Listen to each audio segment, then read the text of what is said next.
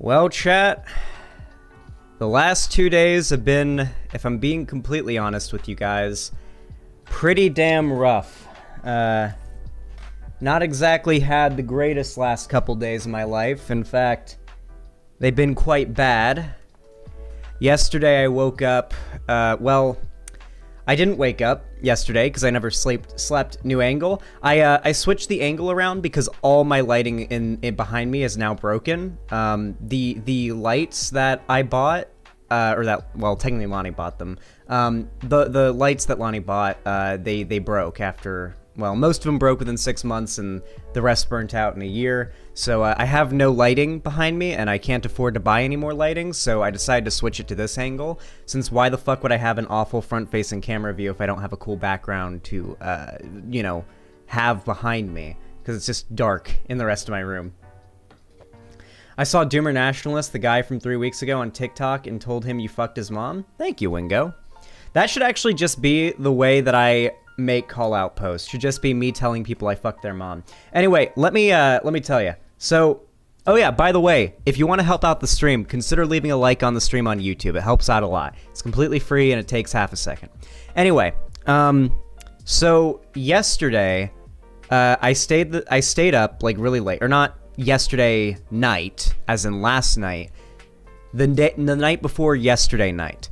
I stayed up all night because, you know, we were doing a watch party and we were having fun. It was a good time. And around the time in the morning when I was going to go to bed, I went to go pee. And after I peed, I felt a sneeze coming on. Thank God I didn't sneeze while I was pissing. That will literally kill you. I don't know if you guys know this, but you will literally die if you sneeze while peeing. Okay? Any penis havers in chat, you will die if you sneeze while peeing. So whatever you do, you don't fucking sneeze while peeing, because you will die. Anyway, with that said, I had to sneeze, thankfully, after finishing peeing. So I decided to, actually, wait a second. Wait, why? This should just be a segment. I've been meaning to do a segment on, wait, hold on, wait, why don't I, wait. I can just make this into a segment. Okay, hold on. 1 second, chat. I wanted to make it nice and smooth, but I figured I should probably just record it to make it a bit easier for Cherry to make it into a segment. 1 second. Cool. Wow, YouTube didn't even email me about the strike. That's pretty shitty. The strike I got on YouTube?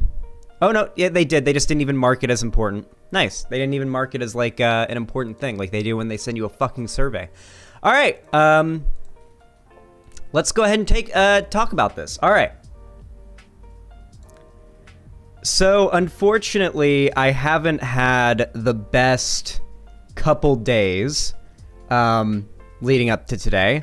In fact, they've been quite terrible. Part of it is just depression. I'm you know, not in the best mental state at the moment. And another big part of it is actually, wait, I just realized I need to flip my webcam. Otherwise it looks like shit. Hold on. Boom, there we go. Sheesh. Okay, much better.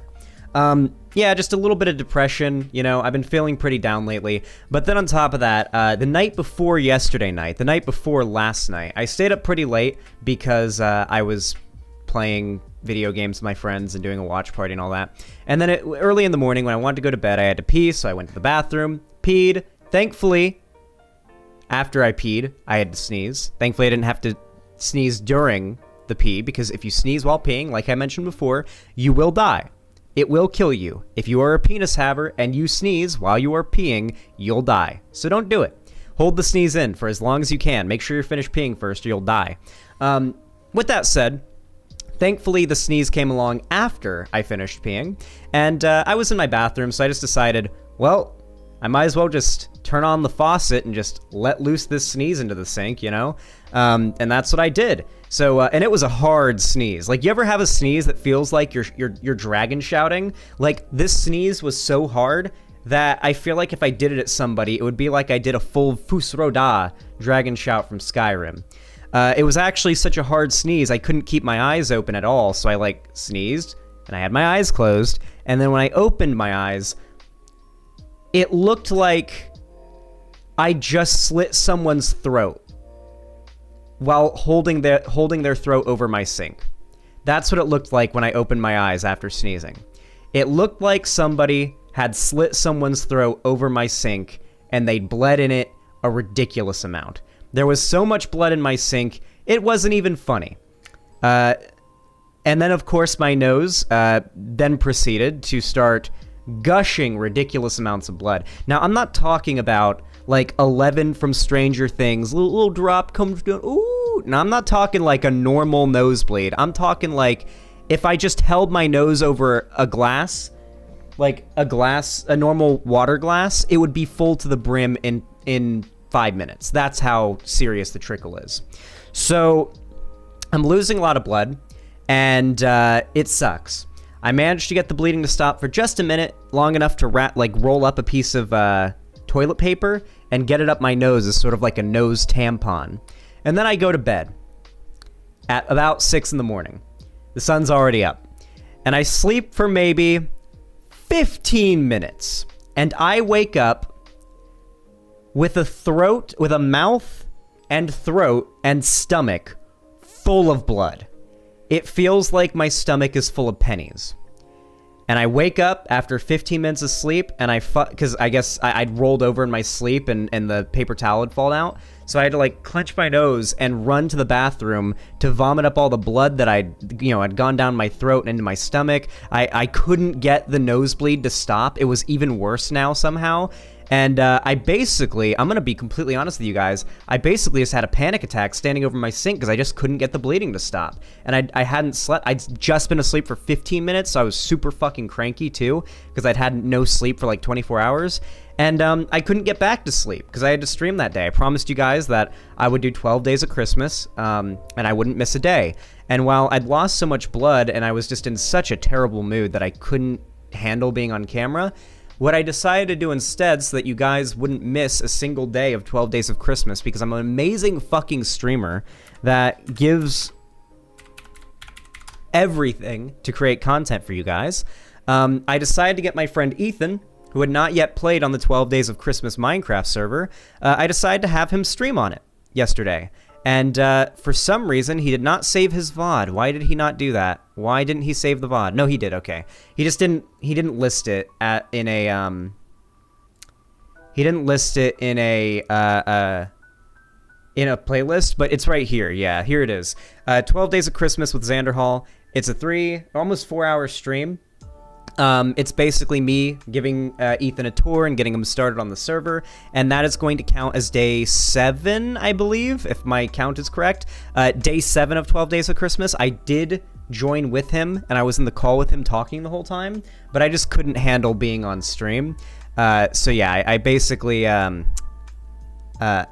basically just kind of was in call with him and had him take the shift for me, basically, so that there would still be a 12 Days of Christmas Day 7 streamed, but I had Ethan do it for me. Holy shit, Twitch banned a black guy for saying cracker. God damn it, Balth, you can't say it in my chat! I'll read it! Stop! Stop! Sorry, I got really angry at that because I don't want to get banned from Twitch, because if we move on to the next part of my segment, I got a false strike from YouTube today.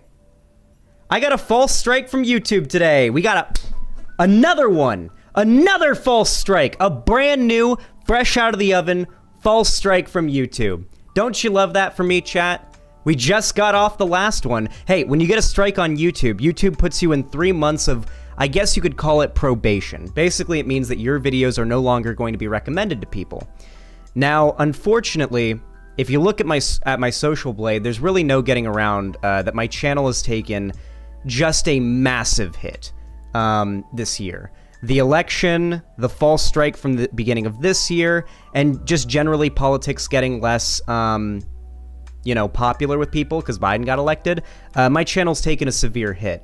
So much so to the point that, I'm going to be completely honest with you, doing YouTube full-time is starting to look a lot less plausible in the future if things don't change.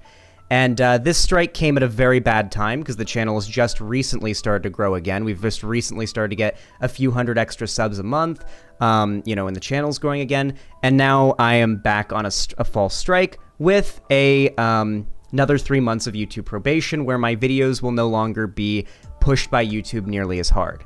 So it's very possible that this strike will be the end of me. I'm going to be completely honest with you guys. It's very possible this false strike could be the end of my channel. If I can't do this full time, I have to go get a normal job, and I don't know if I'll be able to do this streaming thing anymore. It's the unfortunate truth of doing politics on YouTube, especially as a left-winger. Yeah.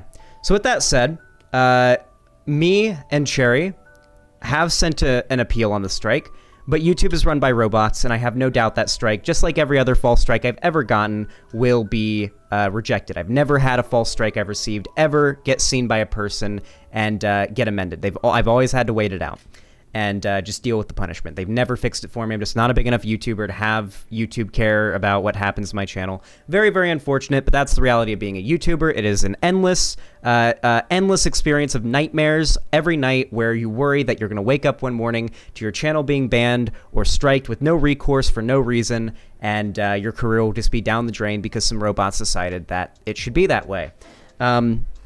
So, very much sucks. Me and Cherry are going to do everything to try to fight against this strike. If we go ahead and take a look here, we can look at what the strike was about. So it wasn't actually a community guidelines strike. It was a copyright strike.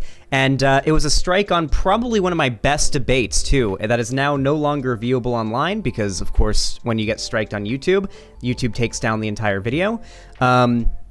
So yeah, one of my best debates was the debate with Sean Last. It was called Send This Debate to Your Friends. Because it was such a long debate and there wasn't really much on screen happening, Cherry decided to include some like random time-lapse footage of like a city in like Tokyo or something, and even uploaded the footage onto YouTube privated to see if YouTube, like after 24 hours or whatever, would strike the video or copyright the video for that content, right? Cherry wanted to make sure, my editor is Cherry, my content manager, editor, and friend. Cherry wanted to make sure that that footage was safe to have on my video, and that I wouldn't get you know, a strike or copyright claimed or anything like that. And for 24 hours, YouTube didn't do anything to it, so Cherry included that footage into the video. And then, when was this uploaded? The 27th? Almost a month later, YouTube decides to drop the strike on it. So there's really no possible way I could have known that footage, which, by the way, is fair use. I mean, background video used in a debate that can barely be seen, that's only like a third of the debate in the background. Was it a mass report? I don't think so, no. Well, I could have been, actually. Sean Last fan. To be fair, Sean Last is a pretty big deal on TikTok, I think, so it's very possible that it might have been Groiper's mass reporting. Regardless, though, this strike will not be repealed. YouTube does not repeal strikes on small channels. They do not do that. It has never happened, and it never will happen. Not until YouTube actually runs their site by people. So this strike will not be getting dealt with, most likely. Not unless I can get into contact with a big YouTuber that can, you know, help out or something. And I've had that happen before. Back in the past, I had that happen before where I had a big YouTuber, Mudahar from Some Ordinary Gamers, try to put in a good word for me with YouTube to get my previous false strike removed, and YouTube doubled and tripled down on it on Twitter, and kept the strike up, even though it just wasn't what it was. YouTube even changed the reason for the strike. The original strike reason was for spam. It was for spam was the first strike. They got me for spam. And then they changed the strike in the last month. They changed the reason for the strike to misinformation after I sent my multiple repeals that they rejected, as well as my direct reach outs on Twitter with the YouTube, Twitter YouTube creators account, where they doubled and tripled down on the strike, and then they changed the reason for the strike because the strike wasn't for any valid reason to begin with, so they could have just changed it to anything and it doesn't really affect them. YouTube has no accountability in this respect. Now, I'm fully on board with TOS. I think when Nazis get banned, it's great. I love it. It's awesome. Does that make me a hypocrite? No, it doesn't. It does not make me a hypocrite to get upset about people getting banned for not breaking the rules when people do get banned for breaking the rules. I like when people get banned from YouTube for breaking the rules. If you're uploading people's copyrighted content, fuck you. You're stealing their content. Go to hell. Fuck you. You should get banned. If you're a Nazi or you're breaking TOS, fuck you. You should get banned. If you're spreading misinformation or spam or hate speech, etc., get banned. What I don't like is that YouTube is technologically incapable of enforcing that kind of TOS accurately to such a large creator base. There's millions of hours of content uploaded to YouTube every day. I don't know if there's enough people on this earth to watch all the content that gets uploaded on YouTube and to screen it. There's just not enough human beings in existence, I don't think, to be able to cover that much content. Maybe there is, but it would be a ridiculous amount of employees Google would have to hire. So naturally, they have to get robots to do it. The problem is, sure, when it comes to the big YouTubers, real people can, deal with whatever issues happen when it comes to their strikes or copyright claims or whatever. But with the smaller creators, there's just not enough humans working at Google to do the review process for every small creator that uploads content. So while yes, I am angry, I do understand why YouTube cannot help me. They literally have no reason to give a fuck about me or my channel. I don't make them that much money. I don't make them any money, really. So it's somewhat understandable why YouTube isn't going to do anything for me, but me and Cherry are going to try to do everything that we can to try to fight against this strike. It feels like twice a year at this point I'm uploading a video where I have a false strike, and it always hits my channel pretty hard. I actually haven't had a single year in my entire channel's history that I haven't gotten a false strike. Did you guys know that? There hasn't been a single year in my entire channel's history where I haven't gotten a false strike. I started making content in 2017, and I got false striked for some background music I had in one of my 12 Days of Christmas videos that are long since taken down, my first series I done on my channel. And then in 2018, I got a false copyright strike for something I can't even remember, and I couldn't stream for 3 months. And then in 2019, I got a false community guideline strike for hate speech. I did a video responding to Geeks+Gamers, like losing his mind about Brie Larson, and YouTube got me with a false strike on that for hate speech. I wonder who I was doing hate speech towards. I guess, although with the changes Twitch made recently, maybe it's hate speech to make fun of reactionaries now. I don't know. Anyway, and that was the 2019 false strike. And then in 2020, I got a false strike that I can't remember what it was for, but I know I got a false strike. And then in 2021, this year, I've gotten 2 false strikes. So I've literally gotten false strikes every single year, and every year, they've had a demonstrable negative impact on my growth and on my career. It's gotten to the point where I don't think it's possible for me to do YouTube without every few months, YouTube deciding to drop a strike on me. And fuck over my channel. Why are you lol Wing? What? Why would you lol W at that? Okay. At this point, it's YouTube sending you a Christmas present? Yeah, might as well see it that way. Anyway, with that said, I mean, I'll keep pushing. I'm gonna keep making content for as long as I possibly can. As I said, YouTube ad revenue is, of course, going to go down significantly. So donations and subs and anything like that really, really helps. And I love you guys. And I hope I can continue to do content for you guys for a long way to come. But I'm going to be honest with you guys. It's going to require a lot of support from you. YouTube is not going to afford me the ability to grow my channel and make money from them. So you guys are probably gonna have to donate more. If I'm gonna be completely honest with you, I don't like to get shameless, but I'm gonna have to tell you guys are gonna have to donate more in the next 3 months. Or I'm not gonna be able to afford my bills and stuff, and I'll have to get a normal job. It's as simple as that. That's the reality of the situation. I'm not going to sugarcoat it, and I'm not gonna hide it from you. That is the situation. I don't make enough money from ad revenue to pay my bills. So yeah. That's the situation. If you like my content, you want me to keep doing YouTube, and you've got the money for it, please consider donating. And thank you for enjoying my content. All right, that was the I went ahead and I recorded that. That will be the video that will probably go up tomorrow, acknowledging the strike and everything. But everything I said there stands. I'm not going to sugarcoat it. It's a bad situation. It's been a bad situation, and it just got much worse.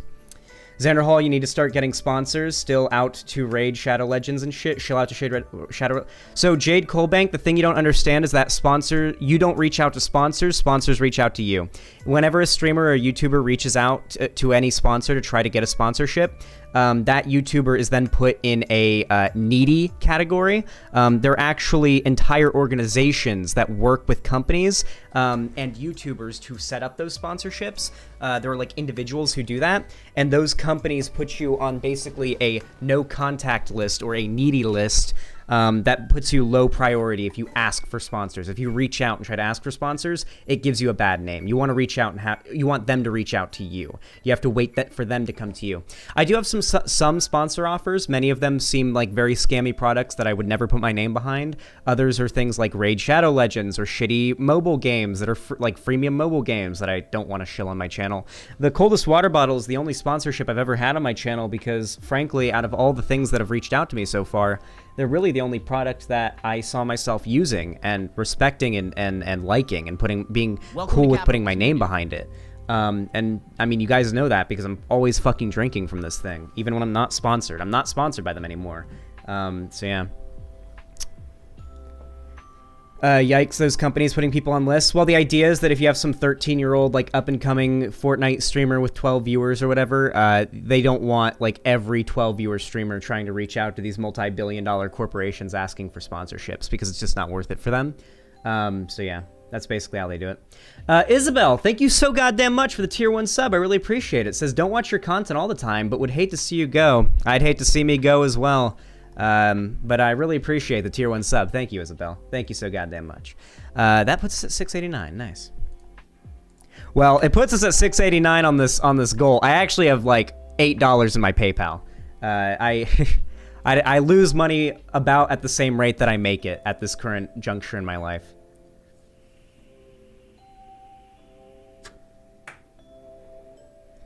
Bad timing for eating? What did I say that was gross?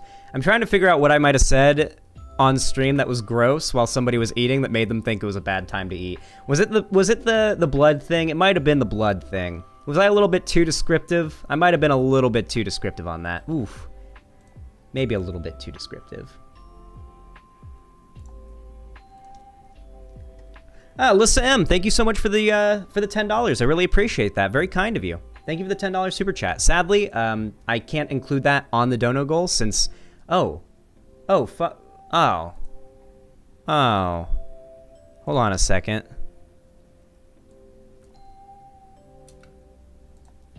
Will that do it? Okay, there we go. I can't include the help me, but I can just have it be buy Christmas presents, I guess.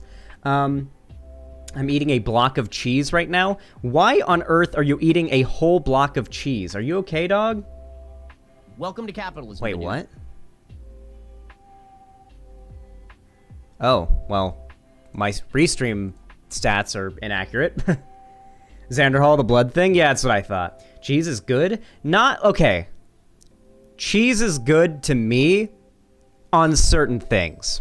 I don't like cheese on burgers. I don't like cheese on, like, I don't like grilled cheese or anything like that. I don't like cheese on pasta. It's just not my thing. I like cheese on pizza, though. And, like, mac and cheese. Like, cheese can be good. It's just I don't like it on a lot of things. Zan, you gotta work with CIA. Dude, I actually wonder, how many tankies do you think actually believe that the CIA is paying YouTubers to make, like, left-wing content, but left-wing content in a way that they don't like? That slightly disagrees with them. Like, I wonder how many of them genuinely believe that. Because, like, think about it for a minute. How like, beneficial would it be for the CIA to pay to, like, astroturf a YouTuber, a left-wing YouTuber that advocates for socialism in a way that's slightly different than that of which tankies believe? Because at the end of the day, well, actually, it's not slightly different. Tankies are fascists and, like, libertarian socialists are not. But generally, at least in what they say they believe, like, at the end of the day, the tankies are sycophants for dead regimes, or currently existing authoritarian regimes, too. Oop, time to become a wage slave like the rest of us, lol? Yeah, well, if I become a wage slave, I'm not doing YouTube anymore.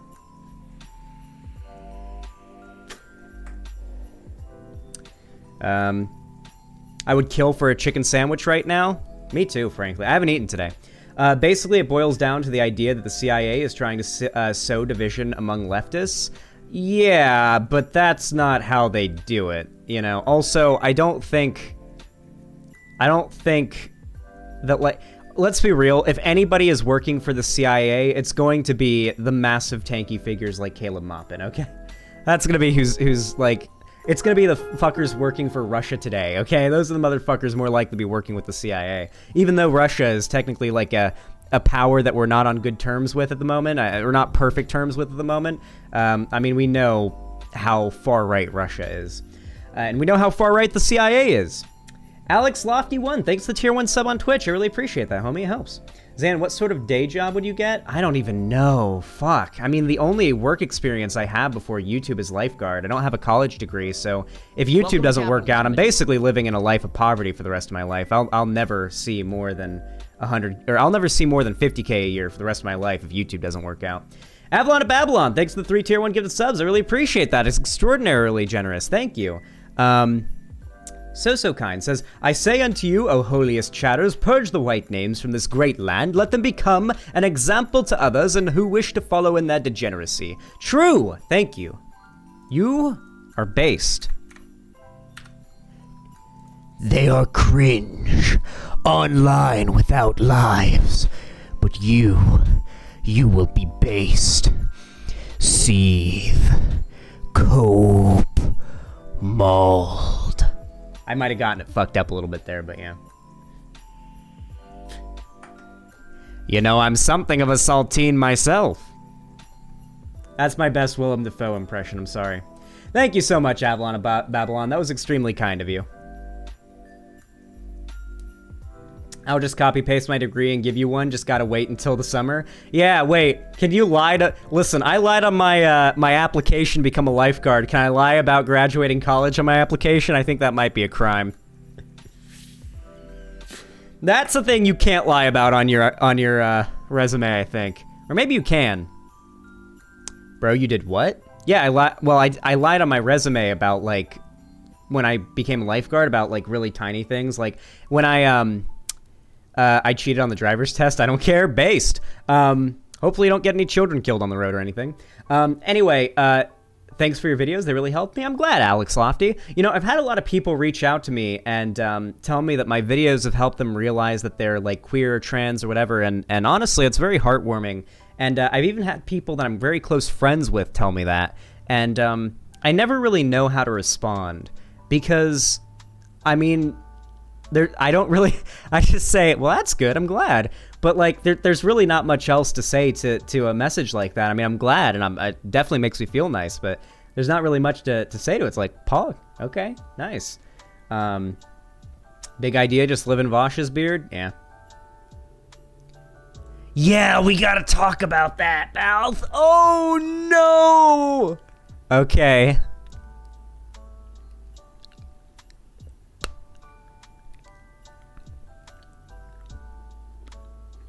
Hold on.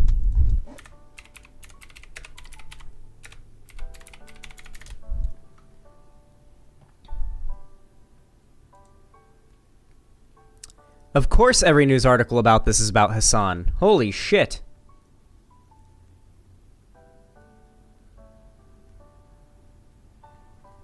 Is there one from, like, today?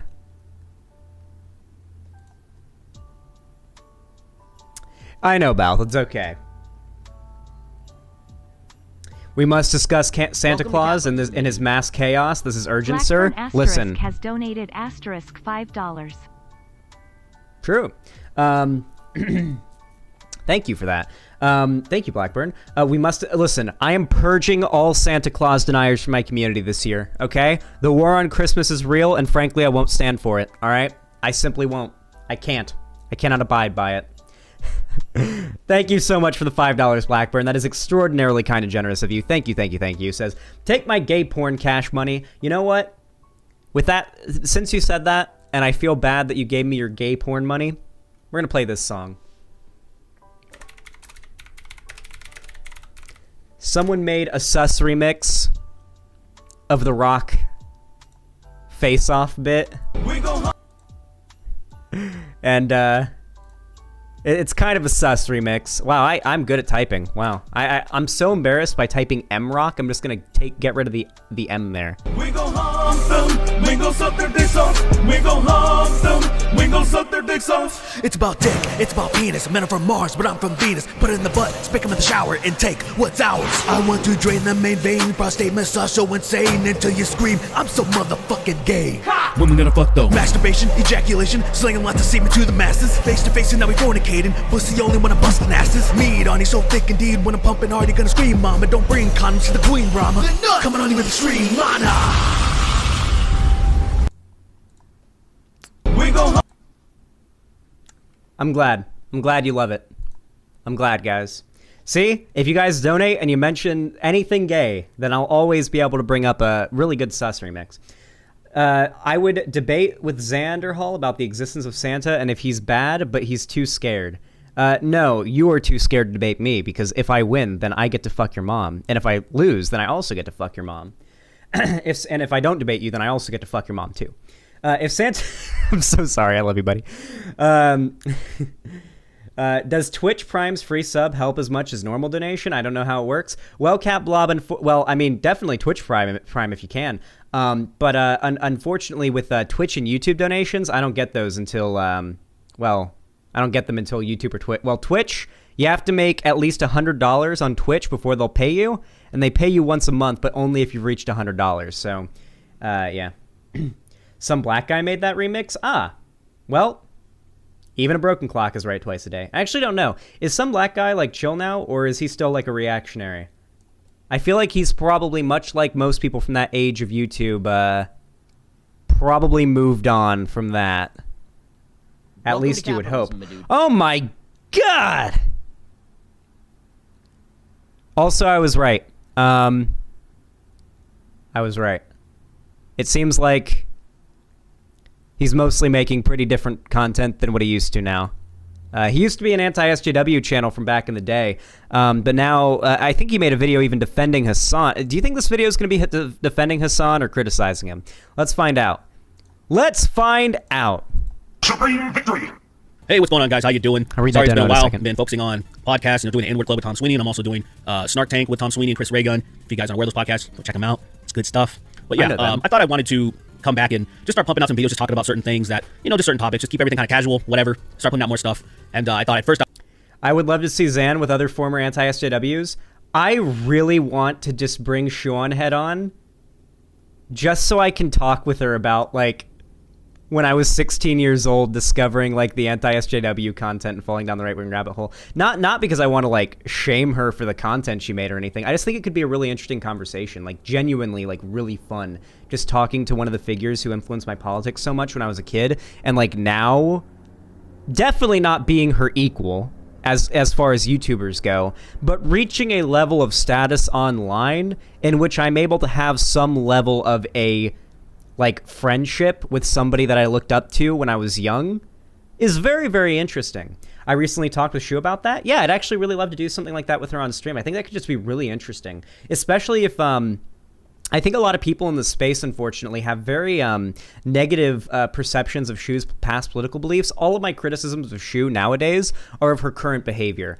That's what I have such a huge issue with when it comes to people like Cult of Dusty. And as much as I like his content, especially his older content a few years ago, when I had my debate with him, what frustrated me so much is that why focus on the actions of somebody that they did a long time ago that they don't stand by anymore when they're doing things perfectly warranted and of criticism now. Shuan Head does things worthy of criticism, plenty, and I've criticized her for those things, but I don't like the hammering down on that. I mean, when Shuan Head was making that reactionary content, I was, alt-light, What right do I have to shit on Shuan Head about her beliefs back in 2016, But I'm totally on board with criticizing people for things that I don't like them doing that they do today.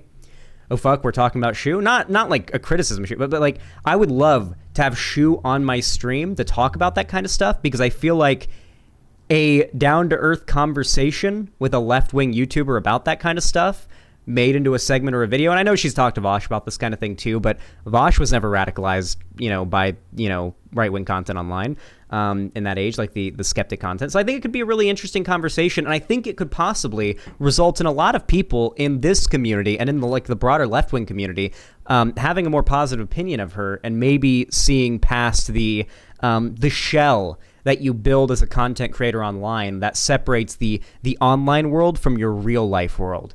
Kind of helps break that down in a healthy way, I think. And kind of helps people, I would hope, realize, yes, YouTubers are all human. We have to eat, breathe, and shit too. We have emotions and we make mistakes. Just because there's a giant number next to the subscribe button on our channel doesn't mean we're perfect.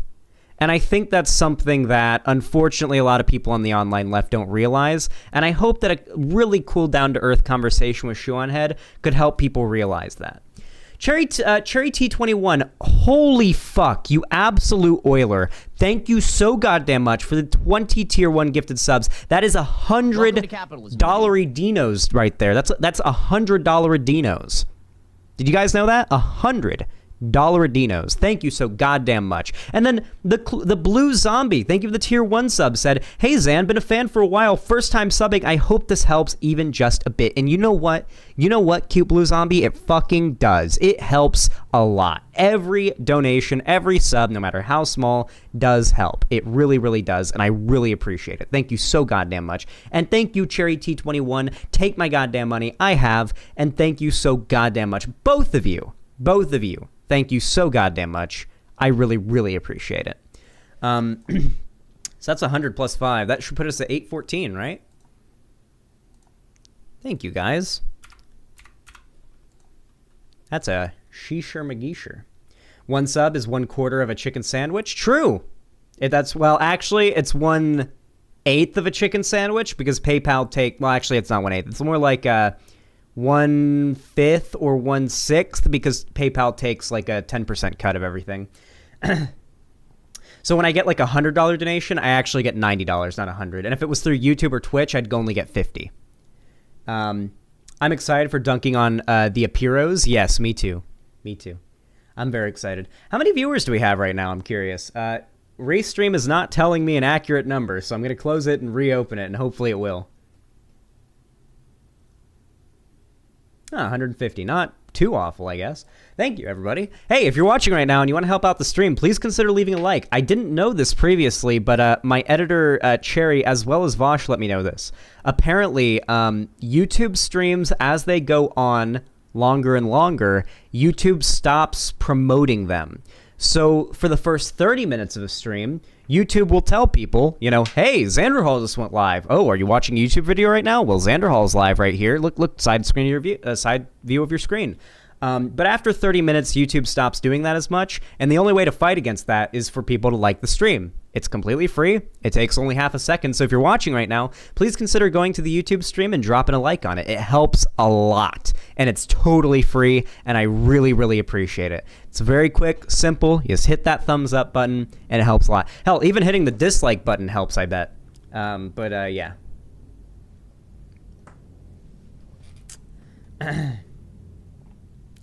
I got fired yesterday because I didn't know my schedule because I was in so much pain for the first 3 days and acclimating to the midnight shift. I thought we worked Saturday. No one was there, so I came in Monday.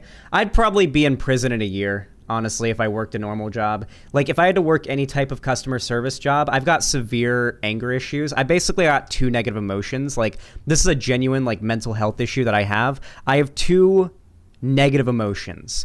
I've got complete apathy and depression, where I just don't want to do anything or be around anyone or say anything, and violent anger. Now, the violent anger is rare, and I have only a couple of times used said violent anger on anyone in my life. And I never use it on my girlfriend or a friend or anything or anything like that. But if I had to work a customer service job and somebody did anything rude to me, well, let's just say I'd be in prison within a year of having to work a wage slave job, okay? I can't even confirm that I wouldn't reach across the table and pull, what was his name? Ra the Rugged Man? The guy that threatened to beat up Tim Pool during that. I can't even confirm that I wouldn't do that in a debate with Tim Pool myself, okay? If I got angry enough. Or like if somebody's standing in front of me and pissing me off, it's very different than if somebody's on the internet pissing me off. So yeah, not very healthy. Hey, that right there is an aspect of toxic masculinity. I genuinely, even when completely alone, can't cry because it doesn't feel right to me because the social pressure that's been put on me as a man not to cry. So I just can't do it. Even when I'm totally alone, it's really hard for me to just cry and let it out. So I end up either holding on to it and becoming apathetic and depressed, or holding on to it, letting it seethe and broil and becoming angry. So, yeah, it's one of the biggest aspects of toxic masculinity that feminism talks about, that a lot of men in our society, they're just too afraid to express their emotions in a healthy way. Even progressive men in our society are afraid to express their emotions in a healthy way. I'm afraid to express my emotions in a healthy way because I think even many of you guys would think lesser of me if you'd seen me crying. If I'd ever cried and you guys had seen it, I have no doubt at least some of you would think lesser of me. Or maybe that thought is the toxic masculinity. Maybe that's not true, but yeah. Are you around 30? No, I'm 22 years old, age of crocodilia. I just turned 22 a few months ago. I'm pretty fresh out of high school still. I express my emotions through my penis, Zan. I said negative emotions, not positive ones. Any emotion felt by my penis other than cock and ball torture, which thankfully I've never endured, is a positive one. Hey, Joppy Joe, thank you for the tier 1 sub over on Twitch. I really appreciate it. Fuck, maybe I should stop sugarcoating my financial situation, because you guys donate a lot more when I get real with you and tell you how serious my income is.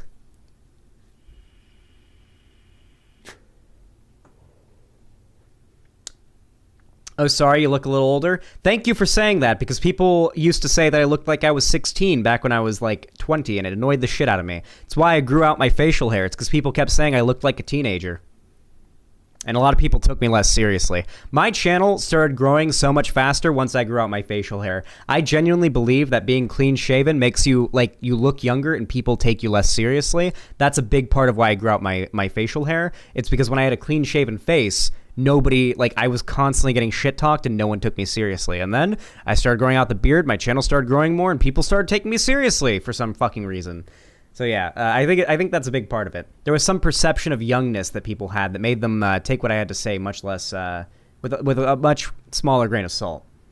Lofsy, thank you for the €5 I don't know which is which because I don't believe in made-up countries. Thank you for the 5, whatever that is. Says, thanks for your incredible work.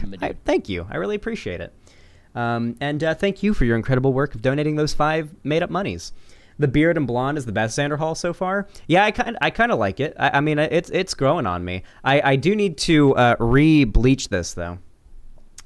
Be careful with that, Xanderhal. It's good in the short term, but pushing people to donate more can lead to burnout.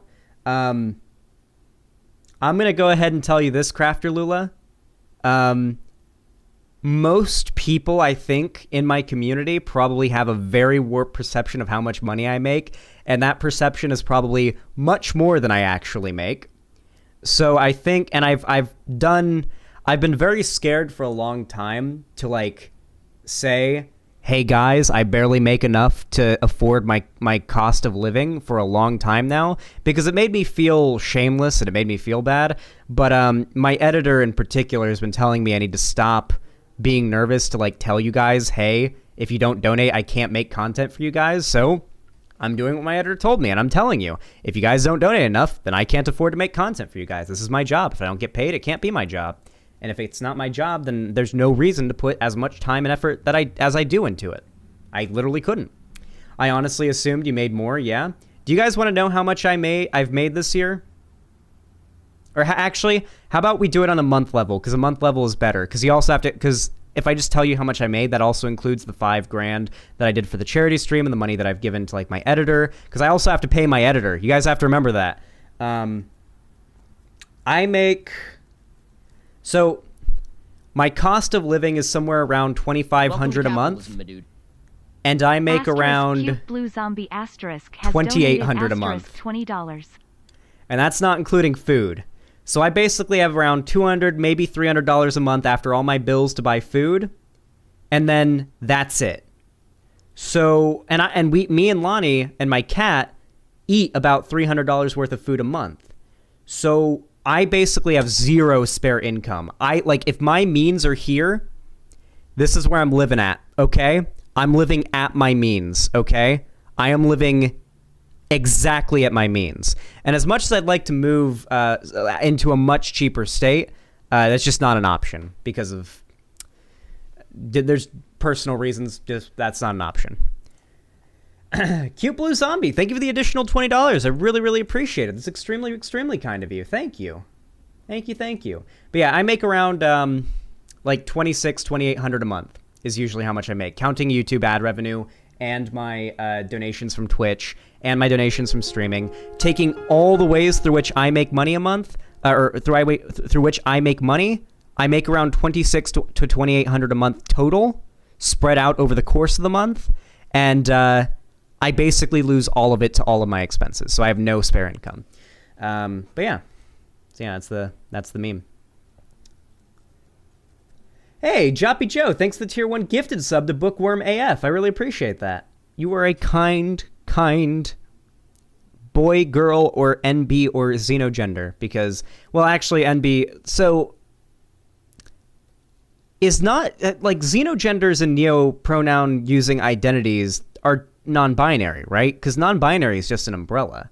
Like, there's people who identify as non-binary and use they, them, and they more or less treat it like it's a third gender. Like, there's a lot of people who basically use non-binary as a third gender. Like, let's be real. There's a reason why there's that. Why I think there's absolutely a reason why someone like Hans of Harkir thinks that there's 3 genders. And he says he doesn't think there's 3 genders, but functionally the logic that he's using, he functionally thinks there's 3 genders. There's men, there's men, women, and they could be cis or trans, and then there's non-binary people. And those non-binary people are only valid because so far there's been enough data to prove that they actually want to be non-binary, and there's a reason for it, right? Me, a trans woman, there you go. See? Whenever I don't know what the identity of somebody in my chat is, I make sure that, I cover all the bases. At least, I've met plenty of, trans people who end up being, a binary trans that end up identifying as non-binary in the interim because they're just not in, a position where they can afford or be able to, transition, with either socially or medically, and so they just identify as non-binary, at least as far as the internet goes, because then they don't have to worry. At least then they're not getting, he, himmed, or she, heard on the internet, because they, them has a lot, if you're trans, if you're a trans woman, I'd be willing to bet you'd rather be called they than he, right? So that's why I default to they for everybody nowadays, and why I generally see a lot of people using that identity, there are 0 genders, actually. That's true. There are 0 genders. There's none. They don't exist. Gender isn't a thing that exists. There is no gender. It's not real. True. That's why I'm saying anything. I'm just scared you'll lose folks to burnout. Well, the thing that causes me more burnout, Crafter Lula, more so is the financial situation. Frankly, if I was way more well off financially, I would be having so much more fun streaming. If I was making the level of money Hassan or even Vosh or even the amount of money that Denims makes. Denims makes more money than I do. She's a bigger streamer than I am now. She fucking blew past me. Even if I made that much money, I would be in a much better mental health place. Trust me. Yeah, no, money is where 99% of my depression and misery in my life comes from. It's basically all money problems. If money wasn't a problem, I'd be fucking set. Maybe something would come along in my life to make me upset and fuck with me, but basically all my problems in my life have to do with money. If I had more money, I'd have a lot less problems, basically. Abolish money then? Well, I guess the issue is, if I could reliably know that I could, for the rest of my life, streaming for 150 viewers, afford my cost of living, but I would never, ever make any extra money to buy, things that I want instead of things that I need, then frankly I'd be fine with it. The main worry is that when you live right at your means, all it takes is 1 month where you don't make enough to fuck you. One of those months was last month, guys. I didn't make enough money last month to pay my rent. And I had to ask Vosh to help me pay my rent because I just didn't make enough. So yeah, that's where a lot of my depression and misery lately has been coming from. If you've seen me, not look as hyped when streaming, that's mostly why. So yeah. Xander, do you support UBI? I mean, the UBI helped a lot last year, Caesar. Those fucking stimulus checks they sent out helped a lot late last year when they were sending those out. Would you rather have 1K viewers or $1 million? $1 million.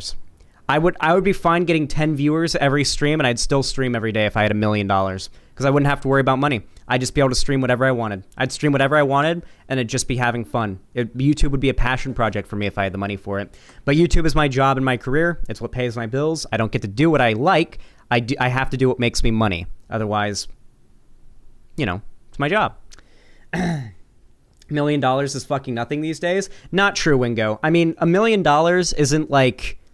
If I had $1 million, I couldn't afford this cost of living for the rest of my life, for sure. Like $1 million would not be able to last me my whole life at this level of means. I definitely have to downgrade in order to live my whole life at $1 million. But like, if I got $1 million today, I'd immediately put 100,000 of it into Asterisk probably Crafter Dogecoin. has donated asterisk $250.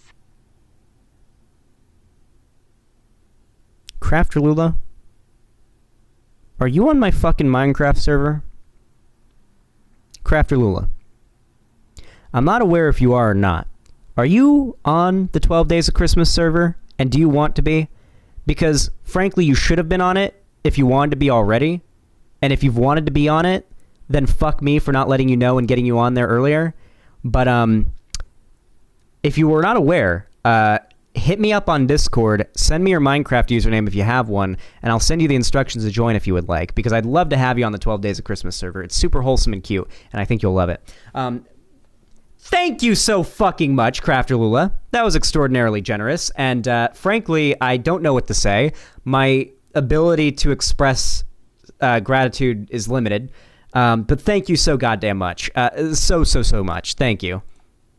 I really, really appreciate it. That was just unprecedentedly kind of you. Thank you. Actually, not even unprecedented. You've always been kind. Unprecedented means there's been no precedent set for this, but you have set a precedent for being this kind, so it's not even unprecedented. Unwarranted kindness, frankly, is a better word for it. Offer to sing a song or something? Like, for me to sing a song? I could sing a song. Here, how about this? I suck his dick with a smile for hours at a time. Stare at his nutsack as I hold back my cum tonight. And when he asks me what position, I say doggy style. And when they ask me what position, I say doggy style. The fact is, I can never get off of his fat dick. And all that they can ask is, I just wanna smack it. I just wanna smack it. Here's what the fact is. He can put my asshole in a casket.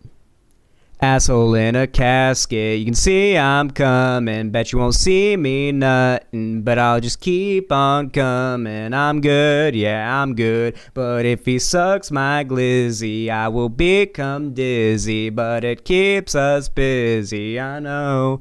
I don't know the rest of the song. Listen, I'd say in exchange for a $250 donation, me singing that much of the Sus remix that perfectly, I say that's fucking worth it, okay? Crafter Lula, did you or did you not get your money out of that? Because I'll fucking refund it if you didn't get your money out of that. I'll sing more. I'll get the music on, and I'll do a whole take again if that's what it takes. Because $250 is not an inconsequential amount of money, especially not to me. That's my electric bill right there. $250. Well, actually, it's not my electric. My electric bill during the summer is usually around $350 to $400 a month. This time of year, it's around $250. So that's my electric bill right there, Crafter Lula. So thank you.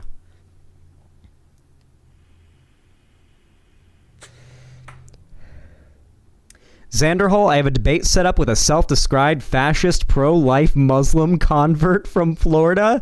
Okay, that sounds dope. All right. When are we, wait. I thought, Wait a second. I thought you were Cherry for a second because I'm used to seeing pink names and thinking Cherry. But so I thought that was a debate I was going to be doing that Cherry had organized for me. And I thought I was going to be debating a self-described fascist pro-life Muslim convert from Florida. But actually, a pillow will be debating a fascist pro-life Muslim convert from Florida. Please consider watching that. By the way, if you aren't subbed to a pillow in YouTube chat, you guys definitely, or in website chat is where they are. You guys should definitely definitely check them out. Oh, there you go. Perfect. A pillow typed it before I could. Mostly because I suck at typing. There's the link right there, ! A pillow, and the Zanbot will post a link to a pillow's channel. They make pretty good left-wing content. They did a really good first video on homophobia in the black community, and or just generally queerphobia in the black community, and it was pretty damn good. I really enjoyed that video, and I shouted it out in a video I did recently. And shout-outs, they could do a lot. But only if the creator really pushes for people to go subscribe to the channel and watch the content. So if you're watching right now and you like my content, you will definitely like A Pillow's content. So go give it a look, okay? Go check it out. Go drop a sub. A Pillow, smaller up and coming content streamer, and guess what? The criticism that most of the Debate Bro streamers are white is pretty valid. I genuinely can only think of one other large non-white Debate Bro streamer, and that's Shark. A Pillow is black. So go give A Pillow some subs because we need more POC Debate Bro streamers in this community. Because the white Debate Bro stereotype needs to get fucking squashed, okay? People use the white Debate Bro stereotype against the actual arguments, the good arguments the Debate Bros make, and it needs to go away. We just let's get it out there. Yes, I can say the N-word.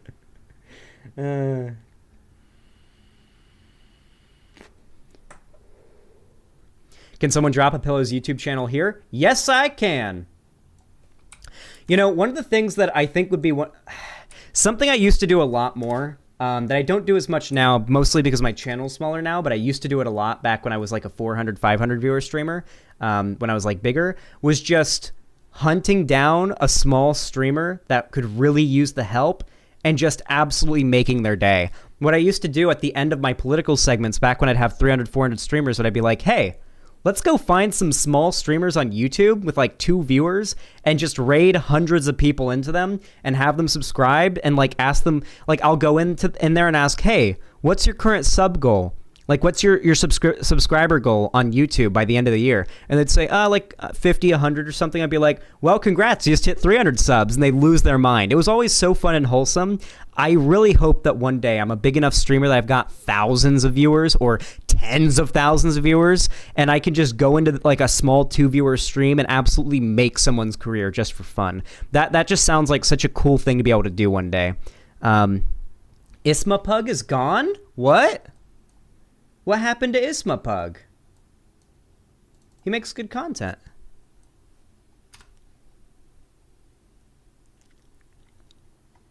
Huh. Did they delete their channel? Just hopped to 193, thank you. Hey, hell yeah. I'm 7 away from 200. Guys, go subscribe to A Pillow. They're literally 7 subscribers away from 200 subs. It's... Come on. Do you hold on really quickly? Let's go to A Pillow's channel really quick. Let's go to A Pillow's channel really quick and see what that sub count is. 195, 5 away. Come on, guys. Listen. Go subscribe. Let's get this up to 200. Can we get this to 200? I know we can. Hey, Tabigail, thanks for the tier 1 sub. I really appreciate that. It's so kind of you. Said, here's Xanderhal, have my monthly tea budget. Listen. I want to be clear here. Don't donate if you can't afford to. If you put money aside to save up for anything that you want or need especially, do not cut out of that fund to give me some money. If you're going to donate to me or any streamer, please only donate your extra income, your additional income you don't need or even necessarily want. That's what it's for. It's the money that you frankly don't even know what to do with. You just got it sitting there. You're pretty good right now. You don't really need it, and you feel like helping out a YouTuber or a streamer. That's when you should donate to any YouTuber or streamer, including me. Only then. Hey, we did it! A Pillow's at 201. We did it. Keep subbing though. Don't stop just because we hit 200. Okay, keep subbing and sending support. Hell yeah! Congrats on 202 subscribers, Apillo.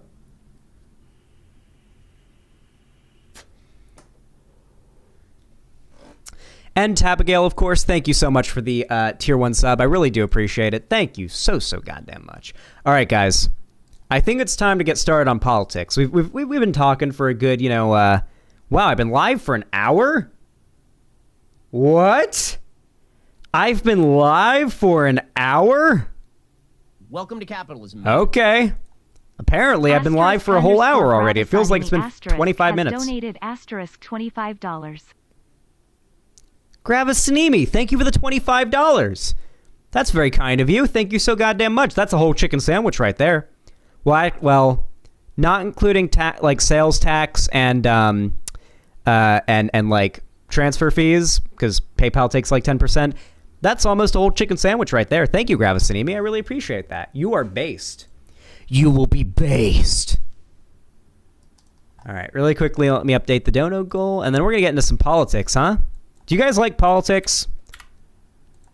Someone in chat told me they liked politics, so I think we should get into a little bit of politics. I think it could be fun. I think we could have a good little time if we get into a little bit of politics, you know? Xanderhal, look, we have to debate the ethics of Santa Claus, so if you would kindly allow for me to be in VC with you to engage in this most useful discourse, I would be more than grateful. Actually, guys, I think now's a better time to announce this than any. Do you remember when Vosh, Destiny, me, and basically every political streamer under the sun would do call-in streams?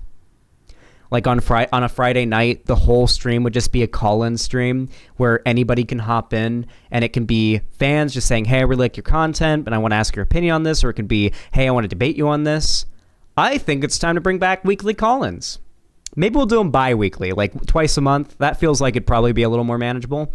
This Friday, I'm going to be doing my first call-in stream in a whole year. I haven't done a call-in stream in a year. So I think I should bring those back. No one's doing them anymore. I don't know why. No one's doing them anymore. They don't bring in that many viewers, but they help build a bond with your audience. So frankly, I think I'm going to be doing more call-in streams. So yeah, we're going to do a call-in stream on Friday. And then I think what we'll do is, I think we'll have it be so that like the second and fourth Friday of every month will be call-in streams, assuming there's nothing scheduled for that, right? So yeah. Oh, also, Dylan Burns hit me up today. I don't know how, because I don't know if this is like a surprise or anything, so I'm not going to be specific about what Dylan Burns is doing that he's invited me on to. I'm going to be as vague as possible. It's fine. It's fine. Anyway, Dylan invited me to do a thing that he's doing on stream this Thursday, and I'll be appearing on there, and I think it'll be fun. Wait, hold on. When is Thursday? Thursday is the night before Christmas Eve. Nice. Yeah, so I'll probably be appearing on there for a little bit. That'll be cool. Just keep an eye out for it. Yeah, I mentioned the call-in thing because if you want to have that debate, probably the call-in stream will be the best time to do it. So if there's anything that you want to call in for, even if it's for a meme or a joke or literally just to talk to me, Friday is going to be the day to do it because we're going to be doing a big old call-in stream. What I'll probably do is, unless you have a topic you want to have like a debate with me on, if you just want to call in and talk to me, I think we'll do like, depending on how many people want to get in, we'll either do a 5 or a 10-minute timer. If it's like not a lot of people want to get in and it's like 5 people want to get in, we'll do a 10-minute timer because I don't think it'll just be 5 people that want to get in. I think it'll probably be closer to like 50. So we're probably going to have to do a 5-minute timer because 5 times 50 is 500. That's 500 minutes. And 500 minutes divided by 60 is, frankly, I don't know how many hours. So a lot, though. So, yeah. No, it's not? Oh, well. Rezi, I'm not very good at math, so don't make fun of me for it, all right? Listen, I repeated first grade. Do you guys know that? When I was a kid, I repeated the first grade. I failed the first grade and had to repeat it because of math. Math was the subject that made me have to repeat first grade. I've never been good at math.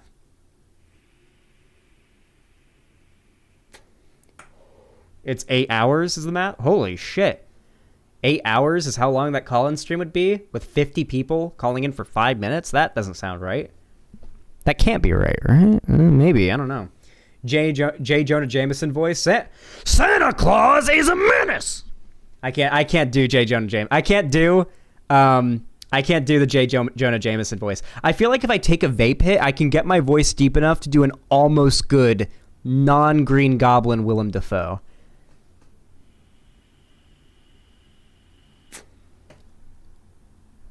You know, I'm something of a scientist myself. I can't do it. I can't. You know, I'm something of a scientist myself. He's got like this graveliness to his voice that's impossible for me to imitate. The Willem Dafoe has this graveliness to his voice I just can't fucking imitate. Holy shit, K-Derp, thank you for the $100. Good lord. That right there is unprecedented. Said, never donated before, Zan, so here is my Christmas present to you. Thank you. Thank you so goddamn much. That is extraordinarily generous. Thank you so much. Jesus. Why did you guys just decide to make today such a baller stream? Maybe I should just be more like, you know what? Wait, chat, what if I did this? This might be like the biggest cock move for any political streamer to do. What if I made my dono goal a year long and I updated it to show you how much money I've made in the given year, so you guys always know how much I've made through donations? And I can even update it to include my ad revenue, so you guys always know how much I make. So if I'm ever end up being rich like Hassan, you'll know exactly how much I make. And if I'm broke, you'll also know that I'm broke. I guarantee there's not a single other political streamer that'd be willing to do something like that.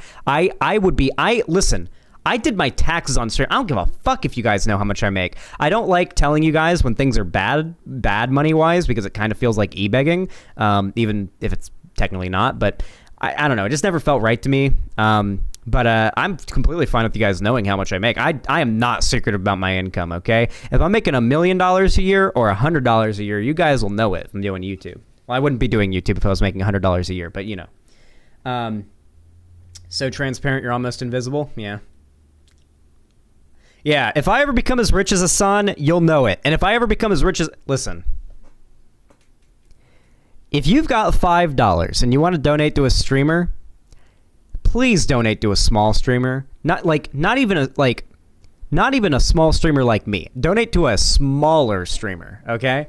That's like, don't donate. Frankly, you probably shouldn't donate to big streamers. You probably shouldn't. They've got plenty of money. The big streamers, like the ones that are getting thousands of viewers watching them live, are making enough money to live comfortably just from the free ad revenue not coming from their viewers watching the stream. They're like, when Hassan runs an ad break, Hassan makes enough just from running ads to live an extraordinarily comfortable life. Hassan would be making probably around $25K a month just from ad revenue, which is a ridiculous amount of money to make. And that's not even counting donos. So when you donate to any big streamer, you are... The only reason you should ever donate to a big streamer is because you've got a parasocial relationship with them that you want them to say your name and read whatever message you sent them. That's the only reason, really, that any viewer donates money to a big streamer.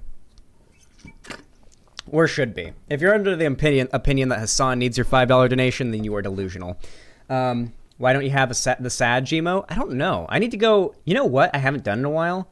I need to dig through Better TTV and just rip a shit ton of fucking emotes off that and add them to my website. Willem Dafoe's Green Goblin is my favorite supervillain performance. Oh my god, he was amazing in No Way Home too, right? Like, we're going to be talking about No Way Home soon, and I don't want to get too spoilery with it, so I'm just going to be very vague. But god, was his performance good in No Way Home. He really sold the fuck... When he's in Green Goblin mode in No Way Home, he really sells it. I'd argue he sells it better than he did in the Raimi movies. Granted, in the Raimi movies, you know, Sam Raimi is a horror director who made some of the most notorious campy horror movies of all time, such as Evil Dead. He made the Evil Dead movies, and so very, very campy. He's in No Way Home. He's in all the trailers, Avalon Babel. You can't get mad at me for saying Green Goblin. Willem Dafoe's Green Goblin is in No Way Home when he's in all the trailers and promotional material with Doc Ock and whatnot. You can't get mad about that. Yeah. Valth already knows that Green Goblin is in it. I haven't seen No Way Home. You should really see it, Luke Savoy. Actually, speaking of which, there's not a high enough quality copy of the movie on the internet yet for us to do a watch party of it, but what I have been planning to do is to do a watch party of all the Spider-Man movies up to No Way Home, up until No Way Home has a high enough quality copy that we can do a good watch party of it, and it not just look and sound like utter shit with people walking in front of the screen and stuff like that. Within a month of a movie releasing, there should be like rips of a DVD Blu-ray out there on the internet. Could I DM you some emotes for Discord for the website? Yeah, Kimbell. Ideally, you would send me links to the emotes that are completely PNGs that are already cut out, so I can just like download them with a right click and just add them to the site easily. If you send me like an image, I might have to go into like Photoshop and like cut it to make it usable on the site as an emote. The Matrix comes out at midnight on HBO Max. Wait, really? Wait, we can just straight up watch it tonight, the new Matrix movie? Do I have an HBO Max sub active right now? I don't think I do. I shouldn't. If HBO Max is charging me right now, I should not, because I haven't watched anything on HBO Max in a while. Huh. I think I might have an active subscription on here. Yeah, I do. Oh, we watched the post-COVID special on HBO Max. Yeah, okay, that makes sense. Okay, yeah, I resubbed HBO Max the other night because we were watching South Park. I forgot about that. Yeah, I have a HBO Max subscription. We can do a midnight viewing tonight of the new Matrix movie. Would you guys be down for that? Are you guys down to do a watch party tonight of the new Matrix? It's going to be on HBO Max, so it'll be high quality and everything.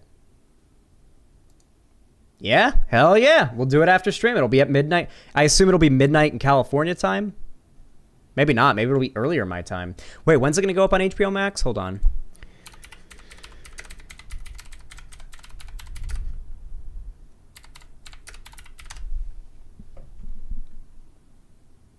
Keanu Reeves doesn't care if you watch Matrix 4 on HBO Max. Sure, stream it if you want. I love Keanu Reeves. I wouldn't be surprised if Keanu Reeves said, I don't give a shit if you pirate the movie. If Keanu Reeves is the kind of actor that would come out and say, I don't care if you pirate my movies to watch them. Listen, I know Reddit, Big Chungus, Keanu Reeves, whatever, but like, let's be real. Keanu Reeves is a pretty great guy, all right? Does anyone here dislike Keanu Reeves? Does anyone here not love Keanu Reeves? Nobody doesn't love Keanu Reeves. He's just the reason why we make fun of Redditors for like Lasoy Big Chungusing about Keanu Reeves is because they think they're having such a groundbreaking take by saying that Keanu Reeves is one of the most beloved actors in all of Hollywood, okay? Nobody on earth would fucking... He wouldn't say that. It's Lana Wachowski. Honestly, I wouldn't be surprised if the Wachowski sisters would say, hey, we're making art, and if you can't afford to see that art by paying money and you pirate it, then fine. Honestly, I have so much fucking respect for any creator who would have a take like that. Because unfortunately, art has been commodified to, like, the commodification of art is in some ways good because it allows artists to make a career off of art. It's great that you can, isn't it great that as an actor, you can make that a career? That's great. To a certain degree, commodification of art does allow you, as an artist, to make money off that art when that might have otherwise not been possible. Though I will also say that the commodification of art has also built a somewhat difficult for many people to, get over sort of what's the word for it? What's the word for it? I'm trying to think. I'm trying to brainstorm right now. What am I? Please don't pirate art by LGBTQ artists, please. We have been exploited enough. I understand where you're coming from there, and if we were talking like pirating a small trans creator's content, that would be one thing, but the Wachowski sisters are probably some of the most successful writers and directors of all time. They wrote they wrote the Matrix movies, okay? They're good, all right? They're fine. Also, once the movie's on HBO Max, it doesn't matter that I'm streaming it out. It doesn't matter. Like, the viewership on HBO Max won't make a difference. The money that HBO Max, the money put in is there, right? Pretty sure. Anyway, yeah, let's hop into politics, guys. Let's do it. Keanu Reeves is also an OG stoner god. That's true. Lily quit the industry. Yeah, I would too after making the Matrix movies. Holy shit, I would never need to work again. Yeah. Hey, listen, if I'd made the Matrix trilogy, I'd be done after that. There's no I wouldn't feel like I could surpass making the fucking Matrix trilogy, you know? I don't know if I could do that. You know, someone actually told me in the comments of my video that I put up yesterday, the troll one that Cherry uploaded, the my apology video, people were saying that I'm a really good actor and I should like teach acting. And I was like, really? Because I was not trying that hard. I was not trying that hard in that segment at all. And if you guys think I was a good actor in that segment, then why are you guys so mad about a fucked up dick? You guys are mad about the lopsided balls on the pole. Jesus, guys, come on. It's okay. You'll be all right. The lopsided balls won't kill you. Come on. The lopsided balls won't be the end of you all.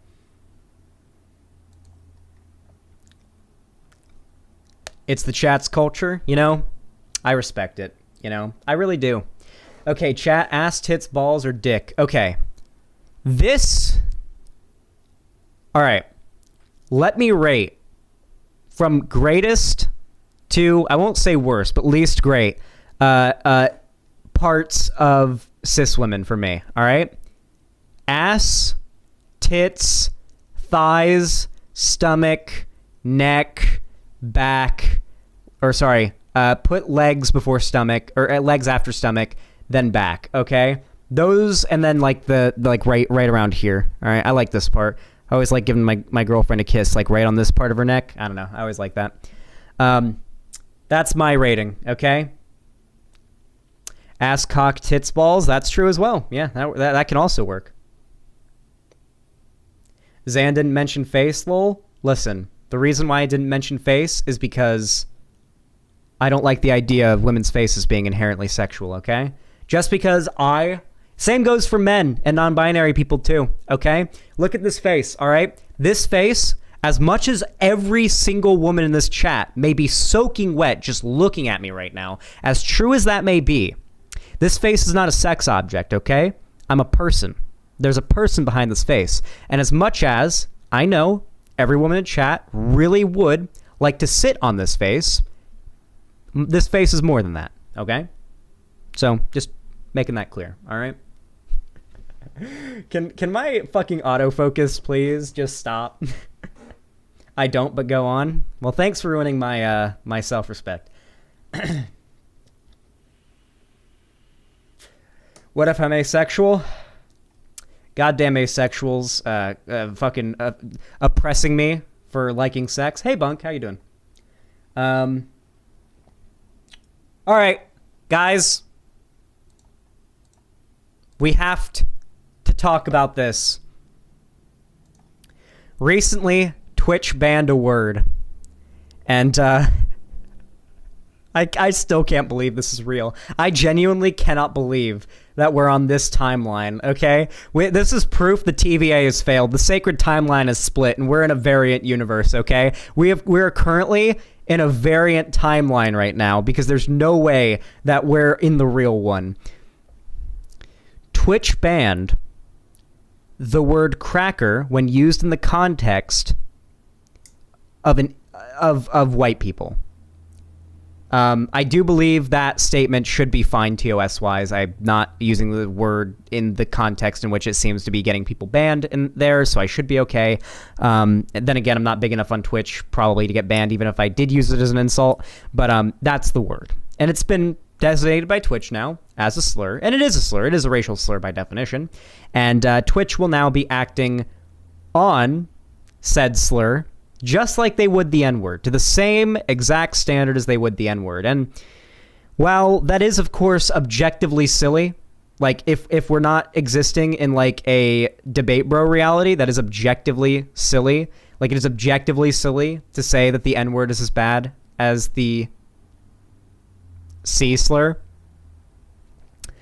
But I did not think, after they banned Hassan, Fawn, and Vosh for the word, I did not think Twitch would have the balls to ban a black streamer for saying that word. I did not think that Twitch would have the balls for it, because Twitch likes to put a very progressive front up, even though they fail at every turn. They try to do the National Womexins Day thing, and they just offended all the trans women by basically implying that trans women aren't like any other woman, because, oh, we have to change the word woman to accommodate for trans women, right? Isn't that right, guys? It's not like trans women want to be seen as women just like as any other cis women, right? Yeah, it's literally exclusionary. So they really fucked up there. Well, Mexicans, they really fucked that one up. They really fucked up on that one. Then they tried to do that one Twitch advisory council where that one person kind of had what seemed to be a little bit of a power trip and got a little bit cringe. And everybody on the internet hated them after that. So Twitch doesn't have the best track record when it comes to trying to be progressive, but then totally botching it. And then they did this, and I did not think that after all the mistakes with this that Twitch has made, that they would have the balls to ban a black streamer for saying the C slur. Apparently they did. Bruce Ray tweets out, "What I got banned for, hashtag free Dio, hashtag Black King." I don't know who this person is. Does anybody know who this person is?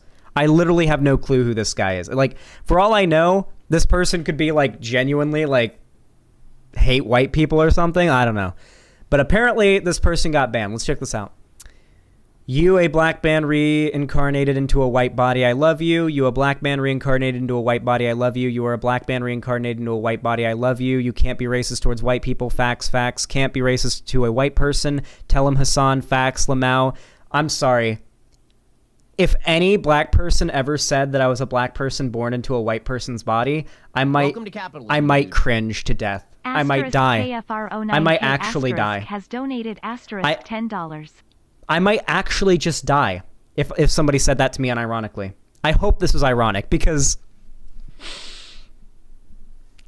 that was a very cringe thing to say about Hassan.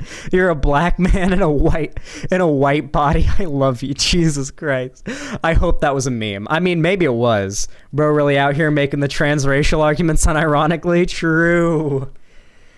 "You did nothing wrong. You so fire, Lamau. Only race you can't be racist to is white people. Easy based." This is not true. I resent this sentiment completely. I actually do believe this person should have been banned. Like, this person probably should have been banned. I think the statement, "the only race that you can't be racist to is white people," I think that statement is racist as fuck. You can absolutely listen, guys. As leftists, and well, not even as leftists, but as progressives, we should acknowledge that racism is a very three-dimensional thing, and it has to be tackled in 3 dimensions. There's a reason why we get so mad when conservatives say racism is just when you hate black people and think white people are superior. There's a reason why we don't like when conservatives say that, and we call them out on that definition as being literally unusable. If we set the definition of racism to be only when a white person or only when one race considers another race superior to the other, the degree to which that definition of racism is literally unusable. You cannot fight against racism when that is your definition, like full stop. Just when one race thinks they're superior to another based on race. Like that is racism. That is racist. That is one thing that could be considered racist. But that doesn't account for if a guy just hates black people. It's simple as that. That definition literally doesn't include if a white person just hates black people, or if a black person hates Asian people. There's a lot of Asian hate in the black community, unfortunately. Actually, there is actually There's racism in the black community too, towards other minority groups. It's not a joke. Listen, hey, listen, I know I'm a white boy and everything, but I'm not a fucking idiot. I got eyes. I know about it. There's a lot of racism against other minority groups, other POC groups in the black community. Plenty of it. Hey, there's a lot of racism in the black community towards other black people. A lot of light-skinned black people. Well, I usually don't see a lot of light-skinned black people shit-talking dark-skinned black people. I see a lot of dark-skinned black people shit-talking mixed race like black people. It's a problem. It's a thing that happens. I see it on fucking Twitter. I see like Hotep saying that like mixed race black people aren't really black and they're like corrupted by white genes or whatever. Colorism is the term, but it is racism. Colorism is a component of racism, and it's very common in the black community. It's a big problem. Huge aspect of this. I know this is anecdotal. I don't have data to support this on hand. This is anecdote, all right? I had a friend in middle school who was like not mixed, like very black. And he was dating a girl who was mixed race. And he was living with his grandparents. His parents were dead. His grandparents were his guardians. And his grandparents forced him to dump his girlfriend because she was light-skinned, because she was mixed race. Light-skinned black people can be colorist as well. Of course, yes. A big part of that, by the way, is that, and I'm going to be completely honest with you guys, the beauty industry, the Hollywood, everything. Every industry in our country that sets the precedent for what is considered attractive in our culture massively favors mixed race black people over non-mixed race black people. There's big, like, that's a thing that's true. It's just true. It's just true. It's just true. It's true. It's true. It is true. It's true. Big fat true. Anyway, let's finish this. Let's finish this. Lamau, someone said, you're playing for both teams, don't listen to them. I'm getting mad, bro, what? People gotta be trolling. This is the craziest thing ever because black people go through actual racism, idiot, at Keeg757. Oh yeah, by the way, I didn't get to finish this, by the way. Yes.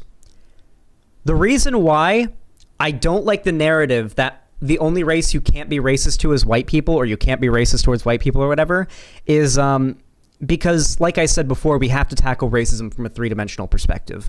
Racism is not a 2D thing. It is not just when one race thinks another race is superior. There are a lot of different sort of internalized biases and whatnot in our society that are racist that we should probably try to acknowledge to some degree. Obviously, just thinking your race is superior to others is racist, though not the... Yeah, it's essentialism. Basically, what conservatives try to do is essentialize racism in order to make a definition that is unusable by progressives in any realistic context. And unfortunately, while I don't think the the motivations are the same, the outcome here is very similar. What's being done here is a essentialization of racism. There are many kinds of racism, guys.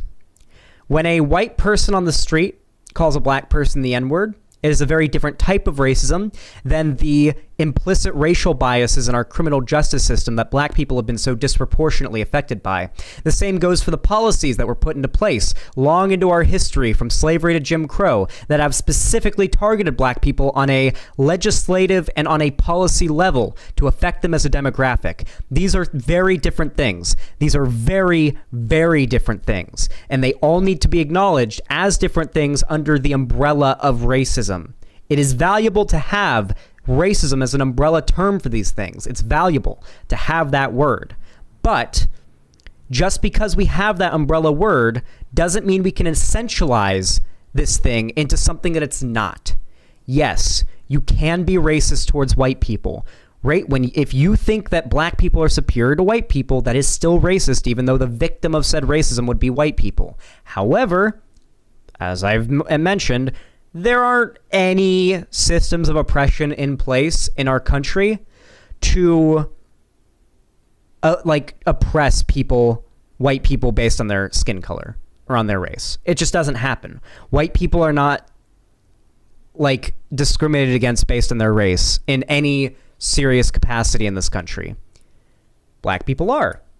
So the argument here that black people go through actual racism implies that, this implies to me that the only actual racism is systemic racism.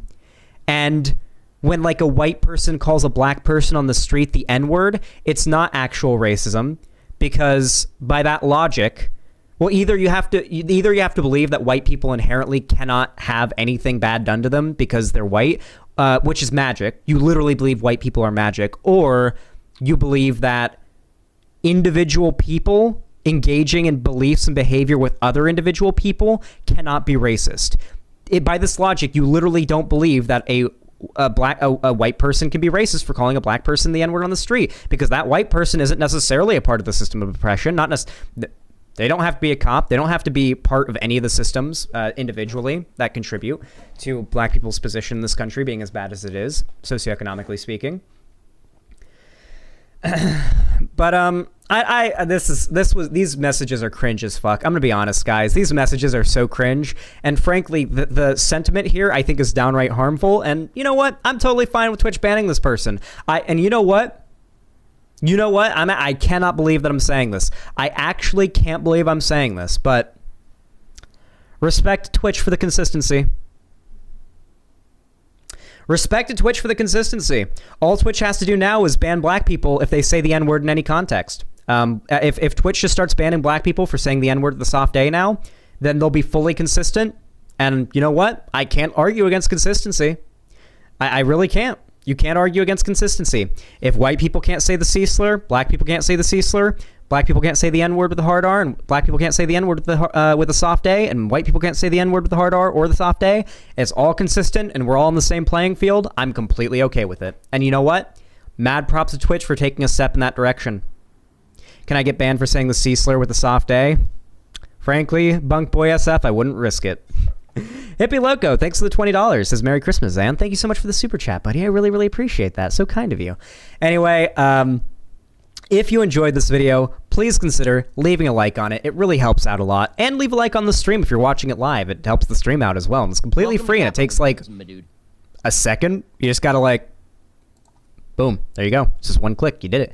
And of course, if you want to see more from me online, my social media is all linked down below in the description of the stream. I got an Instagram, a TikTok, a Twitter, and a fan Discord where we can all get together. We can watch movies, we play video games and stuff. I even do fan call-in streams. That'll be coming up on Friday. And of course, be sure to subscribe and ring the bell icon if you want YouTube to actually tell you when I go live or upload a new video, because I just won't do it otherwise. And you can also sub me on Patreon because, guys, I've been meaning to announce it for a while. I got some exciting things coming to the Patreon. I got some interesting ideas for what I could be doing in regards to Patreon exclusive content. So if you guys want to support me financially and gain access to exclusive content in the future, I do plan to do some stuff on Patreon. Nothing NSFW, unfortunately, so you guys won't be seeing my massive cock, but you will see some like bonus content, like exclusive content, political stuff, streams, videos, maybe even vlogs, just general Xanderhal like content that you otherwise won't be able to get on YouTube that you can get through Patreon. I have been meaning to like actually make my Patreon good for a while.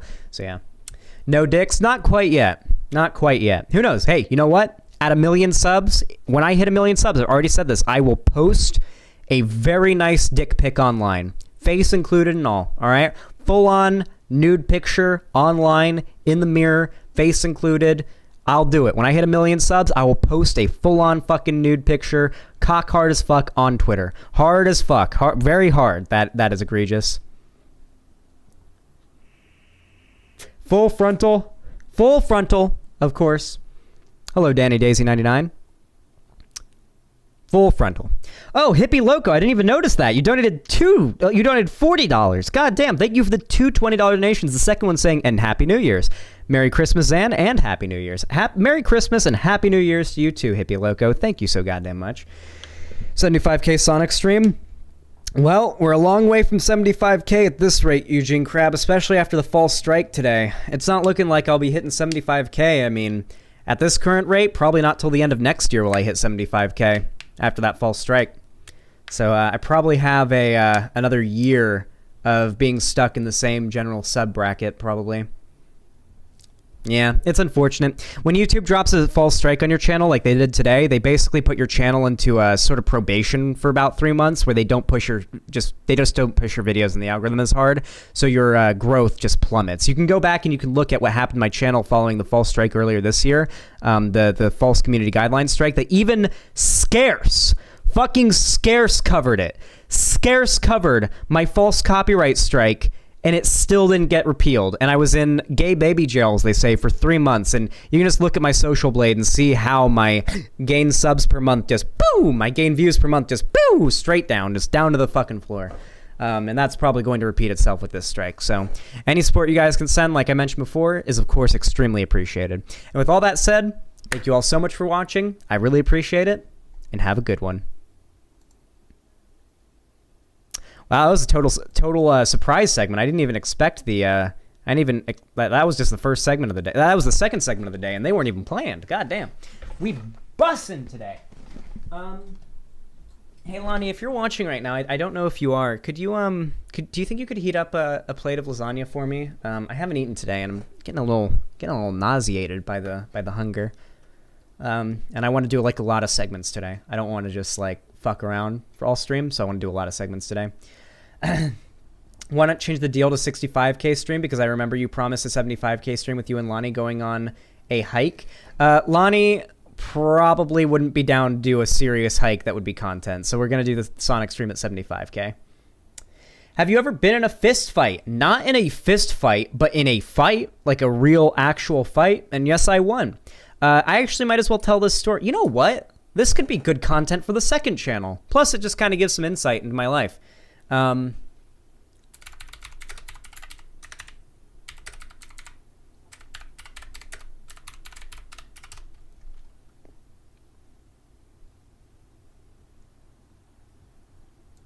going to tell you guys the story of my first and only ever real fight so far in my life. So far.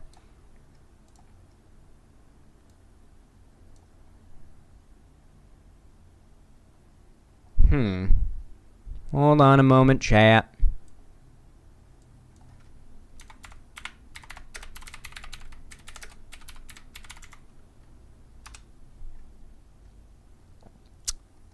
Sheesh. Alrighty then. Nice. There it is. Hell yeah. Alright. This... Holy shit. Oh, okay, they're unmuted. Whew. I was about to say, why is the bot muting people right now? What? Oh my god, why are people getting muted? Alright. Have you ever been in a fist fight? I've never been in a fist fight, but I've been in an actual real fight. Like between, like out, not in public, like in a place.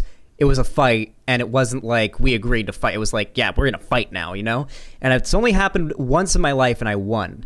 And it was against someone who was bigger, stronger, and older than me. And it was when I was much younger than I am now. I was probably around 10 or 11 years old. I would have been 10, most likely. And you know what?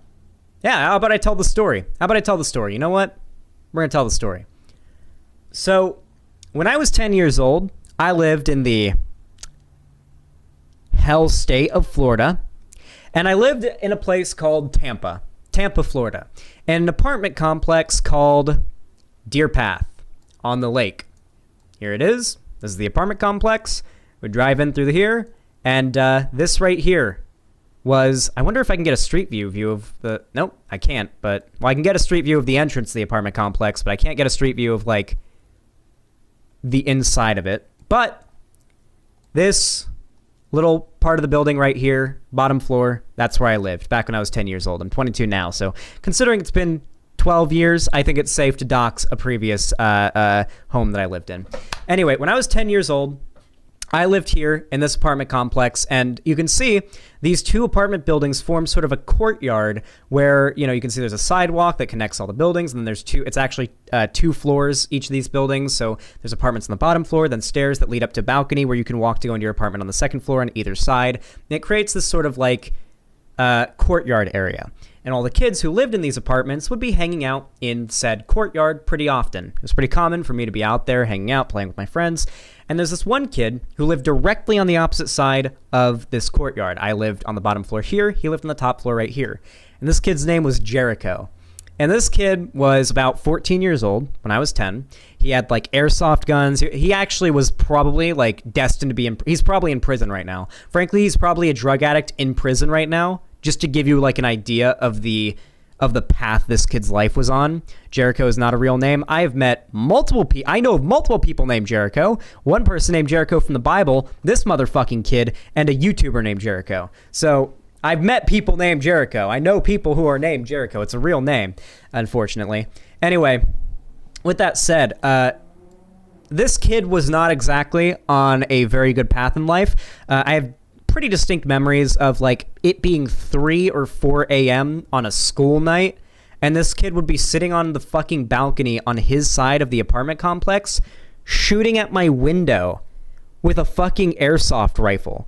Because like when you hit glass with an airsoft rifle, they're just plastic BBs. It won't break, but it'll make like a loud noise. If you guys have like an airsoft rifle around with those plastic orange BBs in them, shoot like a pretty solid glass window and see what kind of noise it makes from the inside. It's just really annoying, and he'd fuck with me in ways like that. He also one day shot a squirrel with said gun, and would like he was fucking and with not fucking it, but fucking with like mutilating the carcass, right?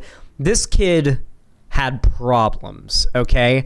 He was adopted, and his mom would let him play outside and like bully people and be out at night on school nights like well past midnight, well into the early morning. Just actual early serial killer behavior. Really fucked up. Now, this kid had a particular grudge against me and really liked to bully me. Now, when I say he liked to bully me, I mean physically he would bully me. I can actually tell a few stories of times where he got in trouble for stuff that he had done. He got arrested once because he had an actual air rifle. That wasn't an airsoft gun. He had an actual air rifle, and it was illegal for him to have that, and he was shooting at things with it in the apartment complex. Someone called the police and he got arrested. He got let go, I guess, because he was back home the next day, but he got arrested for it. A cop car came and picked him up. I saw it out my window. Another day, my mom was out of town. She was in New York. My grandma was watching me, and my grandma confiscated a chain, like a big chain, like probably a chain that was used to like wrap up and lock and padlock a chain link fence, and a big wooden table leg that looked like it could be used like as a baseball bat, like a weapon. So knowing this kid's reputation, the fact he was carrying around a chain and a baseball bat like chair leg, or table leg I should say, goes to show this kid wasn't exactly having the best of intentions. He would also bully much younger kids. There was a kid named Lewis who lived like right across from me on the bottom floor here when I was a kid. Hopefully I'm not doxing him and he doesn't still live there. If Jericho somehow still lives here, I don't give a fuck if I'm doxing him. It's been 12 years. I highly doubt it. Anyway, this kid named Lewis lived right across from me, and this fucking asshole would bully him too. I caught him throwing empty beer bottles he found in the street at this kid. This kid was sitting, and this kid's mom, when this kid went and told his mom what happened, I popped popcorn, opened up the living room window, and sat at my couch looking out the window eating popcorn while looking up across the courtyard up at the top floor here as I watched this kid's mom scream at the mom of Jericho like at the front door there, and like everybody was just like, everybody in the entire courtyard, you know, because they wanted to know about the drama, was just kind of like,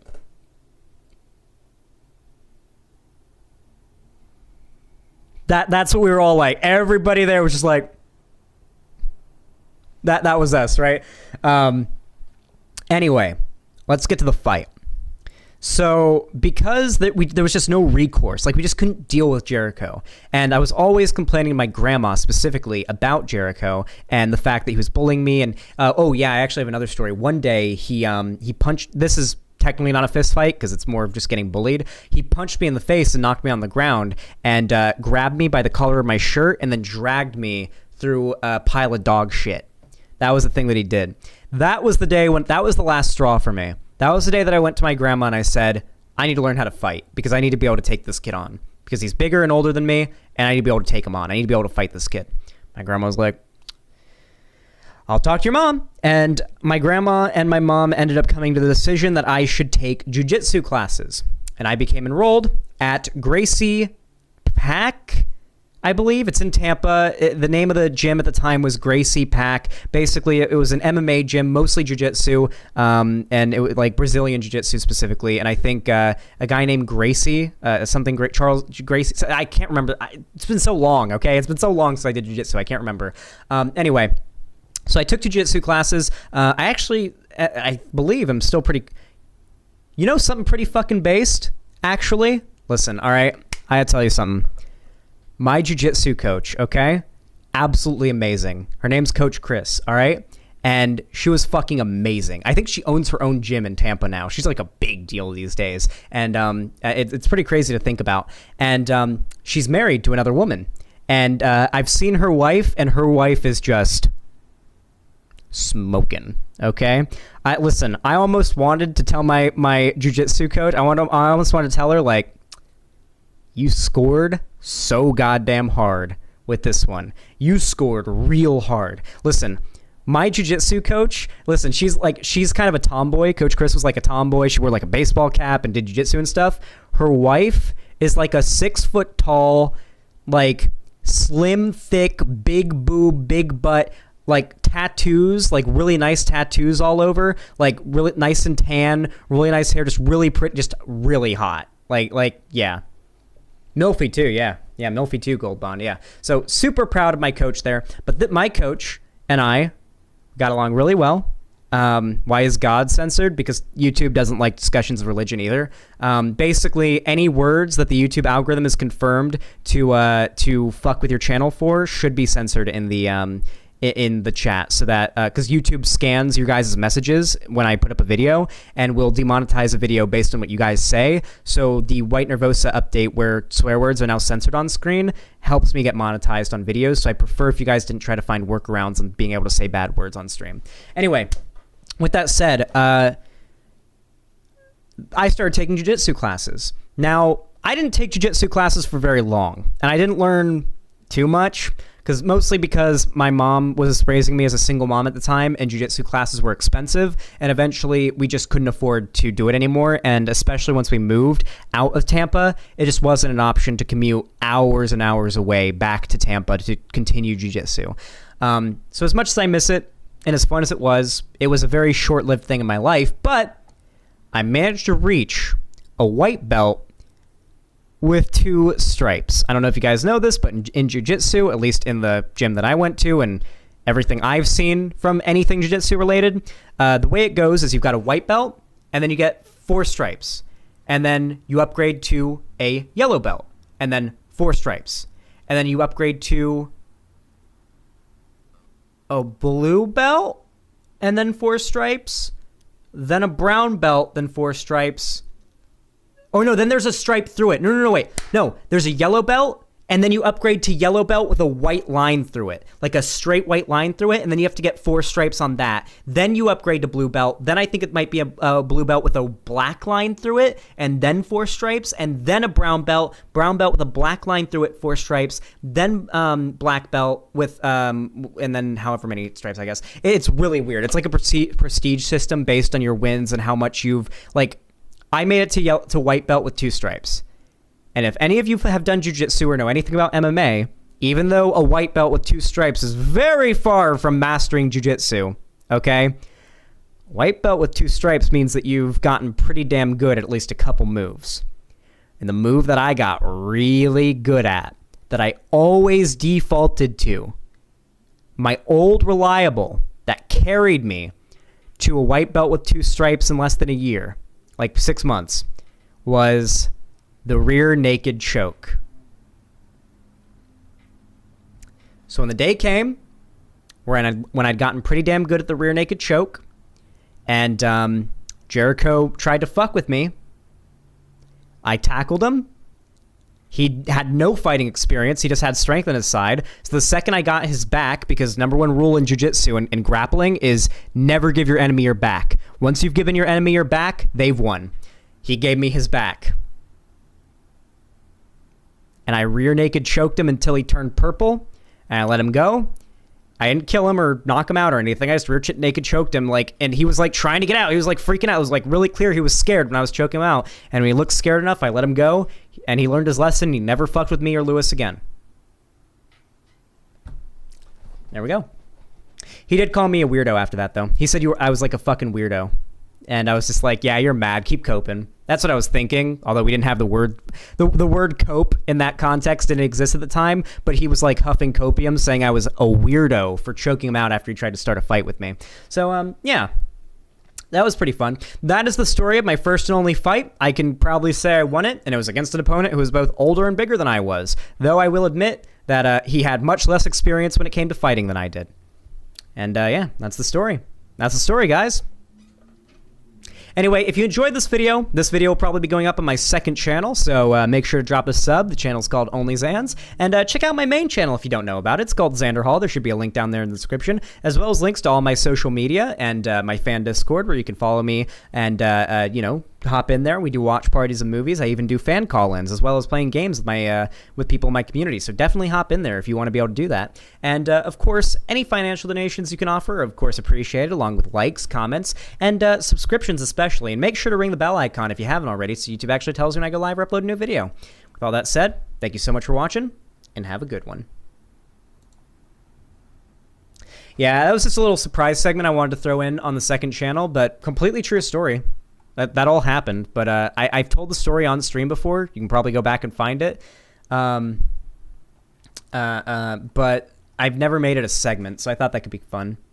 Completely, Pepe. No, it is a true story. I mean, you could probably ask my mom. I could probably bring my mom in next stream, and you can ask her. She was there for it. She didn't see it happen, but she heard about it and was there for it. She heard about it from Jericho's mom.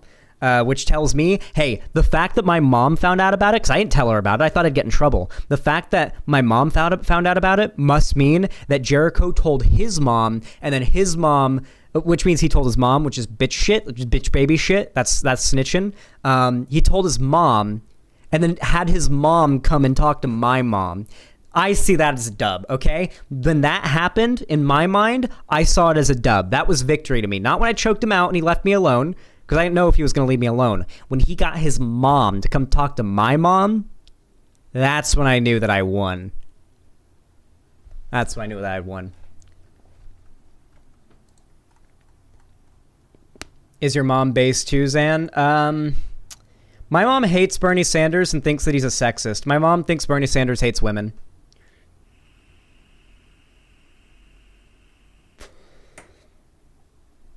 But like unironically, not like how we make jokes about it, like the American people are tired of women. He like my mom genuinely believes that like she's a big fan of Pete Buttigieg originally, and then she jumped on board with Amy Klobuchar, and then Elizabeth Warren, and then finally Biden. Bernie was a no-go for them. They were huge Bernie. They were all on board with Bernie in 2016. I learned about Bernie Sanders from my mom voting for Bernie Sanders in the 2015 primary, the Democratic primaries, before Trump got elected. She voted for Bernie that time. But I guess 4 years later, you know, I don't know why, but she decided that Bernie was like sexist and hates women.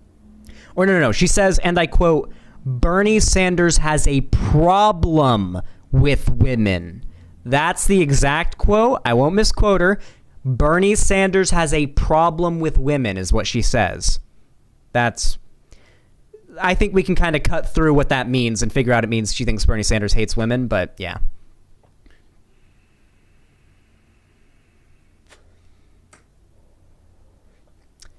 Boy takes bully from the back and goes for mom 18 plus. True. I would not have fucked his mom though. His mom was, well, maybe I would have just to be able to say I did, but I wouldn't have enjoyed it. It would have been a less pleasurable mom fucking than most of the people's moms that I fuck on a daily basis. Hey, Lonnie also fucks all your moms. Every time I fuck your moms, it's a three-way with Lonnie joining in. So Lonnie also fucks your moms as well, with me. We cooperate and we do it together. The American people are tired of women. All right. Lonnie has a strap on? Nah, she doesn't use a strap on or anything, but I mean, there is a perception that women weren't as interested in Bernie. It could have been electability. It could have been an electability argument. No, Tungsten Wastrel. No. I promise you this was not a misunderstanding on my mom's part. My mom legitimately would not let me vote for Bernie. I tried to vote. I wanted to vote for Bernie in 2020 or for the primary in 2019, and my parents wouldn't give me a ride to go drop my vote for Bernie, and then I went to sleep one day. It was like the last day that I'd be able to vote, and I went to sleep. And then my mom knocked on the door, or at least so she claimed. She knocked on my door and said, "Hey, we're going to go vote. You want to come with us?" And then when I didn't answer because I was sleeping, they just went. So what that tells me is they just didn't want me voting for Bernie. And then they went and they voted for Biden in the primary. So that's basically. Why did you told her who you were voting for? I did not think that telling my mom that I was going to vote for a very progressive candidate when she is a liberal would be a problem. So yeah, I didn't get to vote for Bernie in the primary, sadly. My parents didn't let me. My parents wouldn't let me. That's a crime, Lamau. I know. I'm aware. I'm quite aware. I'm quite aware of the criminality of physically preventing someone from going out and voting. Actually, it was more of a threat. Wait, is it illegal to say if you leave the house, then I will dump a gallon of water into your computer? Is that it's if you go out to leave the house to vote, I will dump a gallon of water in your computer. Is that illegal? I assume it's illegal, right? Because that's what she said. The deal when COVID started up, my mom said that if I left the house, then either my computer would end up at the bottom of the pool or with a gallon of water dumped in it, which would basically destroy it. So I wasn't allowed to leave the house when COVID first started up, even though I was 19 and then eventually 20 for a while.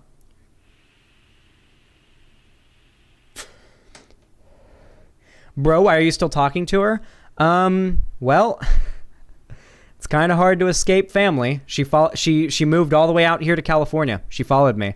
I left about 2 years ago, almost. Well, not 2 years ago, almost. A year and a half ago, I moved out here, and around the year anniversary of me living out here, she moved about 4 blocks away from me.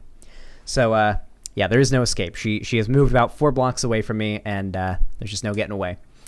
Hey, Tipster, how you doing, buddy? Good to see you. You should come to the website chat. It's way better. All right, it's time for politics. It's time to stop fucking around and get into it. But first, KFro9K, thanks for the $10. I appreciate that, homie. You are a very, very, very kind man or woman or NB or user of neopronouns or xenogenders. Thank you so much. Says, spreading around the holiday cheer to my smaller but favorite streamers. Thank you. I really appreciate that. You're a kind, kind person. Puts us at 214. Wait, what? 1,214. There we go. There we go. Sheesh. That is a Shisher Megisher right there. All right, let's boot up the Abby Shapiro and the Ben Shapiro. They collaborated.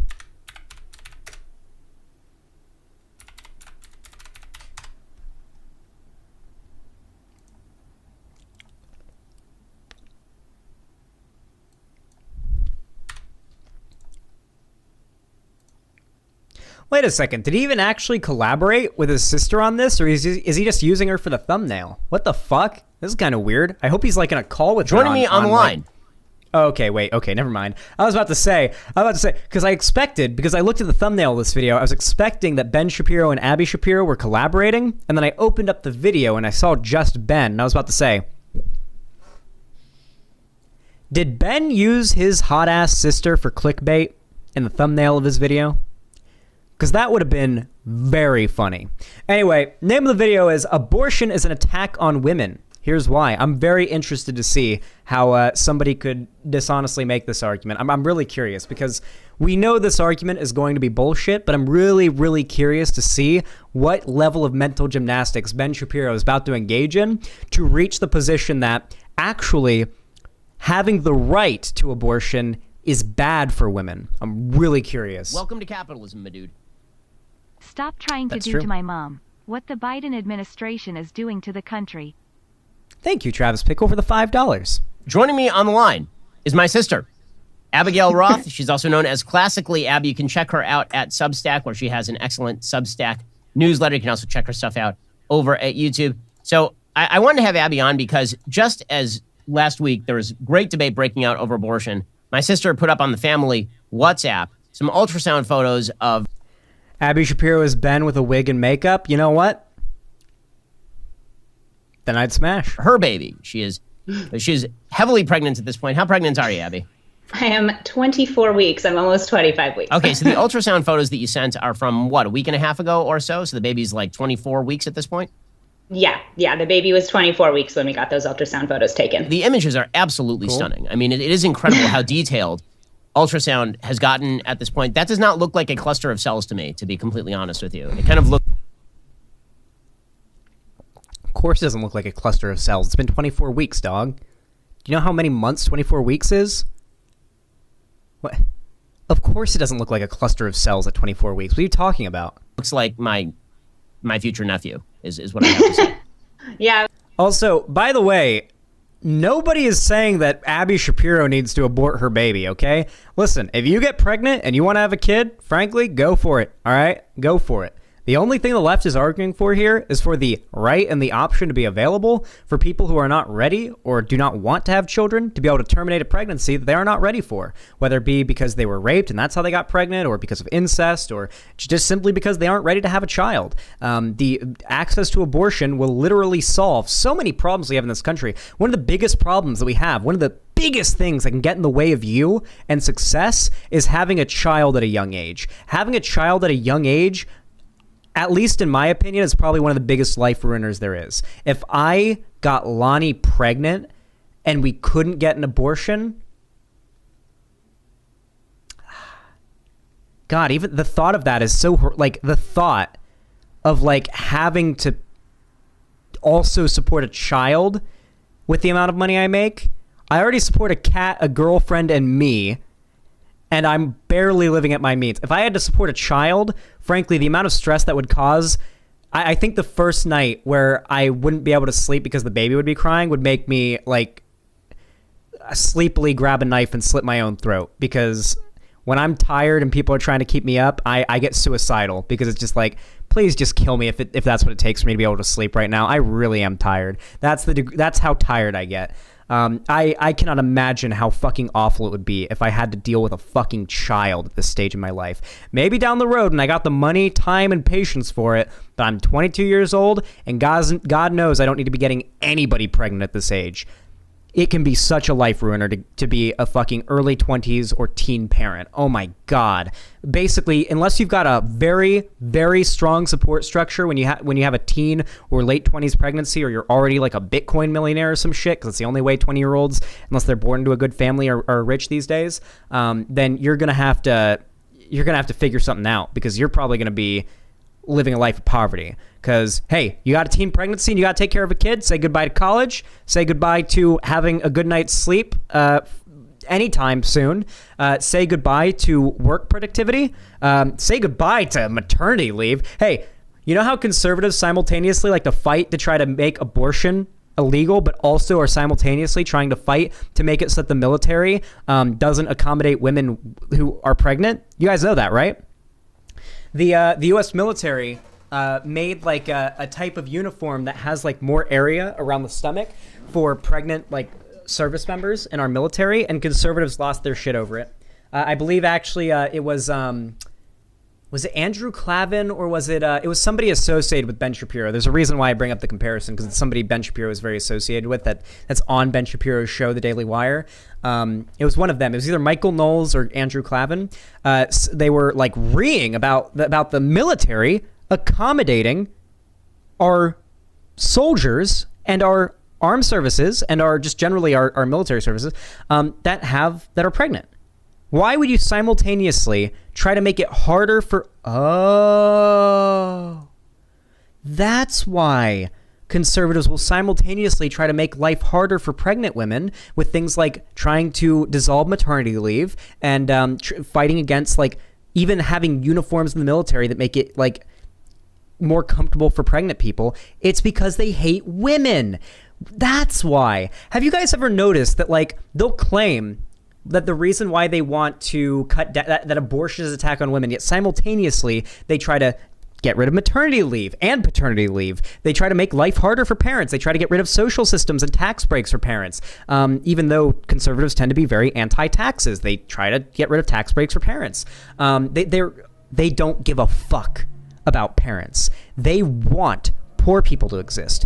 Poor people tend to be Well, at least if they're white and living in rural areas, poor people tend to vote Republican. They want these like redneck white Republicans to be pumping out babies from 16 years old and onward. That's also why they're cool with child marriage. The reason why conservatives defend child marriage here in America, you could try to argue against that fact, but I can just point to you to the fact that almost basically every red, it might be every red state in America, child marriage is legal. Granted, only 4 states in America, all of them being blue, have a zero tolerance policy on child marriage. The reason why conservatives are so big on child marriage and so in favor of it is because then you can have grown adult men fucking and getting young 16, 14, whatever year old girls pregnant, and having them pumping out more white conservative babies at a much younger age. It is in the conservatives' best interest to lower the age of consent, to advocate for pedophilia, and to defend the existence of child marriage so that they can continue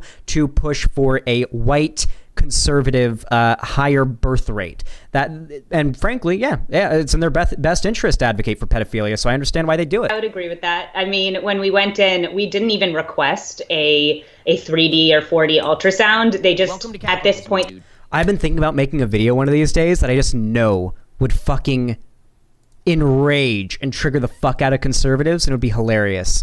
And the name of the video would be, and it would be completely accurate too, the name of the video would be, Why Conservatives Defend Pedophilia So Much. That would be the name of the video. You know what? Should we just do that today? Would you guys be down after this segment? Would you guys want me to do I'll do it. I'll do a full segment on that. You know, I'll totally do it. I'll do a full-on segment on why conservatives defend pedophilia so much right after this one.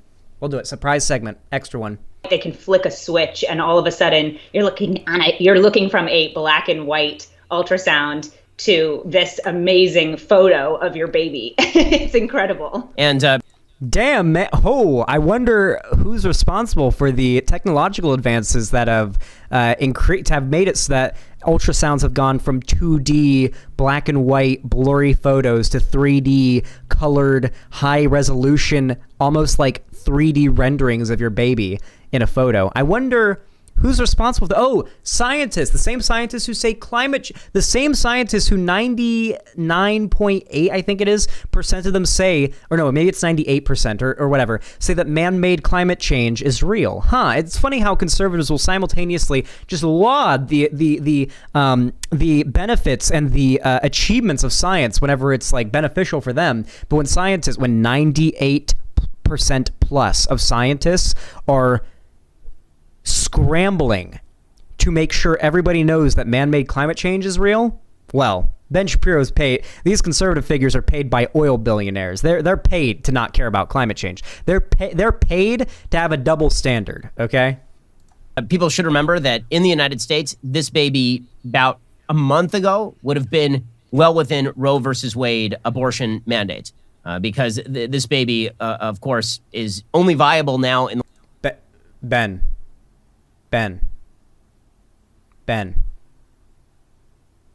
Why does that matter? The last couple of weeks under Roe versus Wade and Planned Parenthood versus Casey. So, Abby, can you talk a little bit, from a woman's perspective, obviously, and a woman who's pro-life? Maybe you can talk about why you're pro-life and what it's been like, because obviously this is your first pregnancy to term. Yeah. So, I mean, I've always been pro-life. Why doesn't Abby Shapiro... I guess the talking fast thing must not be genetic, because you'd think Abby Shapiro would also talk as fast as Ben. Granted, Ben's talking pretty slowly right now, too. Who knows? Maybe in a debate, Abby Shapiro would be talking like a machine gun. I had a miscarriage earlier this year. You were there for it, actually, and you know how painful that was for me and for my husband. Hey, do you guys know that like most pregnancies end in miscarriage? Believe it or not, it's possible. If you're a vagina haver out there and you've had penis to vagina sex and you've had like unprotected sex and you had like a really rough period one month, just a really heavy one, it's possible you got pregnant and had a miscarriage. Happens a lot. It's like, yeah, a good amount of pregnancies are miscarriages, like a ridiculous amount. Like, hold on.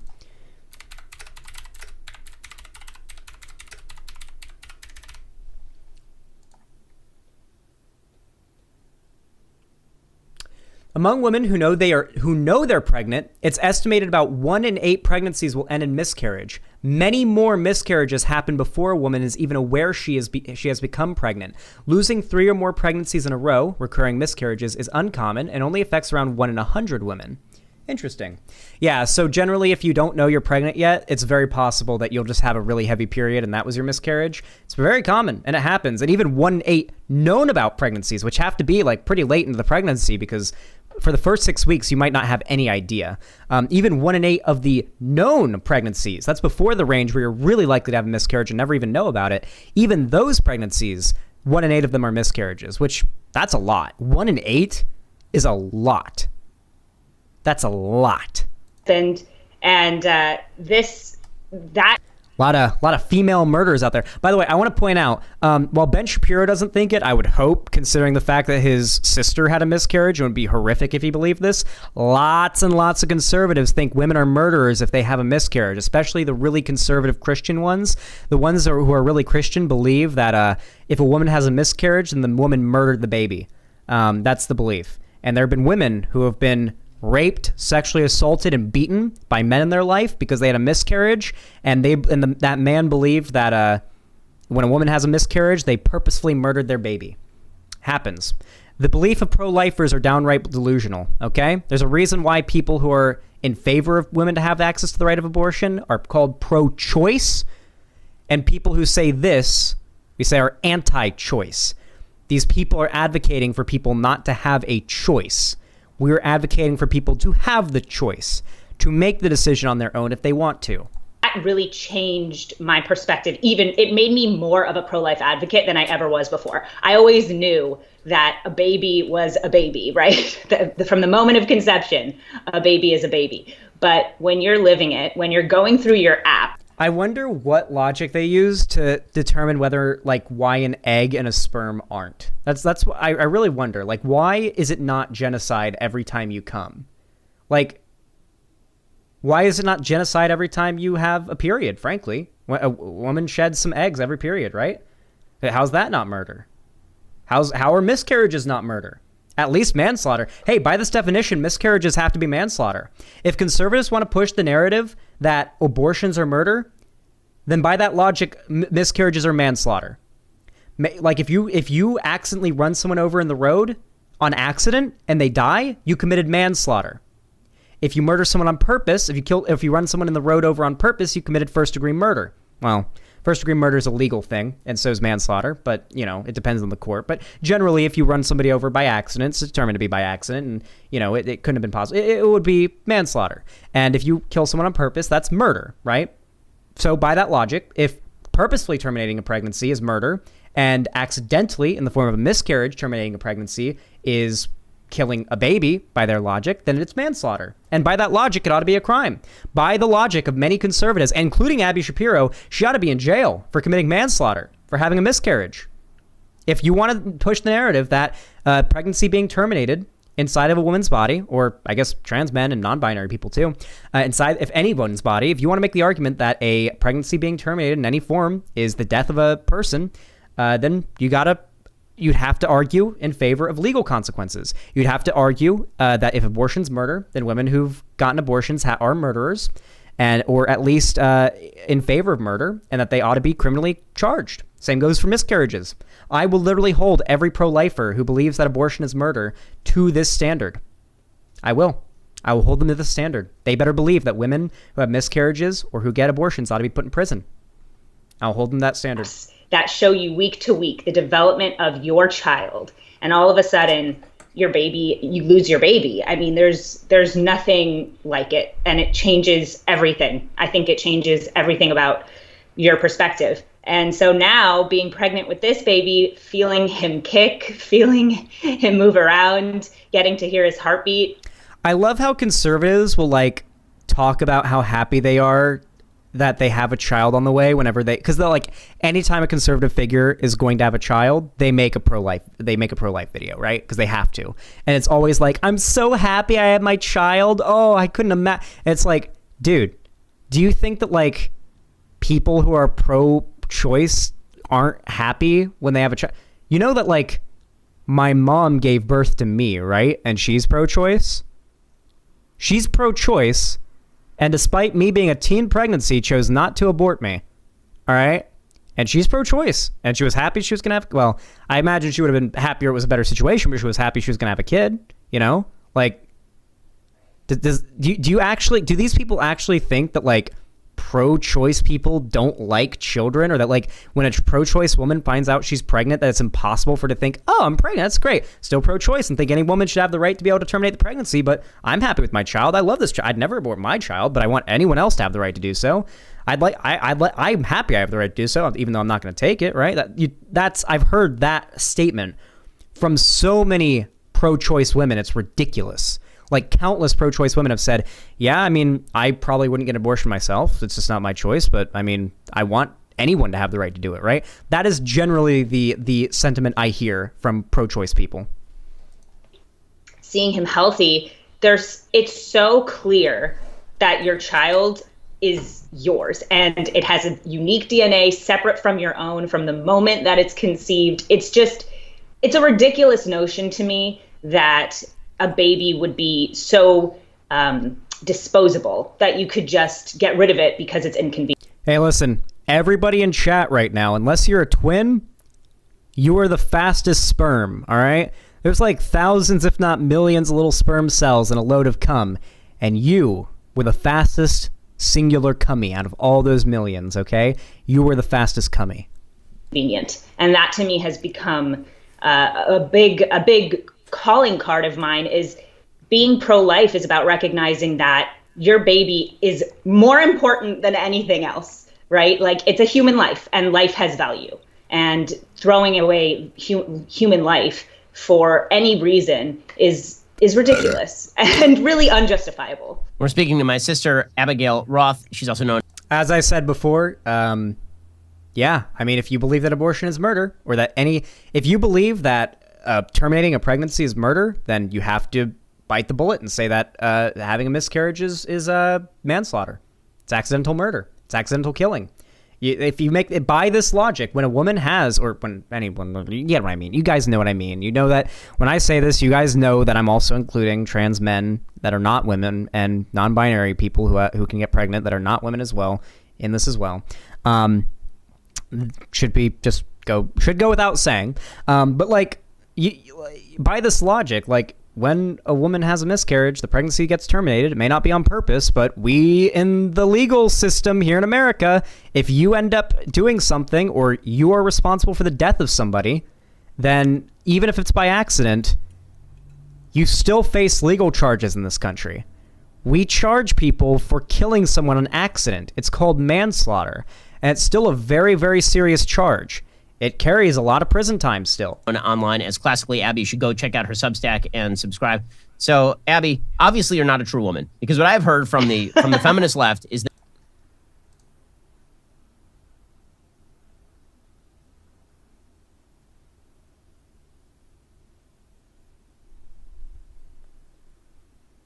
Ben, are you of all people going to try to claim that the left likes to gatekeep what is and isn't a woman? Ben, are you actually about to look into the camera with a straight face and say that the left likes to gatekeep what is and isn't a woman? Are you going to say that to your camera right now with a straight face, Ben? Do you really have so little integrity that you would say that to the camera with a straight face? I want to see it. I want to see him do it. Because what I've heard from the feminist left is that true women are women who not only engage in abortion but shout their abortions, because it is very important that they be exactly equivalent to men in every conceivable way.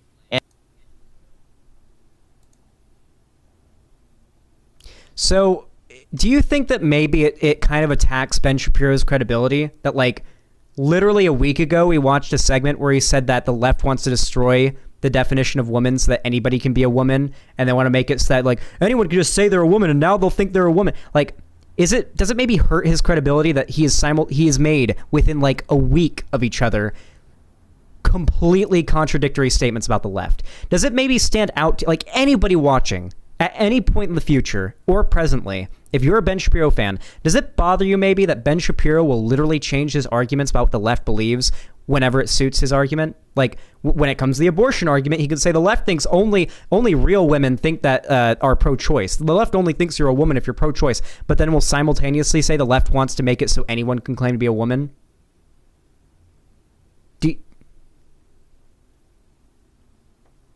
Do you think maybe that's a little contradictory? That the left is simultaneously trying to broaden and gatekeep the definition of woman? Of course it is. Of course it's contradictory. It's because Ben Shapiro will lie and change his opinions and his arguments on anything whenever it justifies it. Whenever it suits him, he'll do it. And childbearing and child rearing are obviously secondary concerns for women, or should be, so that women can reach the same apexes of human achievement as men. Yeah, well, that's entirely incorrect. And I think I am the truest form of woman, and I respect and promote women's rights, including truest form. But conservatives will okay, I'm sorry. I'm not going on the rant about how conservatives say there's only two genders, but then we'll make up different male types and shit like that. What women's rights in the womb. I think it's a horrible idea that a woman before she's born has less rights. I also like how Ben Shapiro said the left is trying to claim that only real women are pro-choice and then saying, well, actually, I'm pro-life, and that makes me the truest type of woman. I like how Ben Shapiro made the argument the left is doing a thing, and then his sister did the thing immediately afterwards. Like, how... I'm in favor of eugenics. All right, I'm in favor of eugenics. Conservatives, it's the only way. The only way that we stop conservatives from proliferating in our society is with eugenics, okay? I guarantee in our modern day, if we enacted eugenics in our society, we would see conservative votes drop down to nothing, okay? That's what would happen if we practiced eugenics in our society. I'm telling you, it would happen. It would happen. Conservatives have a skull shape that's quite distinct, Eugene Crabbe. I've seen it.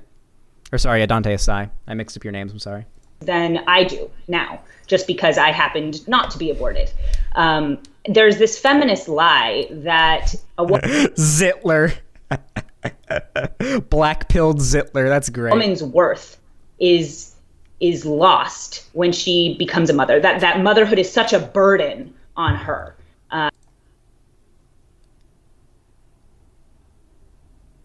So Ben Shapiro made a contradictory straw man of the left. Let me walk you through what's happened in this video so far. Ben Shapiro started by making a completely contradictory to his past statements straw man of the left's position on being pro-choice, and then his sister did the straw man, did the thing. He's straw manning the left into saying they did the thing, and then now Abby Shapiro is now arguing to defend the straw man her brother made, that she actually did. That's completely contradictory to what Ben Shapiro says the left believes to begin with. Does this maybe point out a certain degree of hypocrisy to you in these absolutely paid for and shilled for and dark money funded conservative figures? You know, Abby Shapiro was astroturfed into any type of prominence, right? You realize the only reason anybody knew who Abby Shapiro was because Ben Shapiro and the Daily Wire and the oil billionaires that pay them paid to have her videos put up in ads. She had 1,000 subscribers and all her videos had 50,000 views with massive amounts of dislikes because people were constantly getting her videos in ads on videos that they were watching. They were constantly getting ads for her videos and they were clicking on them, not liking them, and then disliking the videos and leaving hate comments because they were annoyed by the advertisements.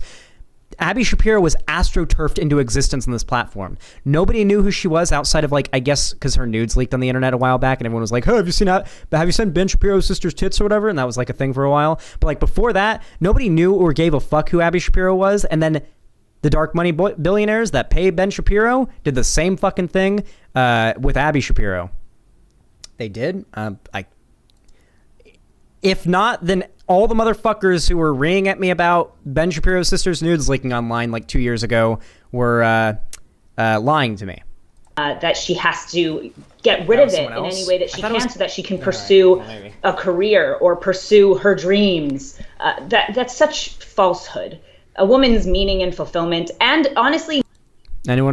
Does anyone have the song? Just Google it. That if you want to know, just Google it. Why are you asking me for a link? Why would I have a link to? Why do you think I would have a link to Abby Shapiro's nudes, like on hand? Just Google it if you want. Like, Google it. Google it if you want. All right, not my fucking business. Men's as well, but especially with women, is through faith family community and taking away this really inherently purposeful thing that women do this thing that women are meant for.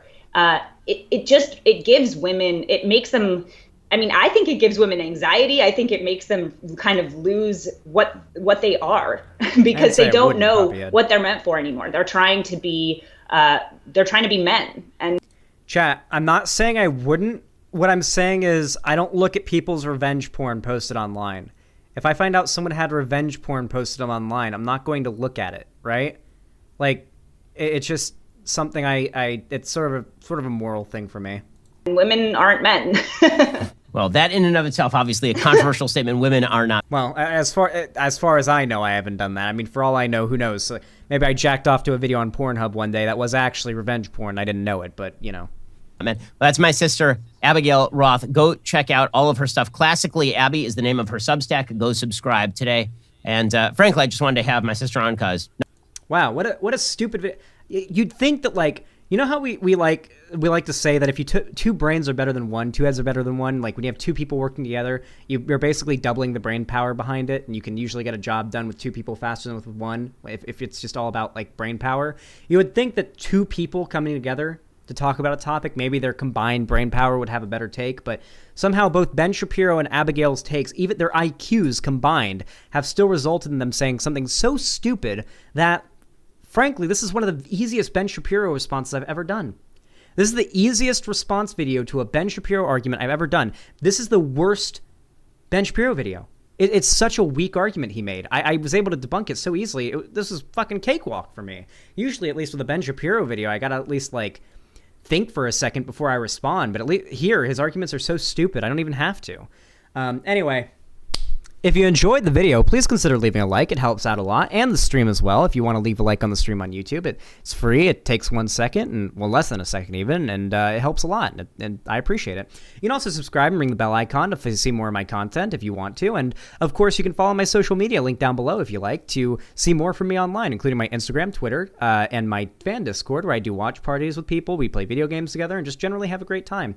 I'm also doing a big call-in stream this Friday, so if you want to call in and talk to me, then definitely make sure to join the fan Discord. Like I said before, links are all in the description. No matter how you support me, whether it be through a like, a comment, or a financial donation, all of which are highly appreciated and do help a lot, have a good one, and I hope to see you again very, very soon. Thank you. That was fun. Please cover Abby's song about her pregnancy. It's fucking cringy as fuck. It's funny. Wait, you're kidding me. No, you're not real. Xanderhal, please cover Abby Shapiro's song about her pregnancy. It's fucking cringy as fuck. It's so funny. Oh, no. What? The story goes on. Classically Abby official music video. It has 20,500 views and 686 likes, and the dislikes are hidden. So I can't see what...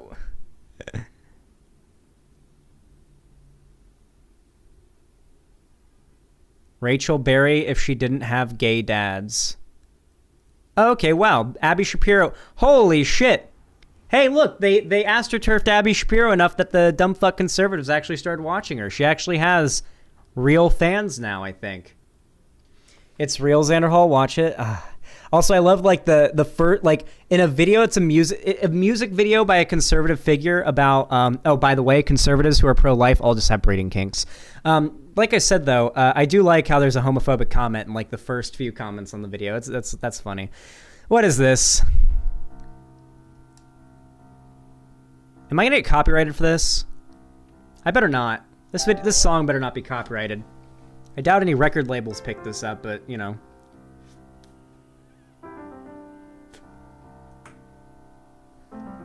Okay. There's some piano going on. That's the window she was in front of in that one thing we just watched. So this is the tale my mother told me. She's a good singer. All right, I'm gonna be real. She's got a good singing voice, okay? Listen, I'll do another take of the Dream Sus remix after this, the Mask Dream song Mask Sus remix. I'll do another take. But I mean, the voice ain't bad. She can clearly sing. If I tried to hit those notes, my fucking voice would crack. I'll give her that. She's an opera singer, I think. A lot of people who grew up religious know how to sing because a lot of people who are in religious families will have their kids sing in choirs if they go to church or anything like that. And I believe that's the same for Judaism as well. I think there's choirs in Judaism. She sings opera. I didn't know she was an opera singer. But yeah, a lot of religious people, like if they grew up religious, they might have learned to sing from like opera or choirs and stuff. I have friends who learn how to sing from that. That's a thing that happens. That tale that was much too dull to hold me. And this... Can we get like lyrics? No. Why would you? I hate this so much, okay? There's no closed captioning on this video. It's not an option. They didn't include closed captioning, so we can't get any lyrics. This is the surge and the rush she said would show. Her story goes on. Oh, I was young. I forgot that things outlive me. My goal was the kick that life would give me. There's not really much to say here, just to cringe.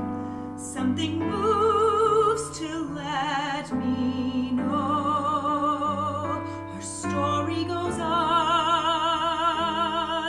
and all these things I feel and more. My mother's mother felt, and hers before. A chain of life begun. Okay. There is absolutely nothing wrong with being excited and happy and just filled with joy about having a child. There really, really isn't anything wrong with that whatsoever. And that's not what is cringy about this song at all. The thing that's cringy about this song, at least to me, is like the level of like... It feels so high horse to me, you know? Like... The way that it's like where the vocals recorded in a bathroom, I have a feeling the vocals recorded probably in a room that doesn't have very good. That's probably pretty echoey. Anyway, as I said though, like the thing that comes off is so weird to me in this is like when you look at like the shots here and whatnot, it comes off as like so high and mighty, you know? Like, hey guys, I'm making a whole music video to let you guys know that I'm having a child. It's like, okay, we get it. Like, you don't have to, like, life isn't a literal Disney movie, okay? This is coming from wait, hold on. This is from a musical. It's definitely copyrighted. This is coming from someone who went to a music theater camp multiple times. Wait, this isn't even an original song? She's doing a cover? Oh, the story goes on a song that already exists? I don't know music, okay? I listen to human music, okay? Like from Rick and Morty, and it's just beeps, okay? Because I'm a Redditor. I'm Lasoy, Big Chungus, Rick and Morty, Elon Musk, weed. That is all. Felt, and hers before. A chain of life begun upon the shore. Mr. Krabs, I will not get mad if you donate a Sonic song during this. Of song, dark sea has reached to me, and She's hitting those notes. now I can see the chain extending. My child is next in a line that has no end. I'm gonna be real. Listen, all I see here in this image is like a cock and balls, okay? Like this looks like the balls, or actually no, this looks like these are the balls, and this is like the dick kind of sticking up and then like kind of bending a little bit over. I don't know, that's what it looks like to me. Maybe it's because I've drawn too many dicks in bathroom stalls with Sharpies. Many different shapes and colors. That her child will feel when I'm long gone.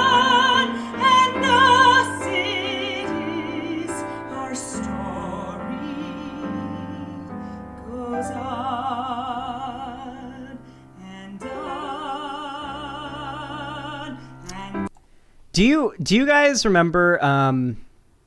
Oh no, he's watching this. Who is? I don't know who that is. This reminds me of. Okay, Rat Talks. Listen, Rat XXCTO. We're all thinking it, but you're the only motherfucker who came out and said it. And you know what? Respect. Respect to Rat XXXCTO for actually fucking saying what we were all thinking. That I will not repeat because God knows I don't want that clipped.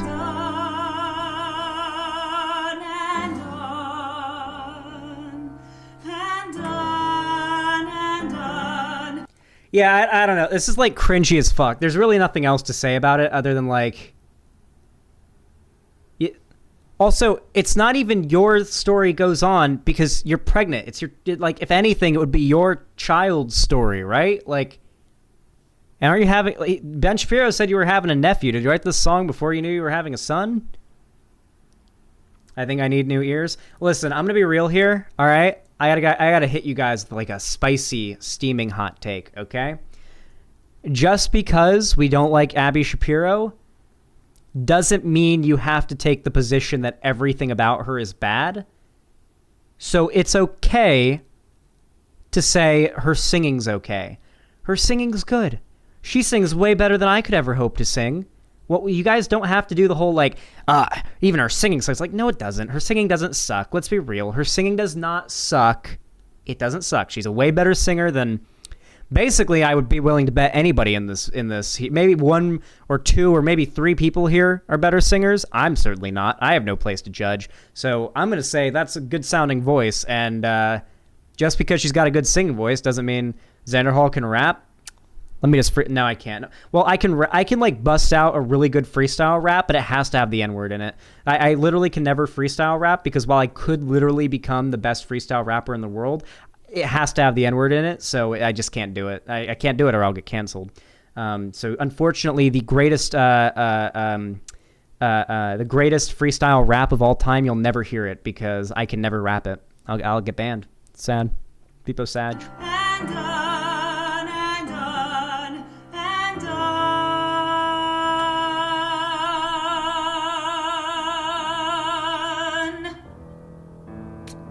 Okay, that one was a little rough, but, you know, I'm going to be real here. Listen, my breath gets short when I have to take a shit, okay?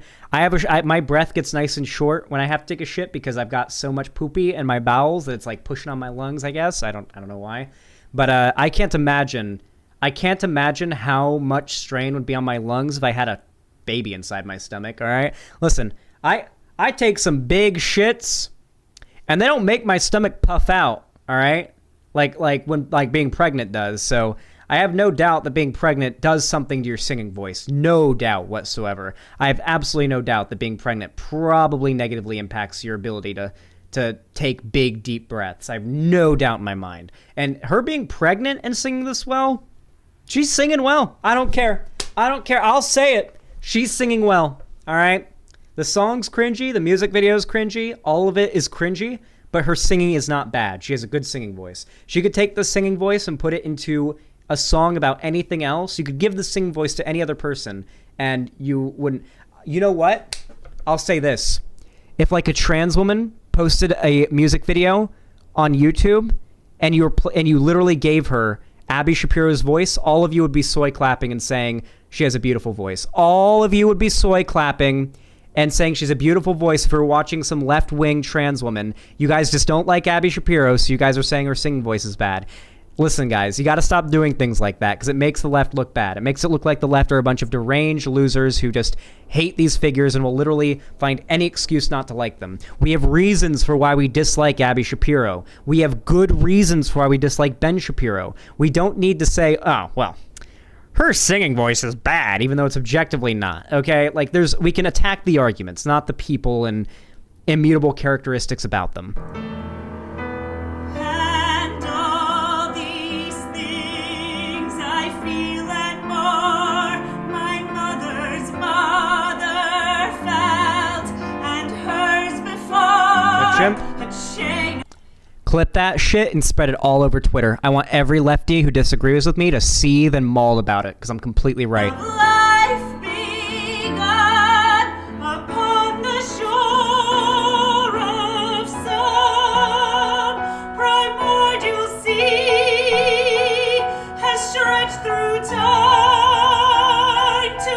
reach to me. And now I can see the chain extending. My child is next in a line that has no end. She should have paid for better recording equipment at least. Xerox?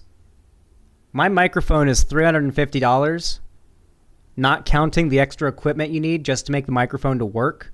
It's like the mic stand, the mixers, the power. Like you actually have to battery power. Like there has to be a power converter. Like there's a power. But you know how like the old Xbox 360s, although maybe this was always a thing with Xbox 360. Remember, did anyone ever have an Xbox 360 that had like a power brick and you had to plug the power brick into the wall and then plug the Xbox into the power brick? Most high-quality microphones have a very similar thing, where you have to plug the high-quality microphone into sort of a power, like into a power brick, and that plugs into your computer or into the floor. Yeah, it's weird. And then there's like mixers, and then there's other devices you can get that actually like improve the audio quality. Like a good audio setup, like a high-quality audio setup that's going to sound good to you, costs thousands of dollars. Now, does Abby Shapiro have the money for it? Yes, the oil billionaires are paying well. So maybe that is a good criticism, but I don't know. It's just, it is expensive to get like good ADR equipment. It's not easy. And here am I, feeling life that her child It's ADR, so it'd be done in a studio? That's not true at all, Mystery. Not at all. All a studio has to be, at least for her, like this could have literally been recorded on her phone. Literally all she would have had to do was record the audio on her phone while listening to the music on headphones, and then editing then like singing it with the video and then lip syncing it and then editing it. It doesn't even. No. She's not singing here. This is lip syncing. It's not a camera. It might be a camera mic that's picking it up, but she is not she is lip syncing here, not singing in the video. So just want to make that clear. You could also rent a studio. That works too.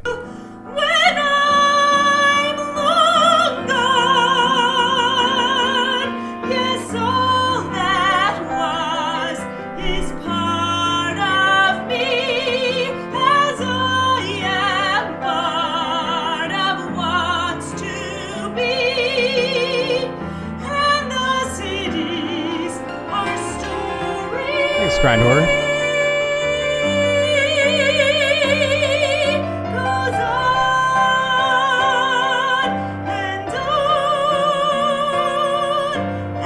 The shots of her like walking around with like the crib and like just her legs walking on the grass are very self-fallacious to me.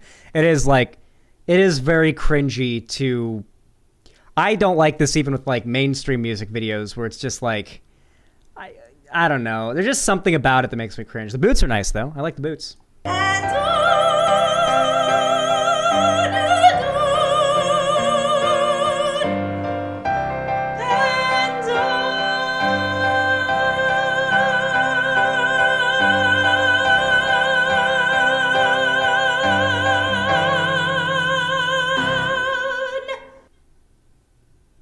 Shit. Well, that was a weird cut at the end, but okay.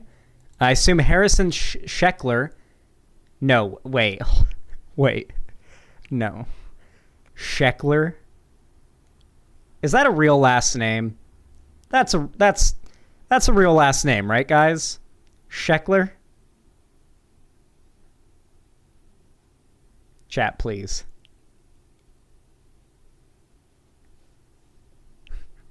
Okay. I guess so.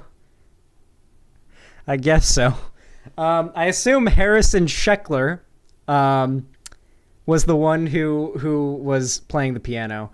Anyway, that video, like, okay, her singing isn't bad at all. Her singing voice is good. Like, it's not like, you know, she's not going to be the next Ariana Grande or anything like that, but, you know, she has a good singing voice. It's pleasant to listen to. If she did a cover of a song I liked, I'm sure I'd enjoy it.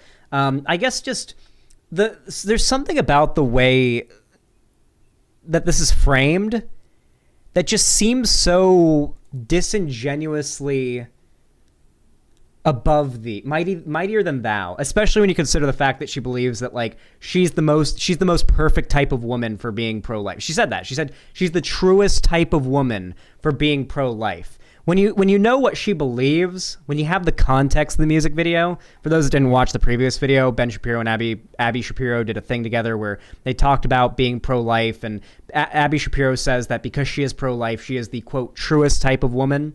So yeah, like when you consider that context, it just comes off to me as like, this is supposed to be like, look how great I am because I'm having a child. It's like, okay, I mean, I'm glad you're happy that you're having a kid. You are not better than anyone else for having a kid, though. I'm sorry, all right?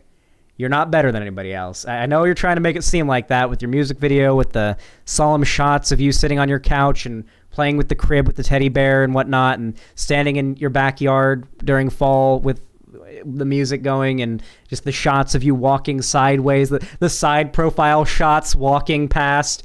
I don't know. It just comes off to me as like ridiculously just disingenuously mightier than thou. I don't know. Anyway, if you enjoyed this video, please consider leaving a like, comment, subscribe, all the things that you could normally do. Links to my social media all in the description, including my Instagram, TikTok, Twitter, all of that stuff, including my fan Discord, where I do watch parties, play games together, and just generally have a grand old time. So if you want to join that, consider it. It's a good time. Oh, and be sure to like the video, comment, subscribe, ring the bell icon so YouTube actually tells you when I go live or upload a new video. And if you happen to be watching this live while I'm streaming it, which is most of you right now who are watching, then consider leaving a like on the YouTube stream. It helps a lot. YouTube doesn't push streams as much after they've been going for a while. So people constantly leaving likes in the stream tells YouTube to keep on telling my subs that I'm live so that they have a chance of seeing my stream in their recommended, and they have a chance of clicking on it. Helps a lot. Thank you so much for watching, and have a good one. I'm done. I'm turning off autofocus. I tried. Lonnie tried to autofocus me, Pill, and I just can't do it. I can't handle it. It constantly unfocuses. I really can't handle it.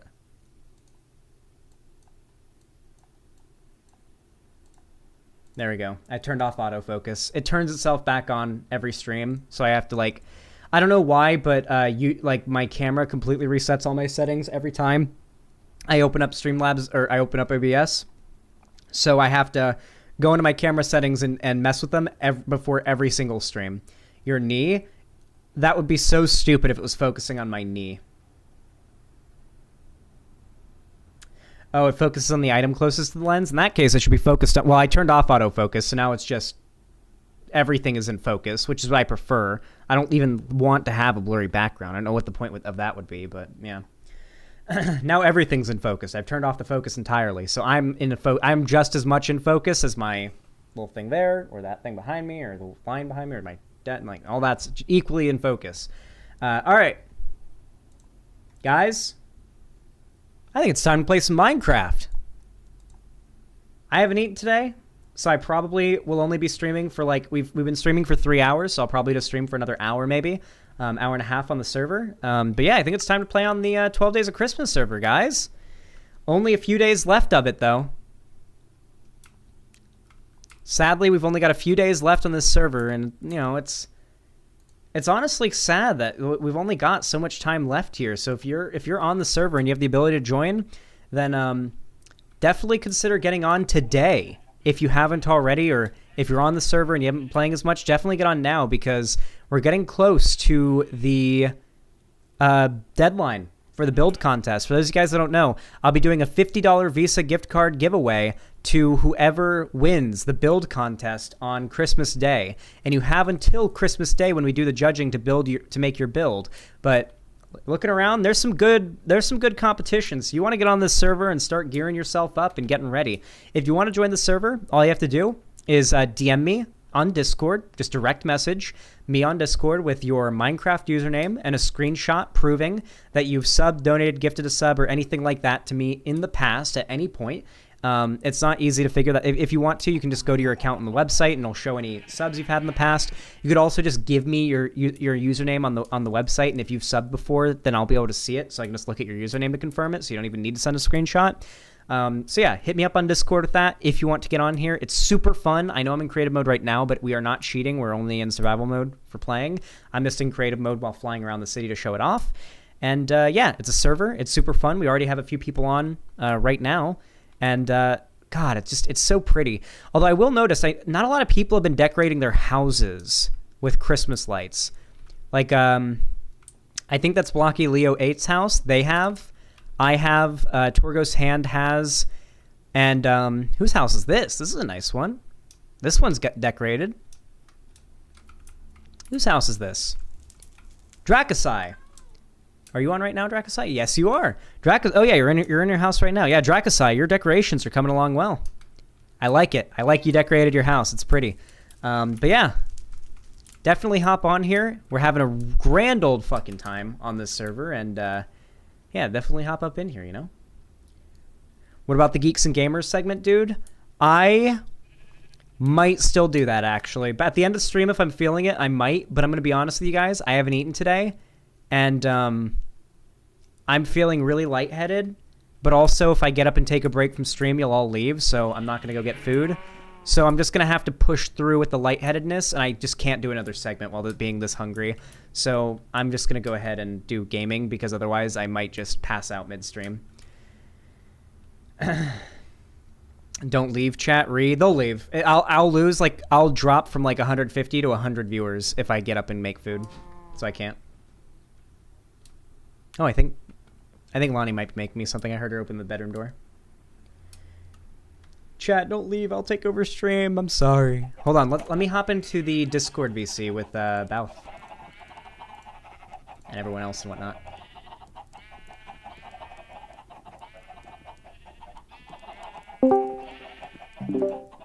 Alright, I'm in the 12 Days of Christmas Discord chat, so if you have access to it, you can just hop right in, and if you're on the server, you can talk to me. I'm in there. I want to help people decorate their houses today. That's my goal. Today is the day that we get every house in the village decorated with Christmas lights and everything. We're going to need a lot of glowstone, we're going to need a lot of dyes, we're going to need a lot of glass, and we're going to need a lot of, redstone too. I think we already have a lot of redstone, but probably not enough. Thank you, babe. I really appreciate it. Ooh, yeah. I'm doing that after I eat. Good idea. I forgot about that. Okay, so I should actually have enough redstone. That should be enough. Glowstone's gonna be the main issue, along with dye and glass. So let's get us started on that. Oh, and I'm also going to decorate my house a bit more with the Mr. Crayfish's furniture mod. I helped Ethan decorate his house yesterday, and, yeah. So, there we go. Ooh. Isn't there a website for sending streamers food? Oh, yeah, there is. You know what? I need to get that I need to get set up with that. There's like a, there's an app that you can get where basically I would just have to put a link in the description of my stream, and instead of donating to me, you guys could pick like a set of preset meals that I like from certain restaurants that will be like Uber Eats to me if you decide to donate in that form. Like instead of donating like $50 to me, you could instead like pay to send me like a meal, you know? I think that's the thing that Surus does on his stream, but I don't know what it's called. I gotta figure that out. Cause that sounds pretty neat. Thank you, Lonnie. I love you.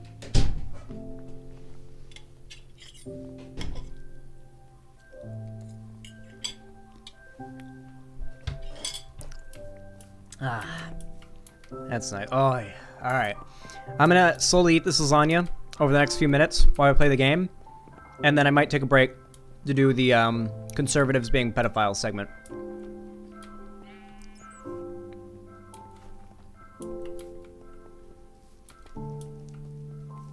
Lasagna is my favorite pasta.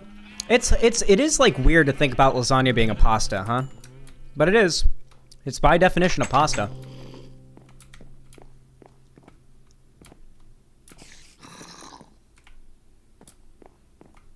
What?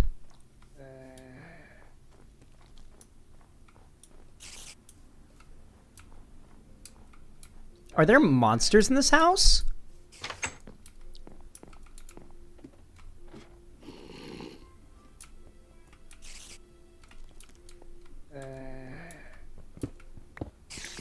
Zan, I have a stack of Christmas lights. Pog. Yeah, if you dump them in my Christmas decorations chest, I'll this would be the culprit. That would be what was doing it.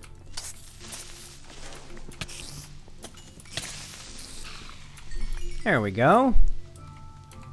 Alright, we got no light. I just gotta light up this little cave here. I'm sorry to whoever's house this is, but, I'm gonna have to deform your basement a little bit. But I don't have lights. Hey, Dracosai, you got a torch you could place in here? Monsters are spawning in here making noise. I had to dig my way to it. Ooh, thank you. Ooh, oh my lord, you're loaded. Holy shit. Yeah, dyes definitely help too. Any dyes that you have are also very helpful. Thank you. Alright, I'm gonna see if this person has some torches or anything in his... or their chests. I don't know whose house this is. Okay. Well. Creeper! Oh, man.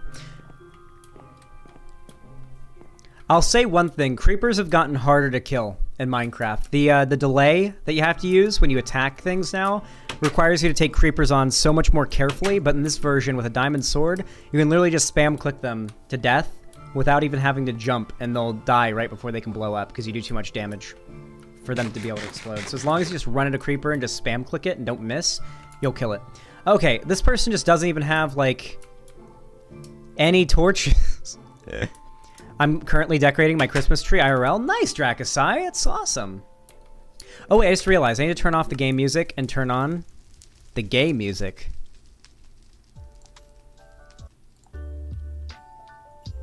There we go. Let me take another bite of lasagna. Laganga. Laganga.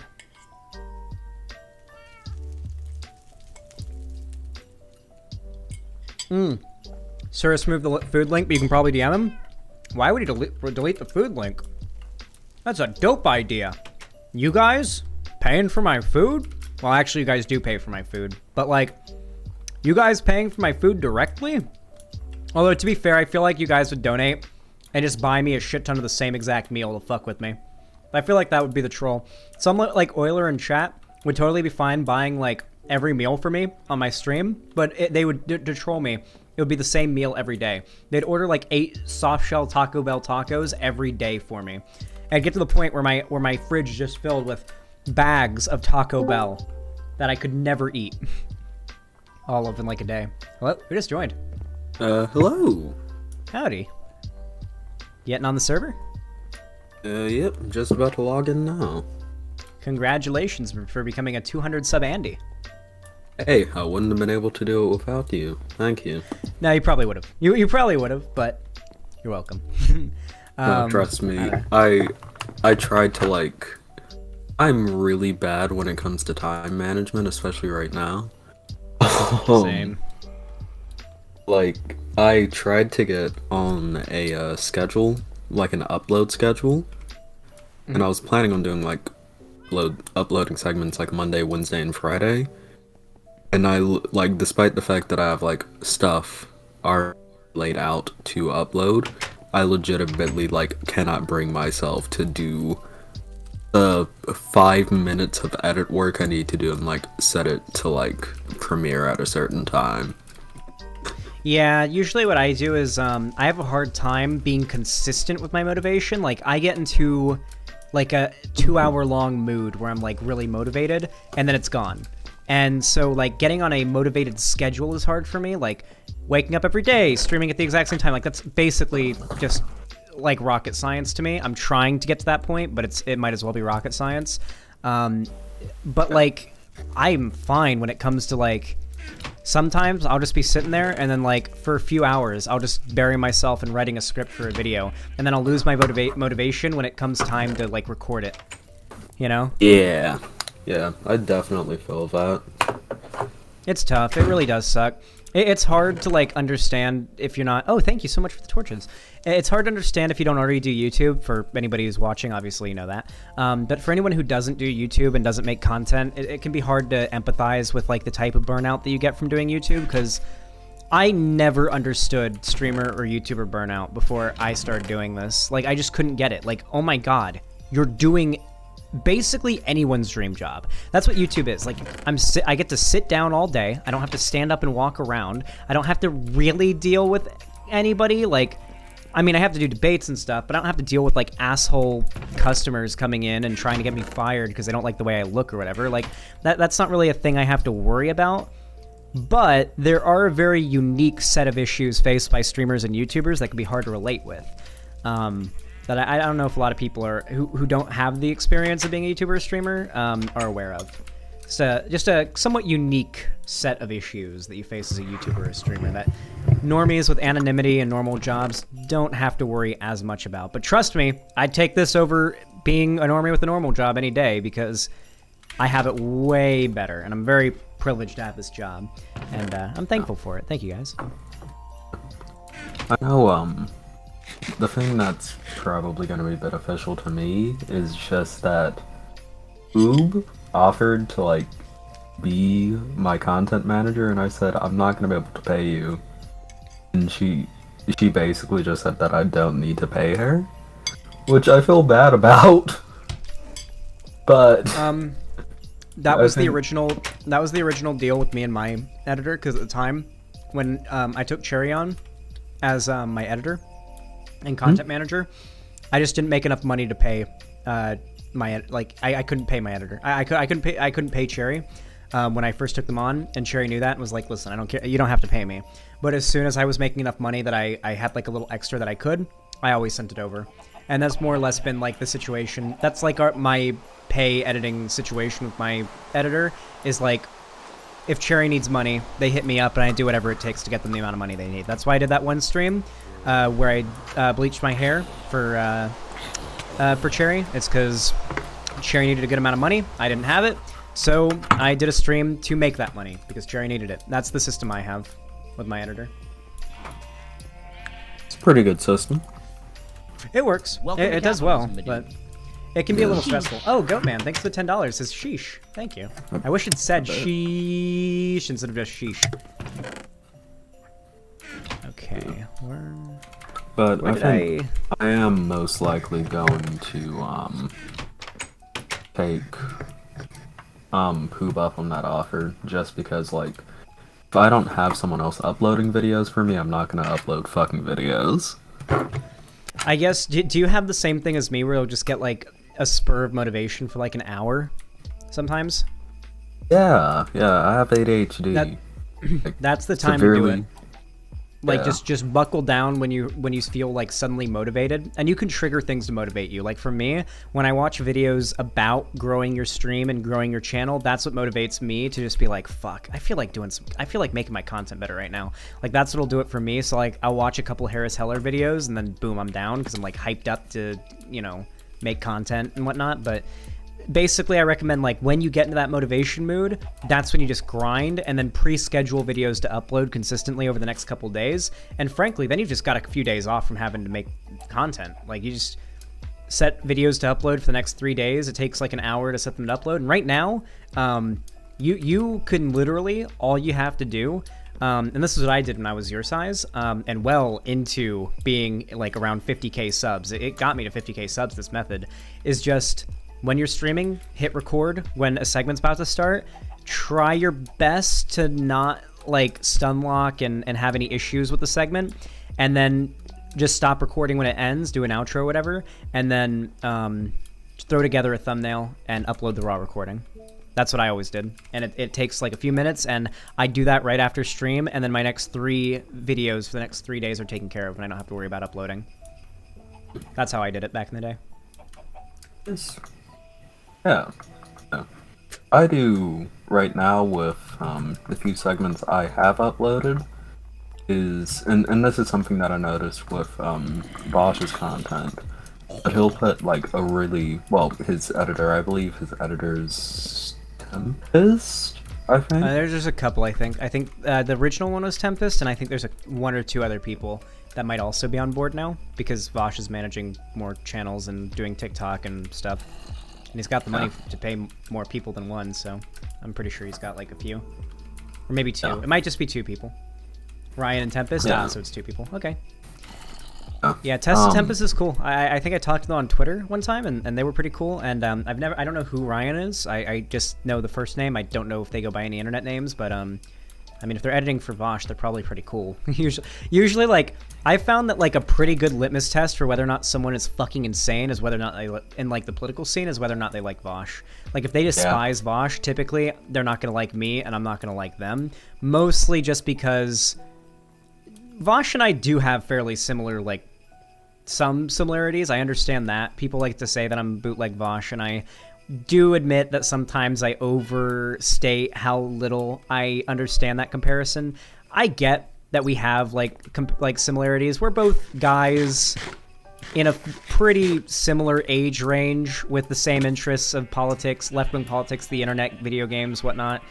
But, you know, our humor is fairly similar too. I like edgy, dirty humor a lot. Mostly dirty humor, like as in like sexual dirty humor. When I hear edgy humor, people like don't understand what edgy humor means. Like I hear people say edgy humor and they mean like dirty jokes about sex, and it's like, I guess that could be edgy. I guess a joke about like, oh, I'm gonna drink bleach could also be edgy, but when I think edgy jokes, I mean jokes that like will offend somebody, you know? Yeah. And not just moralist conservative Christians. Trust me, all you have to do is like breathe slightly wrong in the direction of one of those people, and they'll like immediately get hyper offended at you and try to kick you off the PTA or some shit. Yeah. PTA. I mean, unironically though, that is like one of the things I don't like about like more lefty liberal people. It's like, get involved, even if it is the PTA, get involved so that you don't have people there like, yes, we are going to force the school to teach our kids that the Civil War was about McDonald's French fries, indeed. Oh yeah. Oh, if you've got kids and you're watching this right now and you're left-leaning, you need to get on your child's PTA. Like, you need, if you find out that your kid is being like, if you live in Texas and you are a left-wing parent, you need to be on the PTA meetings. You need to be like, if your kid tells you, yeah, they're not teaching us about MLK anymore, I guess, then you need to call a PTA meeting and you need to ream out those fucking teachers, because that's their biggest fear. Fucking teachers hate PTA meetings, and if you are the most annoying parent, they can't kick you out. My mom would raise hell at PTA meetings, okay? I got my criticisms of my mom's parenting, but to say that my mom didn't have my education first and foremost as her priority when it came to dealing with my teachers would be a fucking lie, because those teachers were terrified of my mom, because she would come in and raise absolute fucking hell and annoy the shit out of them, which is what you have to do if you want to make any difference. So yeah, keep that in mind.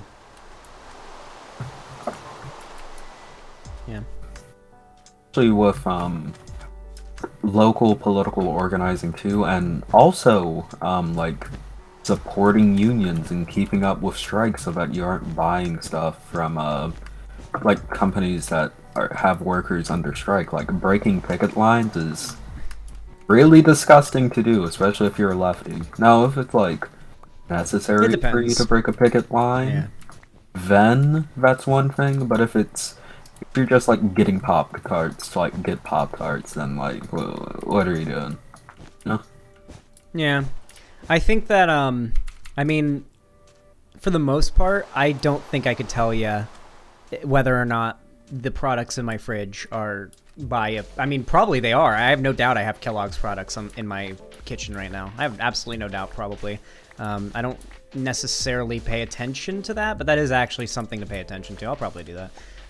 Actually, wait, no, I probably don't have any Kellogg's products. Wait, is Rice Krispies Kellogg's? Rice Krispies is my favorite cereal. It is?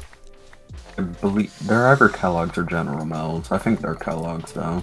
Oh, guys, I'm sorry. I can't give up Rice Krispies. Wait. Kellogg's, wait. The workers won, though, right? I just saw recently on Reddit that Kellogg's gave in to the striking workers. Just like yesterday, right? Yeah, I saw it on Twitter or Reddit or something. There was like a statement by Kellogg's where the caption was, the Kellogg's workers won the strike. It was something like that. The strike just finished. Yeah, like I thought they'd like achieved some pretty decent, like something. Like, I don't know. I saw something on Reddit about it. I hope it's true. I hope I'm not wrong about this. I'm gonna take your word for it. If it did succeed, though, then that's really good, because that only proves that big companies can be hurt by these strikes if enough people are willing to boycott a company. Yeah, absolutely. By the way, the recipe for a wreath is spruce leaves in a circle in your crafting table with a red wool. I don't know if the red wool is in the middle or on the top middle block. It's one of those two, so just experiment with it. But yeah, it's specifically spruce leaves and then a red wool. And it makes one wreath. The wreaths are super nice. They're cheap to make. We've got all the materials we need for them, and they're just, like, nice looking, you know? They're really nice. Like, you can, if you have a double door, I like to put them on either side of the double door, so it doesn't look weird. And if you've got a single door, then I put it right above the single door. Unfortunately, you cannot place wreaths on doors, but who knows? Maybe by the time it's Christmas next year, I can afford to pay a mod creator to update this mod or sort of reboot this mod for a modern version and see if I can make them add a system, like an ability to... I would like to see the ability to put a wreath on a door and it not look weird with this mod. That would be cool. Can we buy Kellogg's again, though? If the striking workers seem to get what they wanted, then I don't see why not. I don't necessarily think that just because a business has been striked against in the past means that even after they've done whatever the striking workers asked for, you have to necessarily stop buying their products. Also, if the strike is over, I mean, that's just boycotting at a certain point, and boycotting doesn't work. Strikes work because you're simultaneously boycotting a product along with a broader worker of that company motivated strike. So there's pressure from the workers of the company as well as the consumers. But if it's just the consumers, like when conservatives do boycotts of a product, then it just never works out. Like all conservatives do is just burn the Nikes they bought because Colin Kaepernick kneeled. Yep. Yeah. But yeah, I mean, you got to be careful because there is a difference between like conservatives boycotting a product and them failing and progressives striking a company as workers and simultaneously other progressives boycotting that company in solidarity for said workers. That's a two-front battle. When conservatives do this, they don't give a fuck about workers. It's always a single-front battle. It's them, the barely the consumer, because they don't really actually consume most of these products. That's why they never actually take that much of a hit when conservatives boycott a company. Yeah, I don't know. I'm cooking up some sand to make more glass, because we gotta start decorating some houses in this town. Wait, are you shitting? Wait, really? Hold on.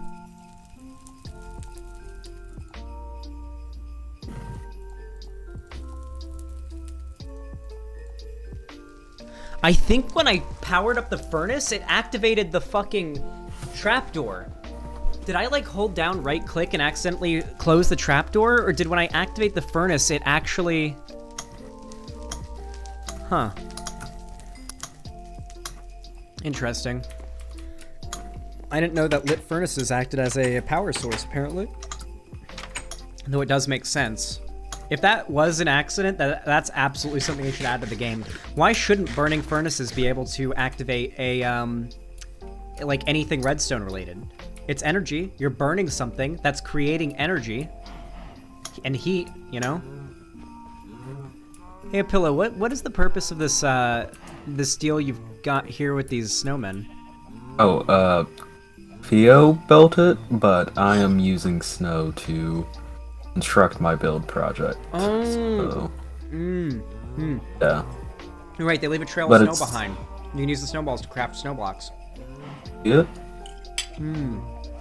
Smart. Indeed. You can probably already do that with observers? Sure. But the Minecraft devs haven't been averse to making very small changes to the game to keep in line with the continuity of their lore. Minecraft has sort of a quasi-lore to it. It's not very well expanded on. Mojang's very, very afraid to expand on it generally. But Minecraft does have a certain degree of quasi-lore, and that lore, they generally try to keep in you know, they'll make small changes to things that were retroactively to keep up with the current lore, or quasi-lore of the game. So, I don't know. That could be cool. Well, really quickly, I'm going to take a fat stone dump in this chest. What are your plans for today, Pillow? Or I guess, well, it's kind of the end of the day, so that's not really a... What's your plans for tomorrow? I have to work from 11 a.m. to 7 p.m. That sucks. Yep. Wait, I would ask what your job is, but I don't know if you don't want that to be public. Oh no, I talked about it openly. I actually plan on making a video about it. I am a cashier at the lovely store known as Food Line. Have you ever had like a really rude customer like be rude to you or insult you and it made you mad? Oh, which one do you want? It happens every day. So that's the thing, a Pillow, because like this is something that when I was a lifeguard, I had one instance where I had like an actual really negative reaction where I got pissed off, and you guys like I told my mom this story and she didn't believe it. But this story and this experience was actually something that did do a lot to push me to the right, because I had an actual real life experience with, I shit you not, an unironic man-hating like SJW feminist type. I was I've told this story before. I was at the kiddie pool doing my lifeguard job, because the way it worked was first was beach 1, then beach 1, then kiddie pool, then top of the slides, and those were 3 different posts, then the end of dock, and then end of lazy river. And then there was B shift, which was beach 2, the second lifeguard chair, and then the bottoms of the slides, then the dock, because there were 2 lifeguards in the dock, and then back down to end of lazy river, because there were 2 lifeguards at end of lazy river. So that was usually how we did it. And I was doing A shift, and I was on my second post, which is the kiddie pool. And there was this like kid going down the slide head first, and it's like a 5-foot tall slide. It's nothing crazy into the water, but you're not allowed to send your kids down the slide head first. So I go to the mom who just sent her kid down the slide, and I'm like, hey, I don't want to like ruin your fun, but unfortunately you can't send your kid down head first because it can be a health concern, it can be dangerous, and we have rules here for a reason, and I don't want to like ruin your day or anything. But I was pretty polite about it. I was chill about it, and she blew up at me and said, and I shit you not, she said, "I'm not gonna listen to a man tell me what to do with my child." And I was like, okay. You know what? I should post that story on Entitled Parents, the subreddit. I feel like that could do well. I never really drew the connection that I had an entitled parent story, like from Reddit, huh? Yeah, I should tell that story. But yeah, that was the interaction I had, and that was like, that one stuck with me. That one was like, that one influenced me to think that feminists were all a bunch of crazy, horrible, whatever, you know? Yeah. Most of my stories are just,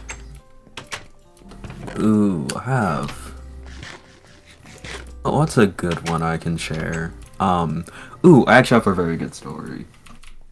People on Sundays in particular, like right after the church rush, because of course I live in a southern state, so church is a big part down here in the good old Bible Belt. You know, you used to live in Florida. And hold up, I'm gonna mute real quick while I plug in my laptop. Yeah, after I finish getting the stuff I'm getting from the nether here, and the dyes that I need, I'm going to, while playing the game and decorating the houses, I'm going to do the conservatives or pedophiles segment, and it's going to be Pog. So yeah. First I gotta look through the nether first, though, so be patient for that conservatives or pedophiles segment. It's going to be good. Okay, I just... Okay. Good. So that was my most negative interaction I ever had with that lady, and I wanted to just smack that lady in the face. That was like, I was fighting every instinct in my body to not literally pimp slap her. And I was just so fucking pissed off. And this was like comparatively nothing compared to what I know like other customer service or like any worker that has to deal with people has dealt with. And I am fully of the belief, with like the anger issues that I have, that I would end up catching an assault charge if I had to work like any type of customer service type job, like a cashier. Oh God, can't imagine. The day somebody, like, says something, like, rude to me. I don't know. I'd catch a fucking assault charge. I couldn't handle that. Well, that's the fun thing about being a cashier. You can do very subtle things to screw people who are rude to you over. Like, one thing that I do, if someone is being really rude to me for no reason, I will accidentally double scan their items.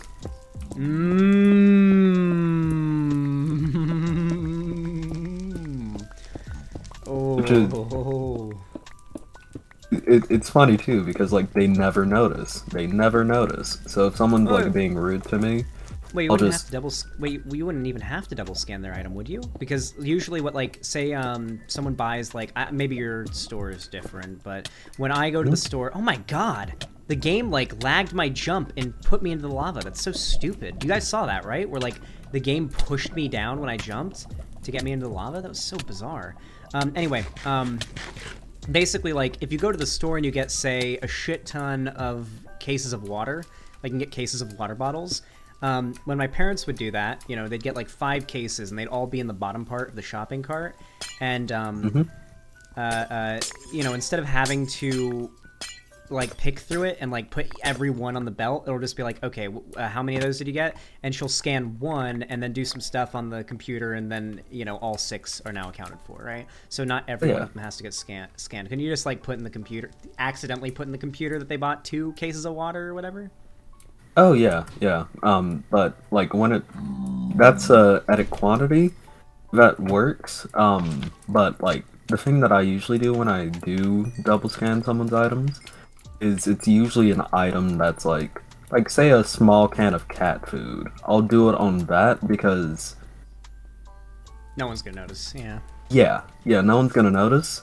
And if you like get caught, you can say simple mistake, you know? Yeah.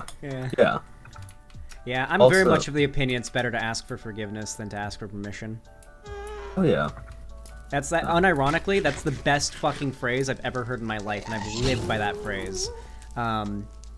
For a lot, because especially when it came to my mom, that was advice my grandma gave me with my mom. My grandma was like, hey Alex, you want to go jump this fence and explore some like abandoned private property? And I was like, I gotta ask my mom first. And she was like, listen, sometimes it's better to ask for forgiveness than to ask for permission. And I was like, and then me and my grandma would do some shit that my mom would absolutely disapprove of. I had so much. My grandma was my best friend. She was so fucking cool. I used to do a lot of cool stuff. I should do a video where I tell, like, stories about my grandma. I feel like that would be good content. My grandma was very supportive of my dream to be a YouTuber. Unfortunately, she did not live to see it. She died of cancer in 2016, lung cancer, but, I will say that there are some very fun, cool stories I could tell about my grandma, I think. That would be a nice retrospective video to do. Yeah, it could be fun. I wish... I get sad sometimes when I'm like, oh, I just hit a new subscriber threshold. I almost instinctively think, oh, I should call my grandma and tell her about this achievement I did. Because, like, that was always what I'd do. Like, if I had a really good swim meet, if she somehow wasn't there, which she was usually almost always there, if somehow she wasn't there, I'd immediately call her and tell her how I did and everything if I did really well. And I get the same feeling when it comes to YouTube, but, you know, then I realize she's gone, and you know, I'm like, oh. And I really wish I could just, like, tell her, you know, hey, I did it. I achieved my dream of becoming a YouTuber. I'm doing it for a living. But, sadly, that's not happened. Can't do it. Peepo's sad. Peepo hands. But at least I have you guys now. I can just, I can tell you guys about how happy I am about my... Oh, brother. Oh, I almost got lava coomed on me. Jesus Christ. Nether lava is downright insidious with how fast it flows. Jesus. Yeah. Welcome back, Garfield. I assume... Well, I mean, your band probably just expired. Welcome back. Hopefully you learned your lesson. What did Garfield get banned for? No, they came in and they were like, sorry, Zan, your streams are boring. I'm going to watch Shark if he goes live instead of you. And I was like, why would you say that? And I banned them. If I'm being honest, when Garfield first entered chat, and I'm still not gonna lie, I still kinda have this hunch. I feel like Garfield is just like a Xanderhal. No, I'm gonna be 100% honest. I checked before banning them. They aren't. Unless they're using like a super VPN that somehow my website can't detect, which it can. By the way, when you use a VPN, websites know that you're using a VPN. They can tell. I mean, I know when you're using a VPN, you connect to this server, to this Minecraft server. It's really not hard to figure it out. So yeah, I'm pretty sure Garfield is not Kasono. That's good then. Yeah. Ooh, actually, oh, go ahead. I was gonna say they're releasing the new Matrix movie on HBO Max tonight. Matrix Resurrections. I think it's been in theaters for like. That cobalt was so dangerously close to getting burned. Oh my god. Yeah. Basically, the new Matrix movie's been out for like a couple days, but it's just going up on HBO Max, I think, tonight, or maybe it's premiering tonight on HBO Max. If they're smart, then they'd premiere the movie on streaming sites. I really don't like that, like the MCU movies aren't being done straight to Disney Plus. It would be such a smart decision. I know that like it fucks over some of the actors. I think that was like part of why Scarlett Johansson did what she did, but they could just work out a better deal.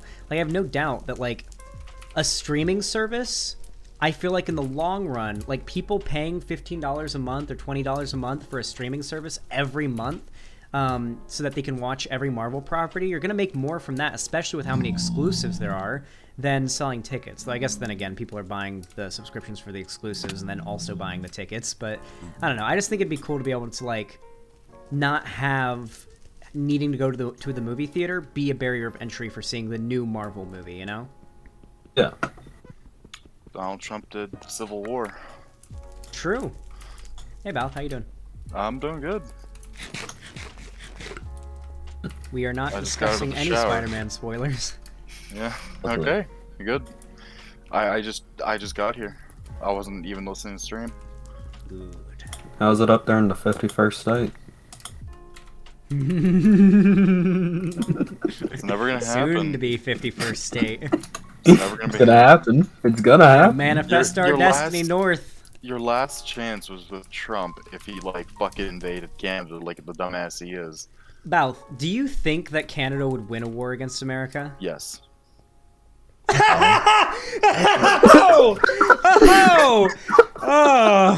That's a good one. That's a good one, Balth. You realize we have like 3 times more powerful and well-funded and armed a military than second place, right? And you are not in second place.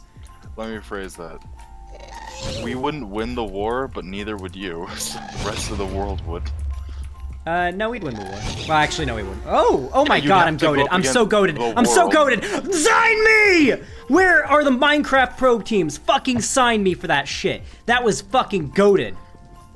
Like 100 blocks away, I just batted that fireball back at that ghast. I am goated at this game. Good lord. Where'd it drop the ghast to? I have a pizza and a meat pie. I just realized that my sliding glass window is open behind me, and I just screamed, "I'm goated, sign me," really loudly. If my neighbors can hear me, I'm sorry, I'm a streamer, and I have to yell and be entertaining for people so I can make money. It's a thing. Just yell, "I am a dancing monkey." It's called pulling in Afghanistan. Listen, we could just... Yeah, never mind. Oh yeah, did you end up covering the black streamer who got Yeah, I kind of agree with the ban. That dude was saying some dumb shit. Yeah, that was bad. And you know what? Props to Twitch. Listen. If Twitch now will ban black people for using the N-word with a soft A, then I can't deny the consistency, right? Like, fuck. It is consistent, if nothing else. It's just hilarious to me that they did it. It's hilarious, ridiculous, and downright stupid, but it's consistent at least, and I mean, there's something to be said about that. I'm gonna do it again. Also, Watch me do it again. Watch me do it again. I don't know, this isn't even like... this stuff hasn't like. It's not like this stuff is like a new phenomena on Twitch. So No. it's just kind This of is very funny much to me. Twitch just deciding because it's like discourse now. They want to act on it because people are talking about it. Yeah. There's no like. People have been saying that word on Twitch, the C slur, for a very long time. It's not like it's always been enforced. It just suddenly got enforced out of nowhere. Yes! I'm goated. God, I'm so good at this video game. Fuck. I will How am I say, so good? being honest, there's like literally no benefit to invading Canada. Like, you're a barren wasteland most of the fucking year. Yeah, there's not really any like. Well, there's oil, but then again, I think America needs to We have like a for ton America. of space for expansion. Yeah, you do have a lot of like empty area, like up in like northern Canada. Isn't it just basically the like frontier, more or less? Like way up essentially. north, like there's Like, just shit. Like consider- most of Canada looks like it's just a bunch of islands, like up out of the That's mainland. none of it. That's none of That's it. what? It's like it's a collection of land masses. Like Canada like, only sort has of like a like- population of like 3,800, but our land mass is like twice the size of the states. Oh, like Canada's yeah. Done? There's like a lot of weird islands that jut up into the North Pole or whatever. And then like, I mean, but You being can get honest, to the like North Pole from Canada. What? Yeah, you can. Well, like you just set off, right, from like a boat. Yeah, you just go through it up to Nunavut. Yeah. You'd probably die in the process, but you could do it. No, I mean we got like coats and heaters and stuff. I feel like I don't know. I mean, like I don't think you. I think you could probably. Okay, never mind. Antarctica, I think, might be the only place where like we could never establish a human civilization at our current level of technology. Like a serious one. Like there's no actual cities in Antarctica. Maybe not, there's but like research outposts. but alternate history 1960s did. That's true. Did you Now, hear can you about? imagine? Did you hear about the new Bioshock game? No. They there was some recently some discussions regarding or some information being released regarding where it's gonna be set. It's gonna be set in a city in Antarctica. Where'd this leak from? I think there was just a rumor that I think the teams gave out. Yeah. You know what was really surprising to me? Assassin's Creed Origins leaked 3 years before it dropped, or 2 years before it dropped. I remember watching Assassin's Creed Origins like theory videos, and it was back then I think they called it either it was Assassin's Creed Empire or like Assassin's Creed. There was like some code name they would call it. Cyrus, yeah, maybe. And I remember the Osiris, yeah, that Assassin's Creed Osiris is what the code name was. And then the code name for Bayek was Shed. So I remember watching like the leak videos where basically everything was accurate except for the name of the game and that the main character's name was gonna be Shed and not Bayek or Bayek. How's it pronounced? I haven't played that game in so long. Bayek. Bayek. It was good. That was a good one. It was the leak. It is according to journalist Colin Moriarty doing some investigative journalisting. I've heard of that guy. I think I have too. Yeah, it takes place in a 1960s Antarctic city called Borealis. The game is codenamed Parkside. I'm really excited. It could be really cool. Maybe, yeah. Let's find I'm just out. happy we're getting like a new Bioshock game after 8 years. A decade, nearly. Yeah. Yeah. 8 years, yeah. No, wait. When did the last piece of Bioshock Infinite DLC come out? It came out in 2014, right? I believe so. 2014 or like really early 2015. Remember all the like really low quality SFM porn animations of Elizabeth? God, those that was so uncomfortable because it was clear, especially when you consider the fact that most of them animated her fucking Booker, who's her dad. Yeah, right? that's why. Yeah. And it's very clear that like it's very obvious. I'm pretty sure a lot of those, like, if I remember, like a lot of them based on the dates I think went up before the game was released. Yeah, they didn't know. That was the funny thing. I didn't know either. I didn't know until like I actually watched a playthrough of the game, and I was like, oh. Elizabeth's like 18, I think. Oh no. Well, yes, obviously. I mean, she's no, someone not a Xerox underage. saying. I remember that she's like 16 too. No, she's like 18. Oh. Okay, yeah. If you thought that Elizabeth was underage, then I mean, I guess like, you know, she's like locked in like a tower and kind of held hostage, kind of. You could. I don't know. I don't know. She's definitely 18, but like mentally she's 12. Really? I wouldn't say that. She's innocent as fuck. She doesn't know the world. I wouldn't say well. she's mentally a child. She just doesn't have a lot of life experience due to being locked in a tower. Yeah. She reads a lot of books though. She got that book smarts.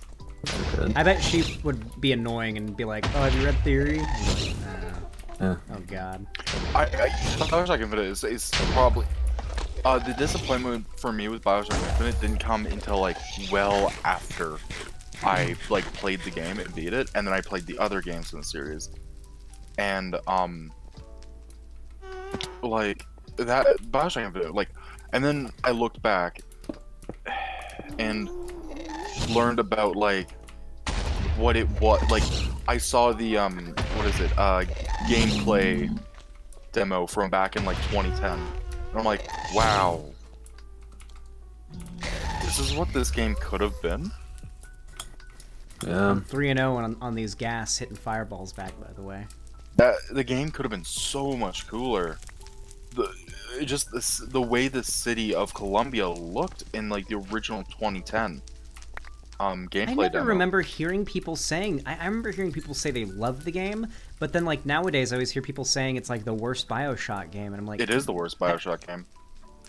And like that it's a bad game period as well. Yes. Like I hear people like shit talking nonstop, but I remember it getting like non-stop praise. I when wouldn't it say dropped. it within the Bioshock canon, it's just a bad game. It's just a bad Bioshock game. On its own, I think it could have worked if they changed the name. If it wasn't a Bioshock game. Yeah. Maybe. Yeah, I've never played a Bioshock game, so I have a decent idea of like the general. I know that besides a few things, Bioshock. If they changed the name, it would have been. It was a big departure, I know, from like the theme and art style. That's a big part of it. Like I know that contributes a lot to people's opinions on something. That doesn't bother me as much. I think the issue is, it's just kind of stupid. Like, I don't spoil it for me because I might play it on stream one day. Actually, let's stop there. What I will say though is like. Also, the gameplay is like a big step down. Okay, yeah, that's it switches. The previous games were a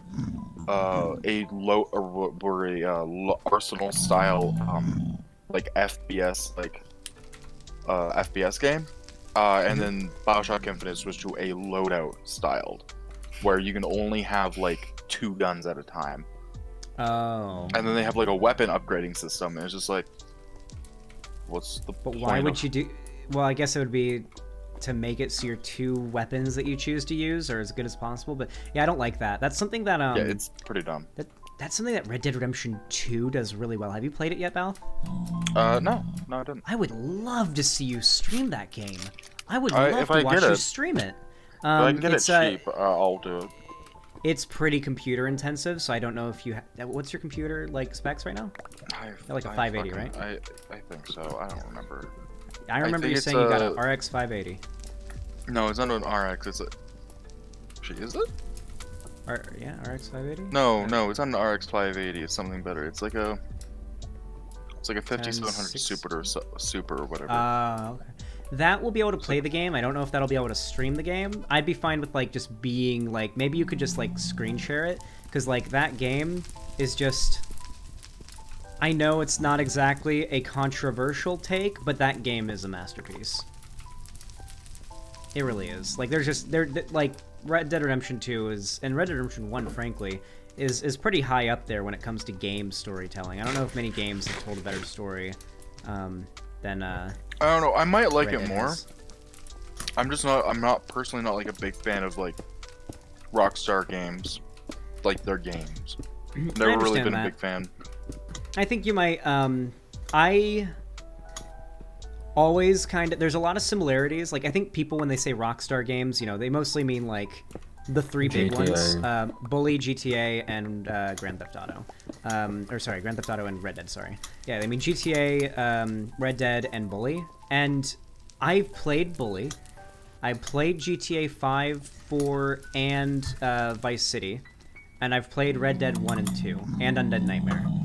I can say with a pretty good amount of certainty that while there are a lot of very big similarities, when people say, I don't like Rockstar games, they don't know what they're talking about, because they are, like, Rockstar games are fairly different from each other when you look past, like, a more surface-level analysis of, oh, it's open world, you're a person, and you can, like, steal a horse just like you can steal a car. Like, no, they're pretty different games. GTA 5 and RDR2 are not very similar games, except for like a few basic mechanics and ideas. I think that's where like my criticisms will probably still hold up, because my criticisms mainly have to do with like I just don't think they're good open world games. You're just gonna have to play through.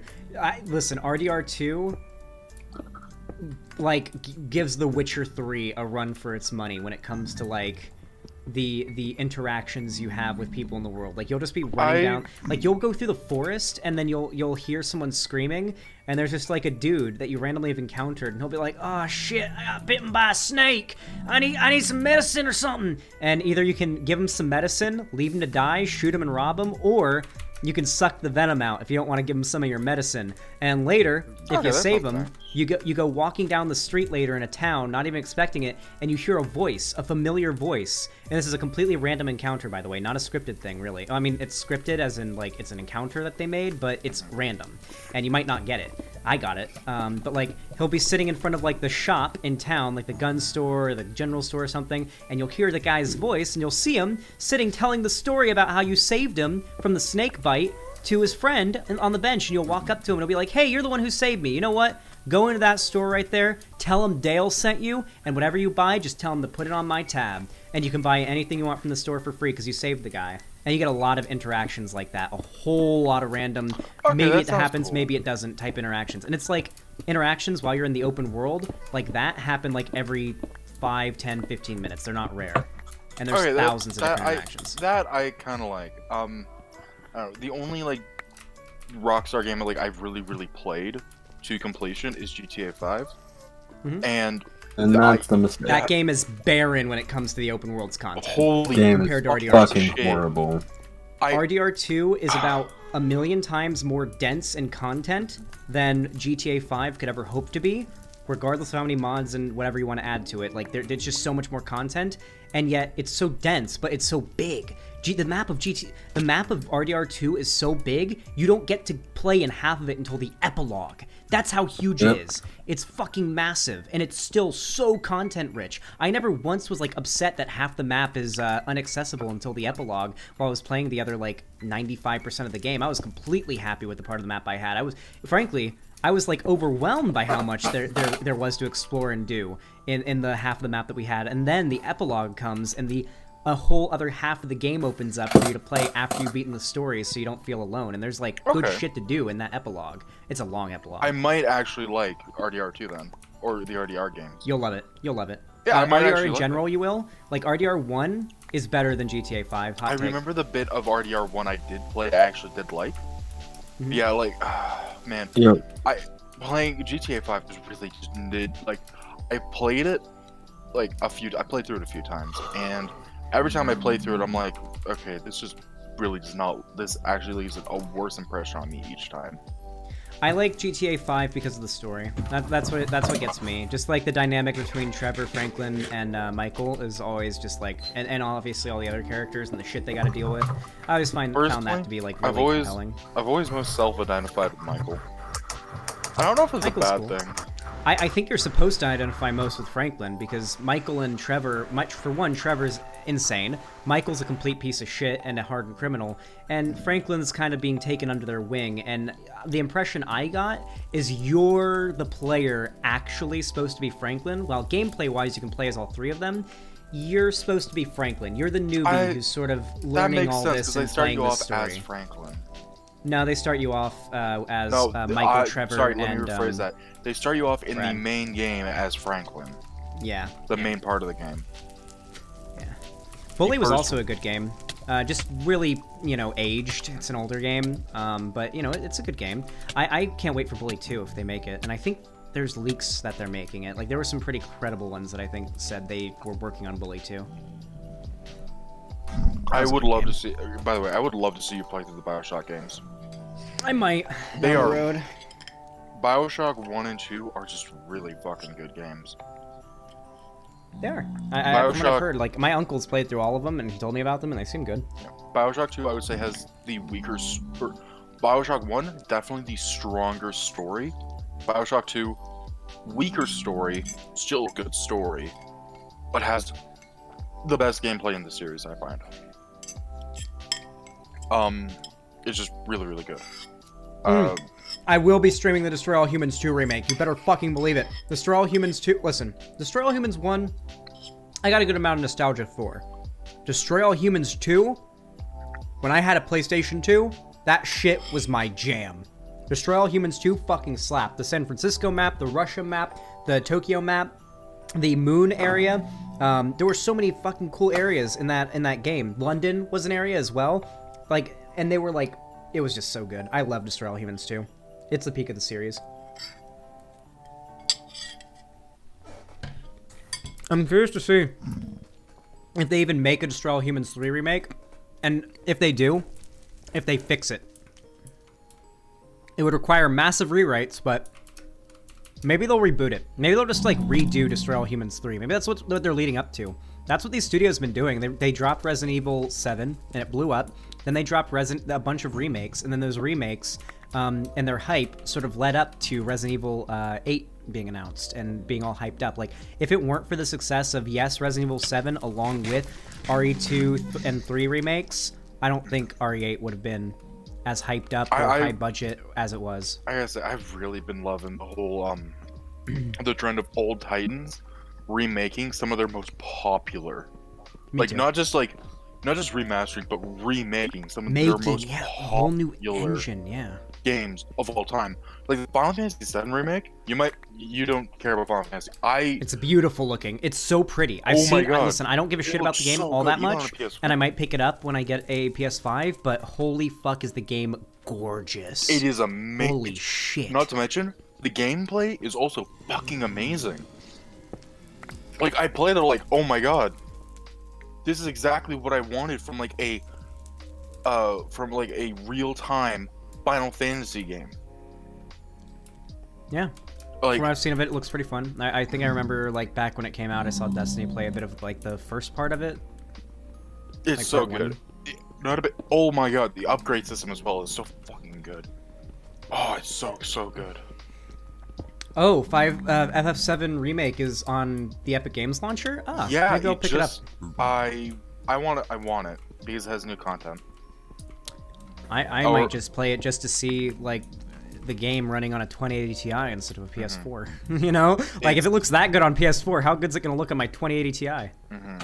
Not to mention it is just. I think they've changed a bunch of. Or I think they've changed a lot of stuff from the original. I've never played the original Final Fantasy 7. I know Saru wants to see me play it, or I think it's Strengthler. It's someone in the server wants to see me play it. But oh my god, the writing of the game is fantastic. I love all the characters so much. Yeah, old games bop pretty hard. It's sad how many don't really get as much recognition. So tonight, I was gonna mention tonight the new Matrix movie is coming out on HBO Max at midnight. I would like to do a watch party of it. So I was gonna ask both you and Apillo if you're down to do. Yeah, let's watch that, and then if we have some time, let's watch some Witcher season 2. Yeah, I'm down. Wait. You've both seen the Matrix movies, right? Yeah. I've seen the first one. The first Wait, you've only seen the first one? We need to watch 2 and 3 for sure. But we can watch those afterwards because I want to watch them. Or I want to watch yeah, the at one some today. point. I think if you've seen the first one, you've got the gist. But maybe because there's gonna be spoilers in the movie for the previous ones, no doubt, or maybe there won't be. Like, okay, how about this? We'll do a system where when we're watching the movie, just ask like, "Hey, what's this mean? I don't get this," and I'll like explain it if it's anything having to do with the previous movies. And if you need like a breakdown of what happened in the last 2 movies, just ask. I think I've seen Reloaded and Revelations more Christy, than I've seen the first one.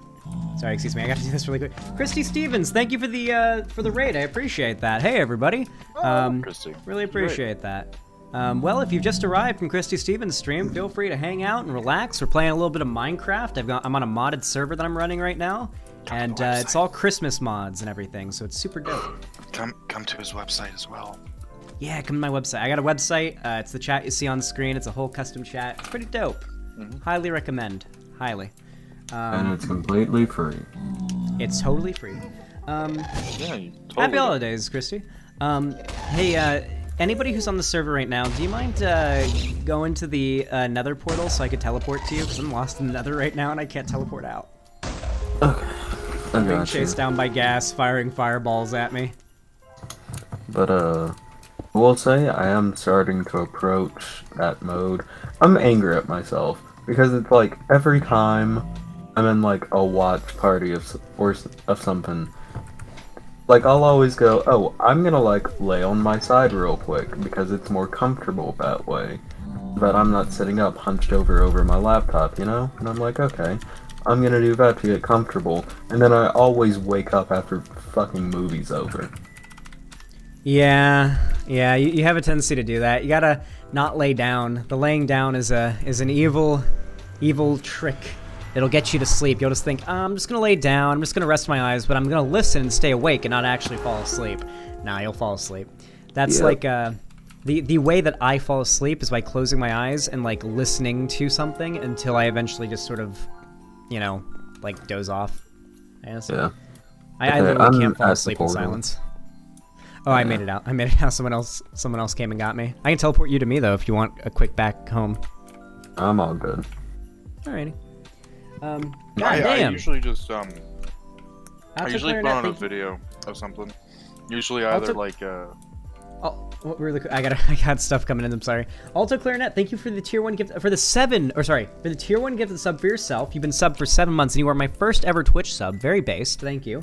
As well as the 2 gifted subs to I am Damo Suzuki and Ryoma MGK. Hey Ryoma, good to see you. Congrats on getting the gifted subs and thank you so much, Alto Clarinet. Sorry, you go on. I apologize. Oh, the things my going to sleep routine is usually I put on something to listen to, just to watch / listen to. It's usually something like Dead Meat videos. You know Dead Meat? Sounds familiar. Great YouTube channel.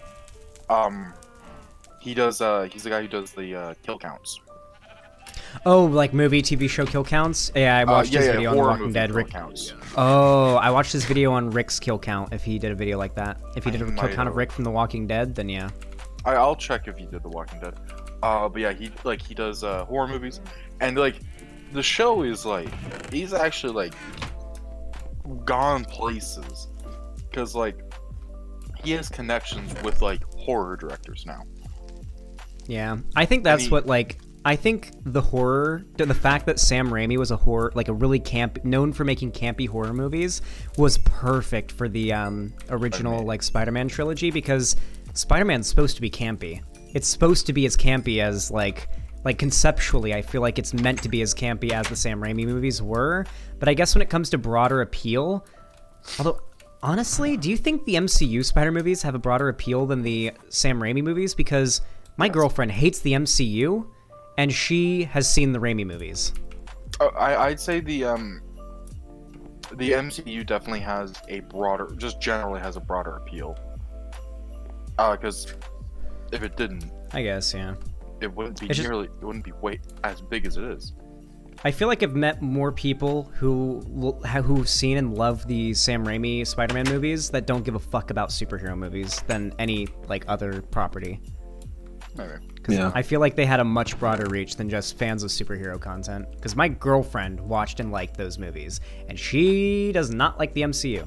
Well, or not that she hates it, she just doesn't care for it. It's not her thing. Yeah, I don't mind people who just don't care for it. My issue is people like Posh who actively hate it. Yeah, there are a lot of Vosh is on that train. I don't like it. I don't like when people do the I gotta hate a popular thing, because that's all it is. It really is. Like when people like especially post the memes about a lot of Vosh's like critiques, it really is just thing is popular. I hate it. I think the perception is that when you have something that lots of people like, the fact that it's so well liked by so many people sort of tacitly implies like, oh, this thing must be amazing, like the greatest thing ever if so many people like it. And then when you experience it and it's just, it's good, no wonder so many people like it, then you think, oh, this wasn't nearly as good as I thought, this is overrated. And that's, I think, where the term overrated comes from. I think overrated is a stupid word. I mean, it's usually when it comes to used media, in really dumb ways. Yeah, some people say overrated to mean bad. Some people use overrated to say what it means, which is just people have sort of exaggerated the quality of this thing. For me, I use it as a, I think people like give this piece of media like more credit than like they love it a little bit too much, in my opinion.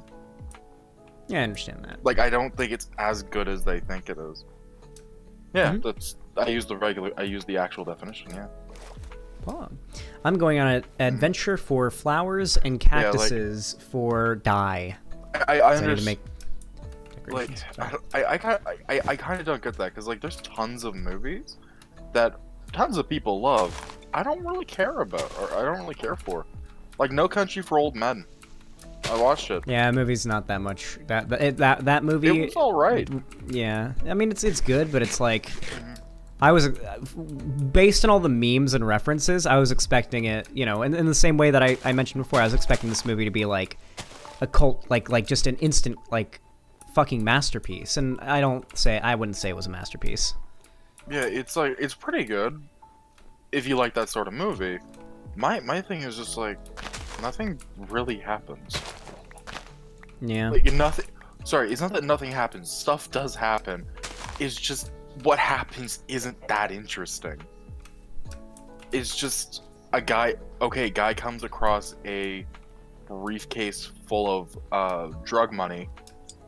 Well, I forget how much it is. Like $2 million. Mm-hmm. And it was somewhere around that. It was like $2 million, and is then hunted down by some dude. Yeah. It's just like, okay. I mean, that can be a good setup for any story. Like, that could be the setup for, like, a masterpiece of a piece of media. I guess execution is a big part of it. For me, I think the best pieces of media do what Arcane did and have a shit ton of very varied, like, a bunch of different main characters that we switch between occasionally who are connected.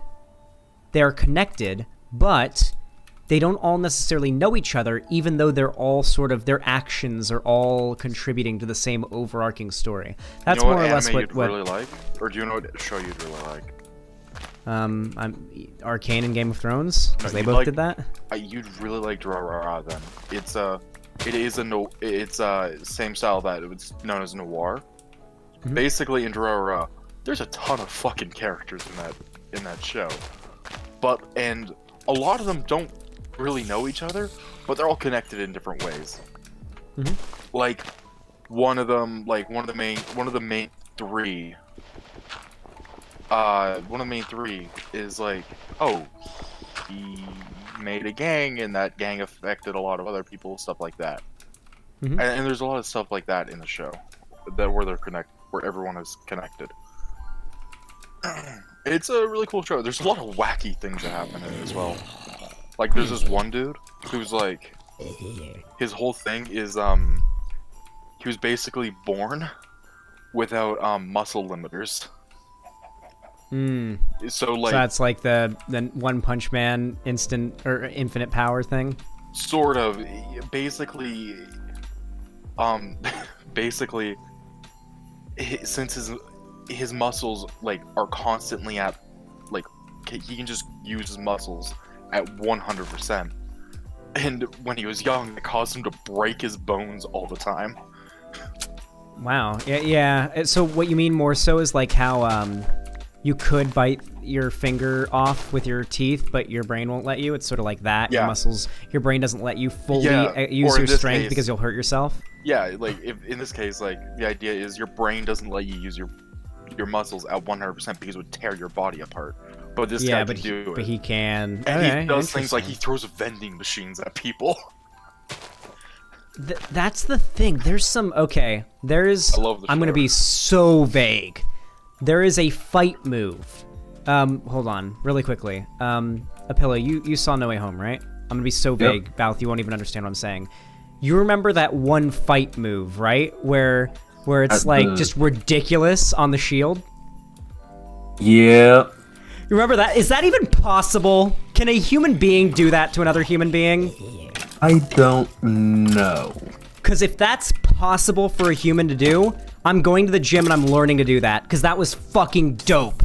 Like, that was one of my favorite scenes in any, like, Marvel movie was that fight scene. Holy shit, it was so good. Now I'll be looking out for a character with a shield. Alright, I'm glad I was vague then, because my desire, I was worried that mentioning shield would be too much, but I'm glad I was vague because you didn't get it, so that's good. Chat, spoilers or permabans. If I see a spoiler, I will no mute spoilers, you. yeah. Now I'm But thinking yeah, about all the that characters in the makes me MCU that moving. use shields. I mean, Cap is the one that I think of right away when I think shield, but There could be others. why would you, like, start guessing, who could it be? Like, that's just gonna make you, like, disappointed if anything does happen. I don't know, I get it. I piqued your interest. I get it. My interest. Yeah, I get it. Oh, fuck. You know what game? What MMO I've been like wanting to play recently? Mhm. Fucking DCO, or DC Universe Online.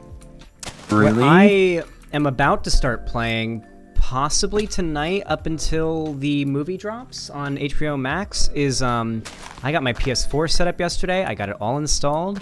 I got myself Spider-Man PS4 along with Miles Morales and the DLCs. So I'm going to be playing that. Not on stream, but I will be playing it. So yeah, that's going to be fun. I like the story of Spider-Man PS4. A great story. I've been spoiled on it pretty hard. I know the ending and everything. I know, like, I watched a lot of YouTube videos of it. I just didn't have a PS4, and my like, I had games that I wanted to play on the PlayStation more. Like, back then when that dropped, RDR2 wasn't on PC yet, so I wanted to get a PS4 for that. I also wanted to play God of War 1. Ironic that all those games are now on PC, huh? But yeah. There's some of the biggest exclusives. Yeah, I'm gonna be so mad if, like, in a month they announce Spider-Man PS4 and Miles Morales coming to PC, like they have with God of War and I don't think they will. Red Dead. No, it's looking like basically what Sony's gonna be doing with Microsoft now is gonna be like, for the first couple years of the game's drop on PlayStation, it's gonna be exclusive, and then it's gonna come to PC. Because it's just so much more profitable to have a limited exclusive than to have a forever exclusive. I guess what that means is I'm gonna need to. I'll still need to keep buying Sony consoles. Yeah, I mean, well, I mean, ideally, if it's fully, like, set in stone that yes, these games are all going to be timed exclusives, then I'm totally cool never buying another console. Although, I mean, I guess if I'm wait, I just realized I have the potential of becoming a big enough YouTuber that money wouldn't be an issue. So if money wasn't an issue, I'd buy every console I could get. But if money was an issue like it is now, then I would probably never buy another console and just stick with PC and wait for those games to come out on there, because it's just going to be a better experience. And there's plenty of other games to play in the meantime. Hey, it's almost like why I never really believed the idea of a games drought.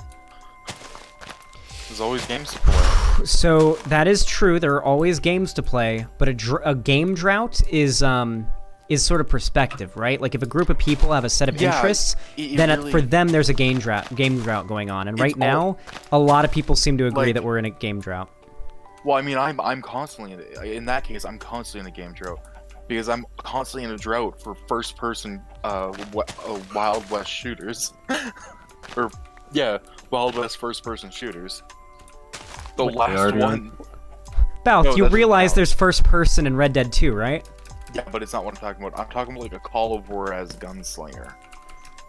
Oh, wait, you want like a Call of Duty game that takes place in Western times? That's not what Call of Juarez is.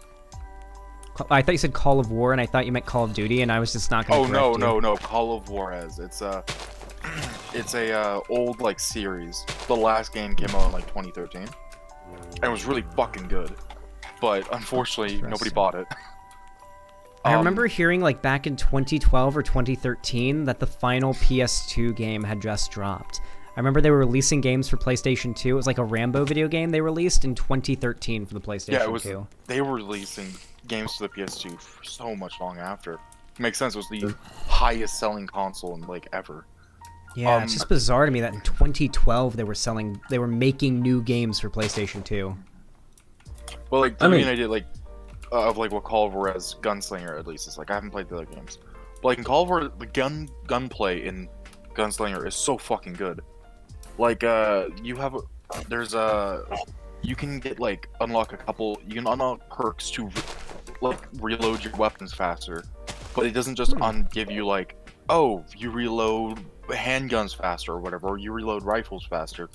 It's, hey, you want to reload faster? Spam the R button to load the bullets faster. Oh, that's interesting. It's so much fun.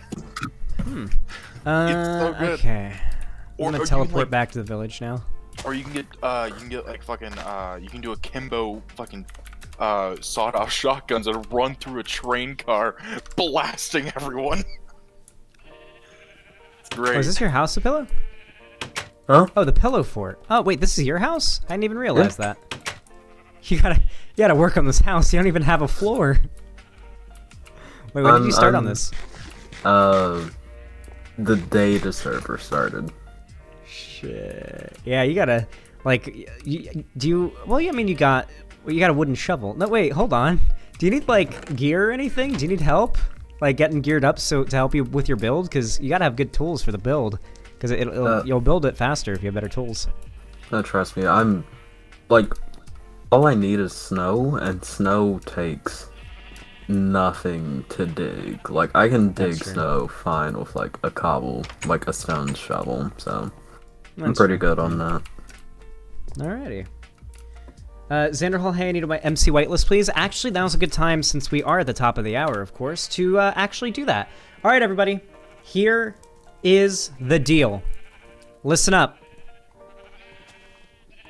If you want to join this server, and you want to vibe with the squad, to compete in the build contest, and to just generally have a fun time and play with us, please consider going ahead and messaging me in my Discord. Direct message me, DM, not in my Discord server. Send me a direct message, because I know people have been trying to at me in my Discord server, and I prefer you don't do that. I really prefer the DMs. It's easier to, respond to you and everything and whatnot.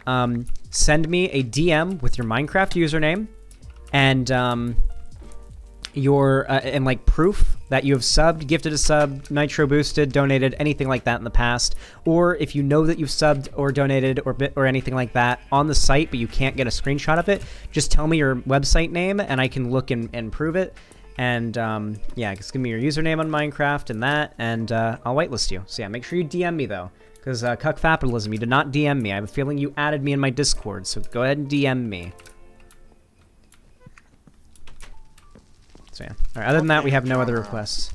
You know what games are we actually kind of are, like, kind of having a lack of, I find? What? Like good RPGs. You know, I don't know. I mean, like, what do you mean by RPG generally? I mean, like, I'm just thinking, like story-based RPGs. 'Cause there are, like, good, like, big RPGs. Like, stuff on the popularity level, like Mass Effect. And, stuff like that, and The Witcher 3. Oh, Pillow just, I think, lost internet. That's potentially what happened. That's a potential oof. 8, 9, you didn't like 18, that word. 27. Oof? Yeah. I don't like when people say oof when I say something like, my grandma just died, and then they say oof. Like, I don't like when I'm venting about a bad thing that happened in my life, and then their response is oof. That pisses me off, but if it's just, like, saying oof because, like, the internet went out, like, that's a whole other thing. Yeah. I don't know. Like, I guess there are, like, smaller, like, RPGs, like fucking Disco Elysium and stuff like that. But, like, I don't know. I don't know shit, frankly. Good, like, character-based RPGs, I find. There are we're kind of lacking. Games where you're given, like, a character that has a set, like, goal and motivation? Not set goal and motivation, but select, a very small selection of skills that are from what is actually, like, technically, like, available within the world. Like in The Witcher 3, I really like The Witcher 3 because you're just playing it. You're playing a game from the perspective of a Witcher, and you have a very select set of skills. All skills that pertain to being a Witcher, and it's really good. And it didn't have something like, if it had something like, I don't know, crafting in it, that. Sorry, if like Geralt had to craft his own gear, it would make no sense. That'd be really stupid to me. In this, you collect the plans and bring the materials and pay for a professional to craft it for you. Exactly. They did a similar thing in Mass Effect 2. I don't know Mass Effect 3 because I haven't played it, where you don't get access to the research and development portion of like the game until after you recruit a specific companion, a scientist whose whole thing is researching and developing tech or like weapons tech, different stuff like that. To be fair, MGSV did exactly that as well. Oh, that's good. That's good. I don't know if I'd call it an RPG though. Oh, you haven't played through MGSV, have you? I played a bit of it. I've always stopped at the when I finished the intro. Hospital. The hospital. Yeah, you gotta. That's like the part that everybody replaying the game dreads, and is like, okay, let's get through the hospital part and then back into the fun, great part of the game. Because the intro is like, it's very hand-holding. It's like it's a really forcing you. Yeah, it's really forcing you to slowly learn all the mechanics in the game. But like once you get out of the hospital and you're in the world, it's like, it's great. It's a really great game. Yeah. It's got the best gameplay in the Metal Gear series. People disagree about, like, people say the story isn't as good and whatnot, but nobody says that, like, MGSV doesn't have the best, like, most fluid and greatest Metal Gear gameplay out there. Yeah, I definitely say it has good. From the gameplay I've seen, it's definitely really cool and looks good. It's almost completely open world, except for the fact that there are, like, different areas, technically. Like, you go from Africa to Afghanistan. So they're like different yeah, the two maps are I believe there are two maps, if I remember correctly. One is Afghanistan and the other is like somewhere in the Congo or something. And there's like, you go back and forth between them. You start out in Afghanistan and then you go back and forth between them once you unlock like the Congo area. And you know, it's a good game. The story is like, you know, it's nothing insane. It's not like the earth-shattering shit that you'd expect from any other Metal Gear game that people really like, but like gameplay-wise, it's about as good as stealth gameplay in anything can be. Like it's the best stealth gameplay there is, I think. Yeah, I've heard good things about the gameplay. Yeah. It heavily rewards stealth and non-lethal infiltration as well, because if you kill any of the soldiers you meet on the field, one, there is a negative impact to murdering that exists in the game. Well, not negative, but somewhat of an impact. There's kind of like a karma system in the game. But also, you're incentivized not to kill necessarily everybody you see because you have to build your own company. You have to build your own private army. And as you go through the game, the soldiers you encounter are going to be higher grade. And you can see what their grade is by like scanning them with the iDroid thing, or the P-scope on the iDroid, and then it tells you like 1980s iPad. Yeah, it's like this guy's got like an A++ in medical, but this guy doesn't wash his hands. Like you can learn things like that from people as you upgrade your shit. So he should not if he doesn't be good in medical then. Yeah, that's the thing though. So good at if you see medical? someone who's got A++, their medical skills, but then you don't know, but they also don't wash their hands, then you're gonna cause an outbreak of a disease that's gonna end up killing a bunch of your soldiers on Mother Base in your private army. And there's like people that are like kind of there are certain personality traits that you can like detect or early in the game not detect in your recruits for your army that can cause problems for you. And as you get further in the game, you develop new ways of figuring out those problems and sort of getting around them. Like, okay, maybe this guy really likes to start fights with people. You know, maybe I just make sure he's always out on missions, you know, so he's not starting fights back at Mother Base. Just stuff like that. Oh man, there's another thing within RPGs that that has annoyed me, that we don't. I miss the days when in RPGs you could like getting to like higher levels, and then getting the epic shit was actually, and the shit like the really cool, powerful shit actually felt cool and powerful. Yeah. Like, there's like very few games I find do that. Dungeons and Dragons makes like the impact of like getting 8th and 9th level spells is insane. Like, oh my god, those are so powerful. Okay, and then there's like hold only on. 2. Sorry, I didn't want to interrupt, but I do think I'm gonna have to go on a bit of an excursion to find a fuck ton of cactus, unless somebody has a ton, because I'm out of green dye. And I've got no cactus, and all the deserts nearby have been pilfered. Hopefully we've got a cactus farm. I know we've got a couple growing here. I have some green dye. I need, like, stacks of it, basically. Night, Like, at least a stack and a half. Oh, are you going to bed? Yes, I decided... When it comes to Matrix, I would prefer to watch them in order. And also, if I did try to watch The Matrix tonight, I'm gonna wake up. I'm not even gonna go to sleep. I'm just gonna wake up. Yeah, it's based just being awake. Yeah, no sleep at that point. Yeah, I understand that. Yeah. It's all good. Well, I guess I'll be wrapping up my stream soon anyway. I think I'll do... Here's what I'll do. I think I'm going to stow all the ingredient stuff, all the Christmas ingredients. Unfortunately, I don't think we can do the decoration of everyone's builds today, because I just don't have the dye and everything that I need. I don't have, like... Oh, here's some more. Only 6, yeah. It's going to be such a hassle to get green dye. It's going to be, like, a whole stream, basically, worth of work. And we need enough green dye to be able to actually decorate these houses. So I think tomorrow... which will be the 9th day of Christmas, right? 9th day would be tomorrow. It's 8th day today, right? We're 9 days in tomorrow. Yeah, we have 4 so more yeah, I think until Christmas. Yeah, I think 4 more days counting today. Okay, yeah, three days from Christmas sounds like a good time to decorate the rest of these houses. I'm okay with that.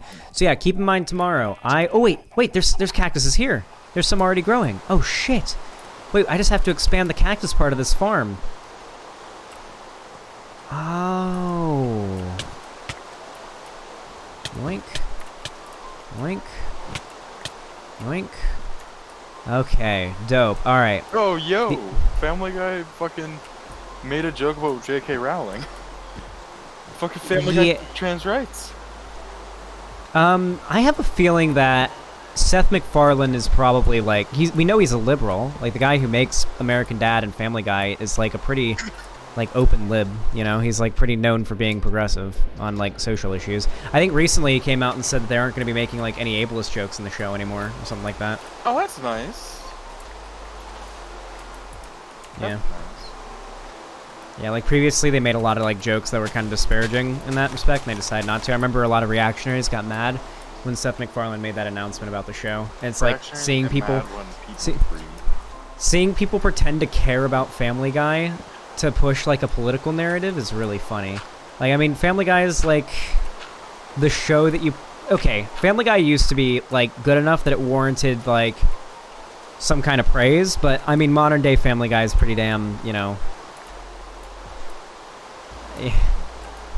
I don't want to be mean, but you know, you guys know what I mean, right?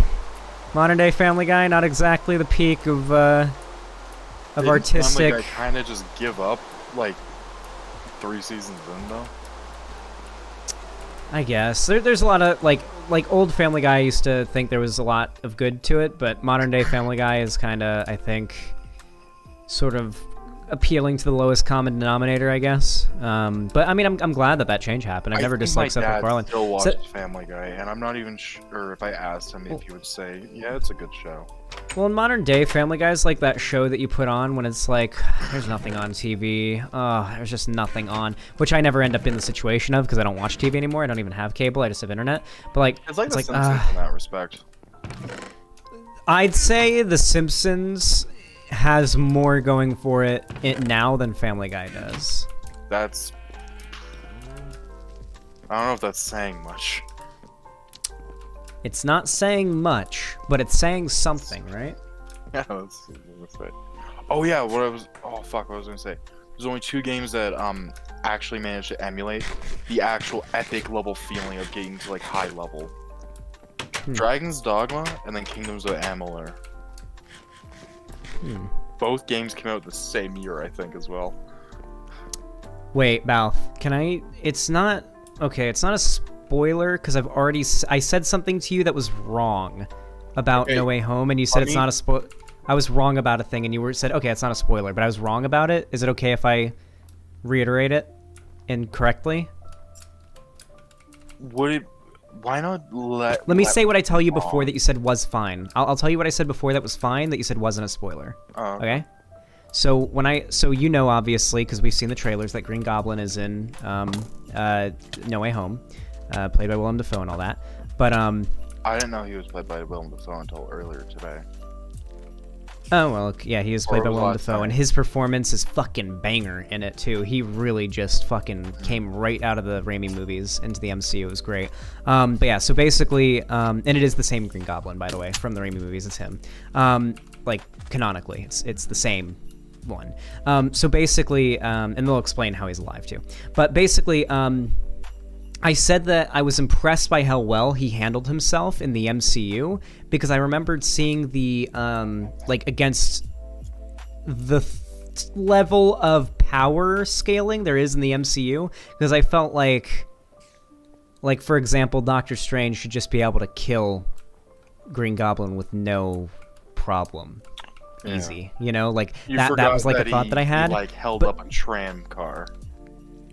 A train car with his own hands. Yeah, one hand. I'm gonna say this. There is a fight scene that involves Green Goblin that looks like a fight from God of War 2018 with the level of, like, destruction and power behind the attacks. It's nuts how fucking powerful he is. Like, I was, like, downright impressed, and I went back and I rewatched the ending of Spider-Man 1, where he, like, where it's, like, right where he dies, like, his death scene, and I just remember and then I watched that, and I was like, unless he's, like, not at his peak here, they buffed him for the MCU. They buffed Green Goblin, I feel like, because he is just a beast in No Way Home. He is a fucking beast in that movie. It's insane. That's as vague as I'll be. That's as much as I'll say because I want to be vague, but I also want to, like, hype you up by being vaguely hypeful, I guess. I should mention, everything you tell me is putting my life on the line. No. If I ended up spoiling something, I would not be upset at you, okay? Just for the record. Oh, okay. So if you spoil it for me, it's fine. No. It's not fine if I spoil it for me. No. If I spoil it for you... Kill them. No. If I spoil it for you, I'm angry at myself. If someone else spoils it for you, I'm angry at them. Or if you end up getting spoiled on accident because you waited too long to watch the movie, then I'll be angry at you. That's basically the system that I have. Okay. I have been... I mentioned it in the GC, but, like, I've been having to, like, warn people about talking about No Way Home around me, because I'm like, yo, don't talk about No Way Home around me. Zan has already threatened physical violence upon me. if you spoil anything for me, fuck, he'll probably come after you too. And I'm pretty sure I'll he come knows after your them IP too. address. Oh yeah, I do. I probably do, honestly, yeah.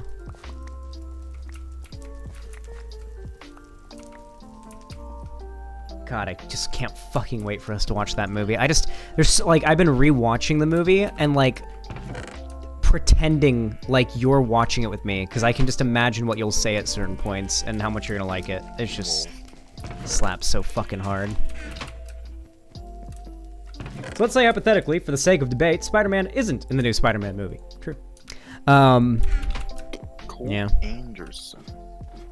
Okay. Mr. Anderson. Spoiler: Peter Parker is Spider-Man. Got him. Fuck. God damn it, Allie.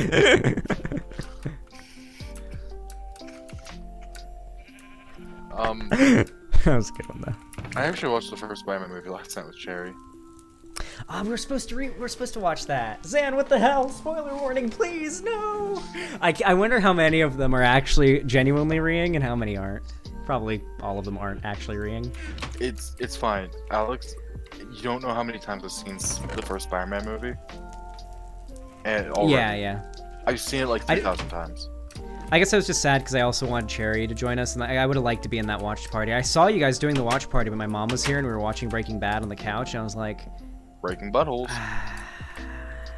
I really wish I was in there. I would have been in there if my mom didn't come over today. Fuck. But yeah. I guess we could do... I guess, depending on how long it is, maybe after Matrix Resurrections, we'll still have time for the first... No, I want to continue watching Witcher. The Witcher, yeah. I'm fine with that, yeah. Apparently the Witcher subreddit is kind of mad at season 2. Really? Yeah. Chat. Apparently wait, really quickly. It's not faithful to the books. They're saying they're mad it's not faithful? Or they're saying something like that. I don't know. Oh, I'm sure it was the same thing that I was upset about then, or not no, upset it's about. No, it's actually something different. Apparently, it gets worse in that aspect. So they're really diverging from the books now, huh? I don't mind, personally. Did you see the prequel show they announced? The trailer for? Which one? They're releasing a it's called The Witcher Blood Origin. It's gonna be on Netflix. They already put out the trailer for it. Isn't it supposed to be about the conjunction? It's supposed to be the first Witcher. So shortly after the conjunction. Okay, cool. Because the Witchers were created a little bit after the conjunction. Not too long, though. Wait, Beth, you're not on the server right now? No, I haven't been. Can you get on? Everybody come to me. If you're on the server right now, come to me. I'd like to demonstrate my brand new invention I finished last night off stream. I've created a death elevator. I made a bit of an invention. I'll teleport you to me, okay? TP Drakasai Xanderhal. I'm fucking scared, dude. Go on and walk into that thing, Drakasai. Go ahead.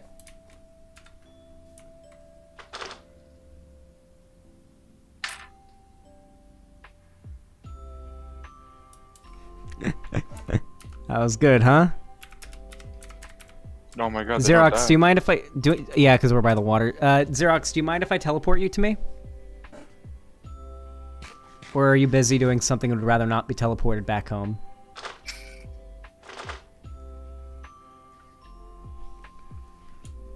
Oh, no problem? Alright. Oh. Well, I guess it teleported you, but you're invisible. Oh, there you are. Cacti! Holy shit, you did it! Oh my god, you got a bunch of cactus. Holy fuck! Okay, I guess I don't have to end stream. We can just do the thing. How do you like the new launcher I created? That is the tallest I can possibly make it. That is the most power I can give it without you getting stuck. If it's any taller, you will either go flying out the side or you'll get stuck in the wool. So this is unfortunately as powerful as I can make it. I wish it could be more powerful, but there's a weird glitch. Hopefully in like more modern versions of the mod, you can just make it insane. But yeah, it's about as high as I can make it launch without us lagging and glitching out. But yeah, it's pretty damn fun, huh? Here, I'm gonna launch myself out of it. Let's hope I don't die. Sheesh.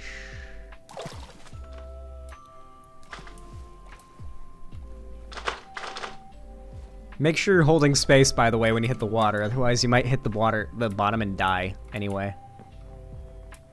I'm waiting for someone to launch themselves and hit the ground and die. Yeah, me too. Can they make it to the other side? That's my question. I thought about building this thing in the middle of town where there is no way to actually like get into the water, so that people who take it for the first time just die. That's so evil. That would be so evil. I literally almost hit the ground. Lamau. Oh. I've got plenty of cactuses now. I'm all good for anybody who... Oh, okay. I mean, I'll take more. Thank you. I should go see if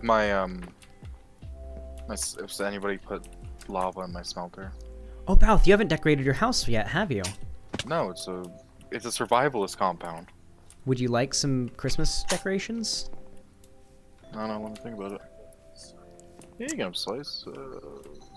Which is a good slice. My dad wanted to slice my pizza. Okay. It's a good pizza. It's got barbecue sauce on it, chicken. I think I'll start by decorating this. I think I'll start by decorating this building and this building and like this building as well. Like all the buildings in the main square, I think is where I'll start with the decorating. Unless someone's online right now and wishes for me to decorate their home. If you want me to decorate your house, just say me in the game chat.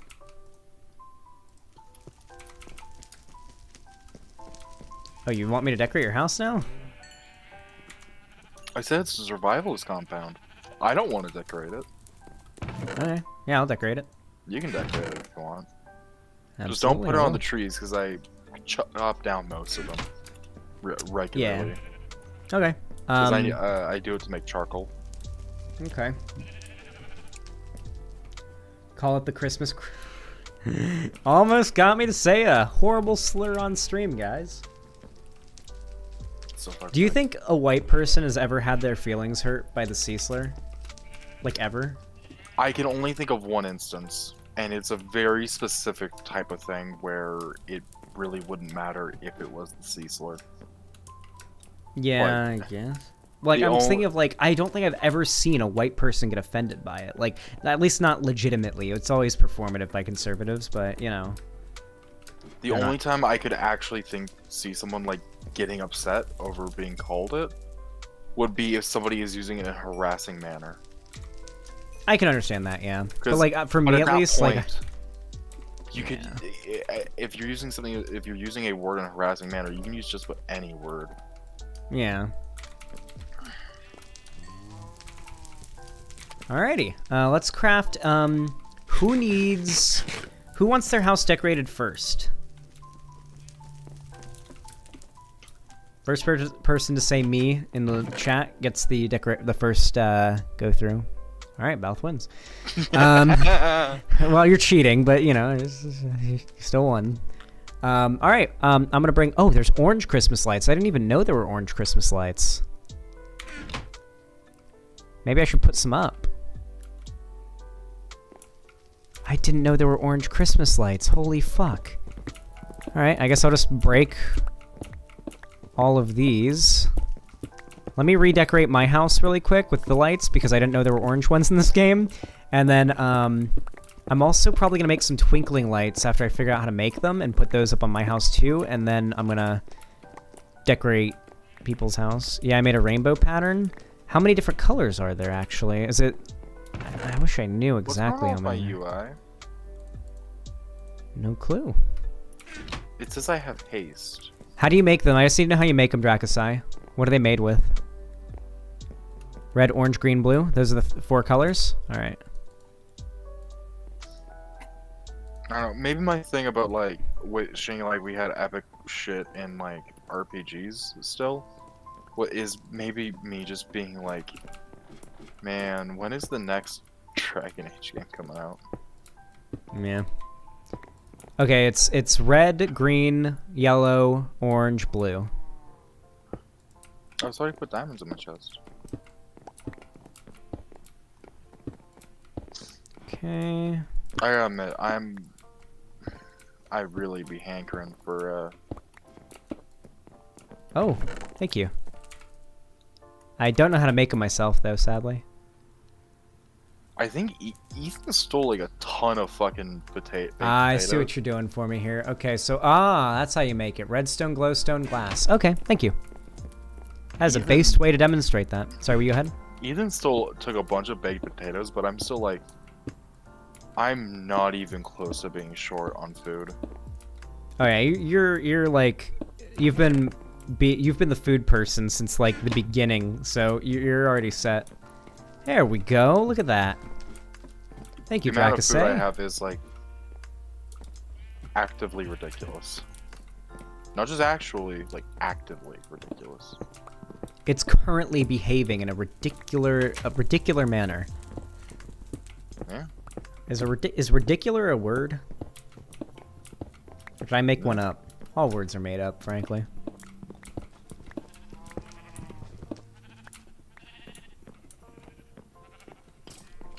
Man, fuck.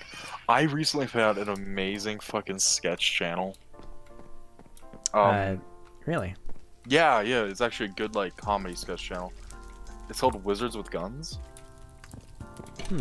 Holy fuck. I assume it's an unrelated name to what the sketches they make are. I think in the beginning they made sketches about wizards with guns. Like there was this an old sketch from them where like the joke was like a wizard had a gun. And that's probably the origin people. Then. But like they made a Star Wars sketch video that was pretty funny. My favorite ones though are the G is for Jesus. G is for Jesus, is it now? Holy fuck, it's so good.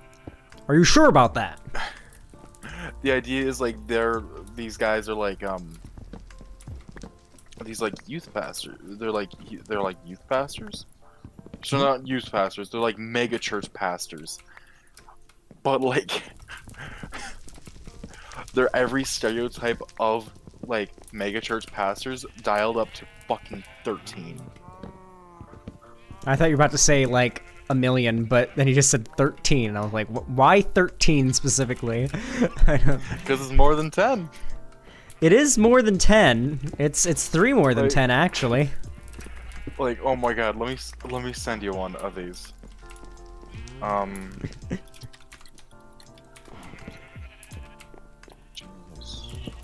My cat's meowing. The one is one of my favorite. There's a highlight. It's called the Hostage's Prayer. It's so fucking.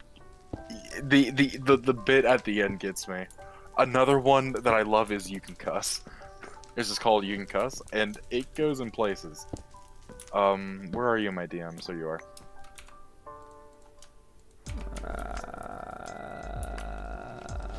That's weird.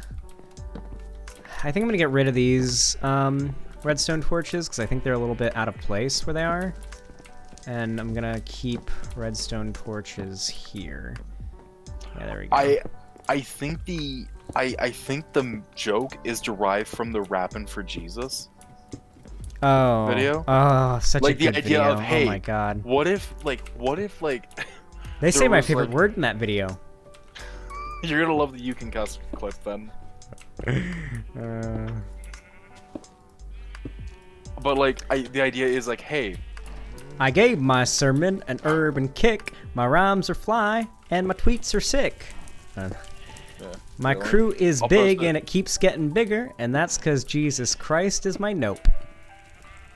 I don't know, I'd say nope as well. But I fucking love You Can Cuss. It's a great Wait, clip. I gotta stop you for a moment. I'm sorry. I have to stop you for a moment. Everybody in chat was Pepeing and or Monka S-ing up until I said nope. They thought I'd say it. You motherfuckers didn't actually think I'd say it, did you? Yeah, you can Cuss watch it. It's like 25 seconds. 1 second. I'm just trying to finish the decorations on my house really fast. Boom. There we go. Ooh, clean, beautiful, sexy. Yas, queen. Yas. Yas, queen. Yas. God, it looks so nice. Fuck. I'm gonna be real. Christmas decorations get me horny, okay?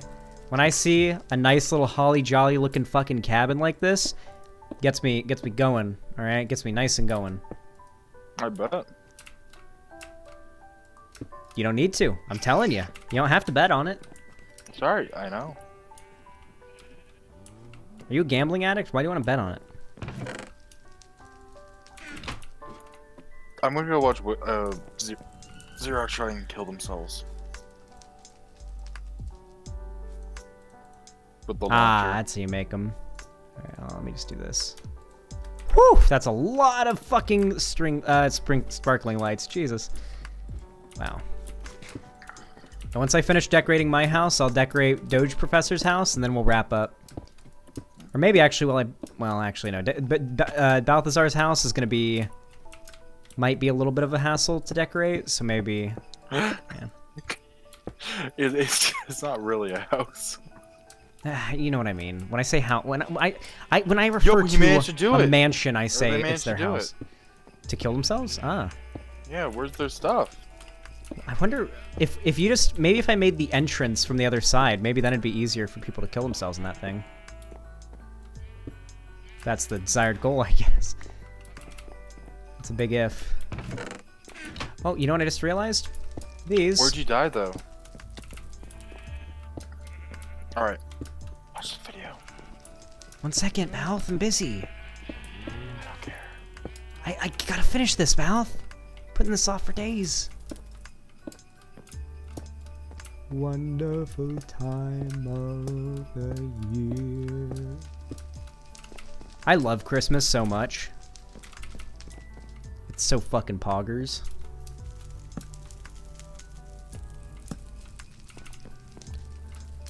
Wonderful time of the year. Wait, these can't light up without... Wait, what? Why not? Wait, maybe. No. Wait, would I break blue? Then it would be red, yeah. Okay, what... No, stop breaking lights, fuck. Stop breaking lights, okay.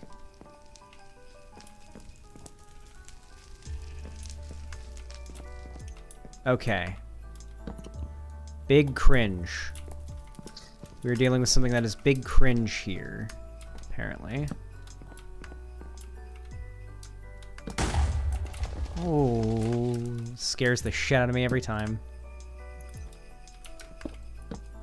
Yeah, this channel is like, I think they just hit 50K subscribers. Nice. Okay. Whew, there we go. Nice. 1 second. Okay, I need to make some redstone torches. 5. Nope. Nope. Craft them. There we go. Poggers. And then... I guess that works.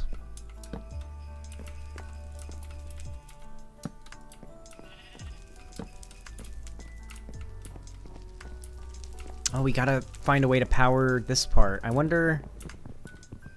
Do you think... What if... Wait, if this works, maybe I don't even have to do the torch system. Imagine if redstone blocks will do it. Do you think if I place a redstone block here, maybe it'll work? They're touching corners, not... So I don't know, but we'll see. I'll craft 1 redstone block to try... See how it works.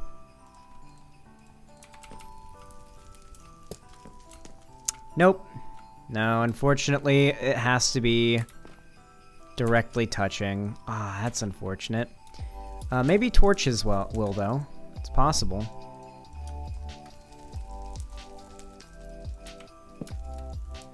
Nope. Huh.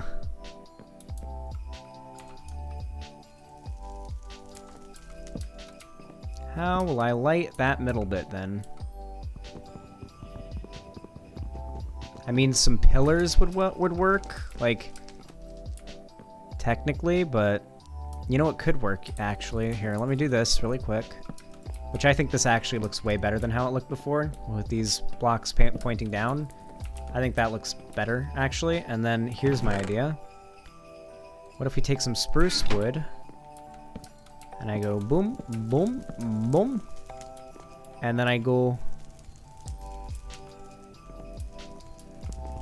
in the middle block. Nope, that won't work. Oh, here.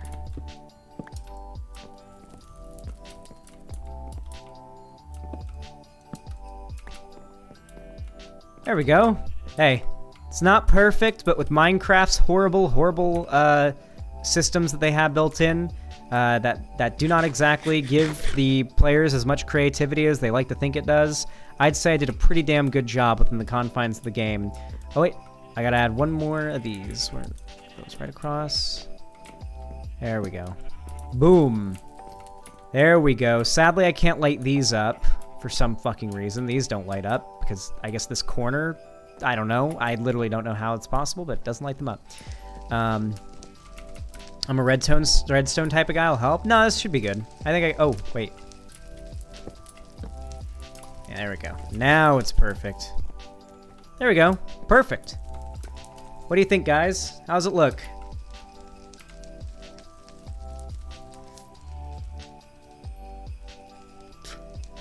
Oh, here's another one I think you'll like. To catch a predator, hosts catch each other. The idea of two competing to catch a predator style shows catching each other. But how would that even end up happening, though, right? I don't know. It's a funny joke, though. Okay. I'm gonna actually break the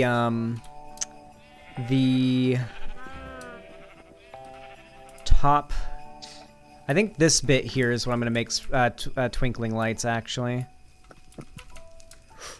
I thought I could parkour up, but no. I'm gonna have to go grab some dirt from my chests. When you throw the cum grenade. Oh my god, thank you for... I just have so many presents outside my house, it's ridiculous. I don't even have time to open them all. Being a YouTuber's poggers sometimes.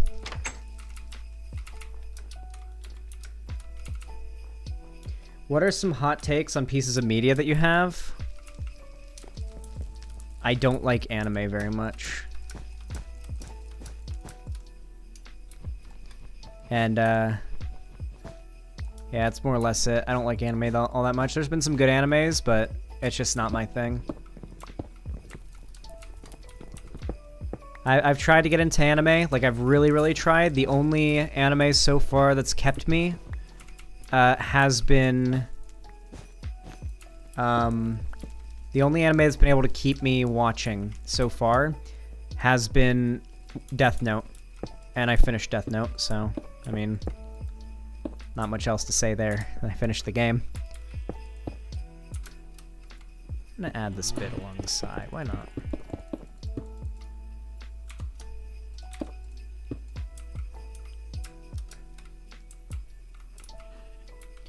You should watch Psycho Pass if you like Death Note, then.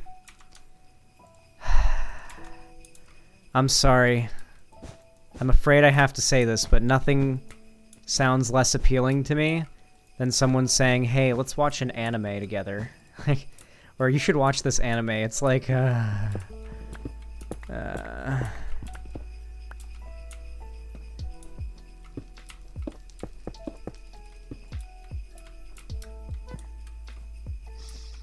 it's just not that much. Like, I'm sure I'll discover some more good ones. The funny thing is, to me, is just like the MCU and like has like so much, and the MCU has like so much in in common with anime. It's like the fact that you don't like anime but you love the MCU is just insane to me. Yeah, well, to be fair, I didn't like the MCU until very recently. Like 2018 was when I watched my very first MCU movie. Oh, thank you for that. I think you just need to find like an anime that does like some hype shit, like the MCU does. Yeah, I think a big part of it is that like everybody knows good a points. Marvel hero. No, well, this is the thing. Everybody knows a Marvel hero. There's not a single person on this planet that does not know a Marvel hero. So I think a big part of it is that these are all characters that are already pretty well established, being elaborated on pretty well, story-wise. Hold on, really quickly, I'm gonna... Oh my god, I'm like an Assassin's Creed character, but in Minecraft. Holy fuck, I'm soy-facing right now. If you had a longsword, you could do that way easier. True. But I'm gonna pick a battle axe instead, because I like cut down big tree. Well, maybe I'll just have the battle axe be my axe, and I'll make... From my understanding, the best weapon is the battle axe, though. Like, in terms of being a weapon. Lonnie's talking to the cat. I in here. Meow. Meow. Meow. Meow. How's my house look now, Balth? You like it? That's looking good.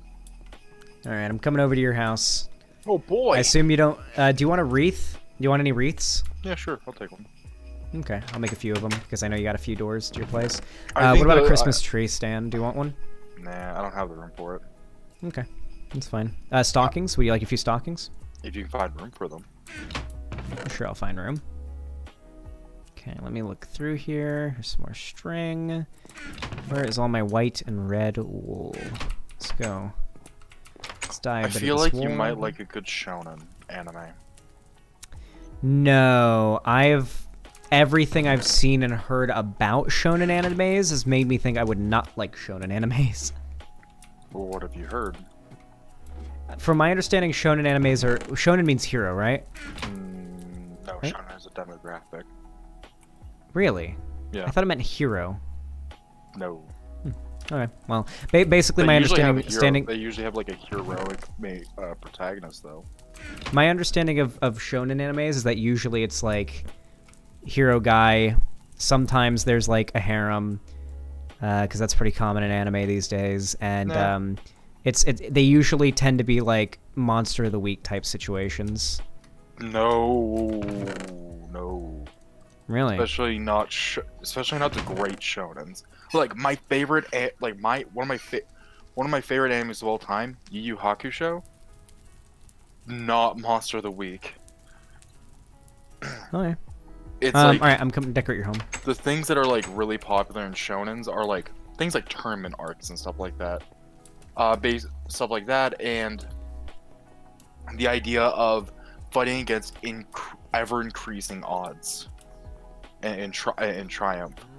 They usually have some of the most hype shit because they usually have power systems that are hype as fuck. All right, I've arrived at your home. Would you actually like for me? I think I definitely want to do a ring of lights around the base of your platform, I think. Or not the base, but the top of your platform, right where it meets, like, right at the very top of it. I think a ring of lights around it would be cool. But I want to start with your house.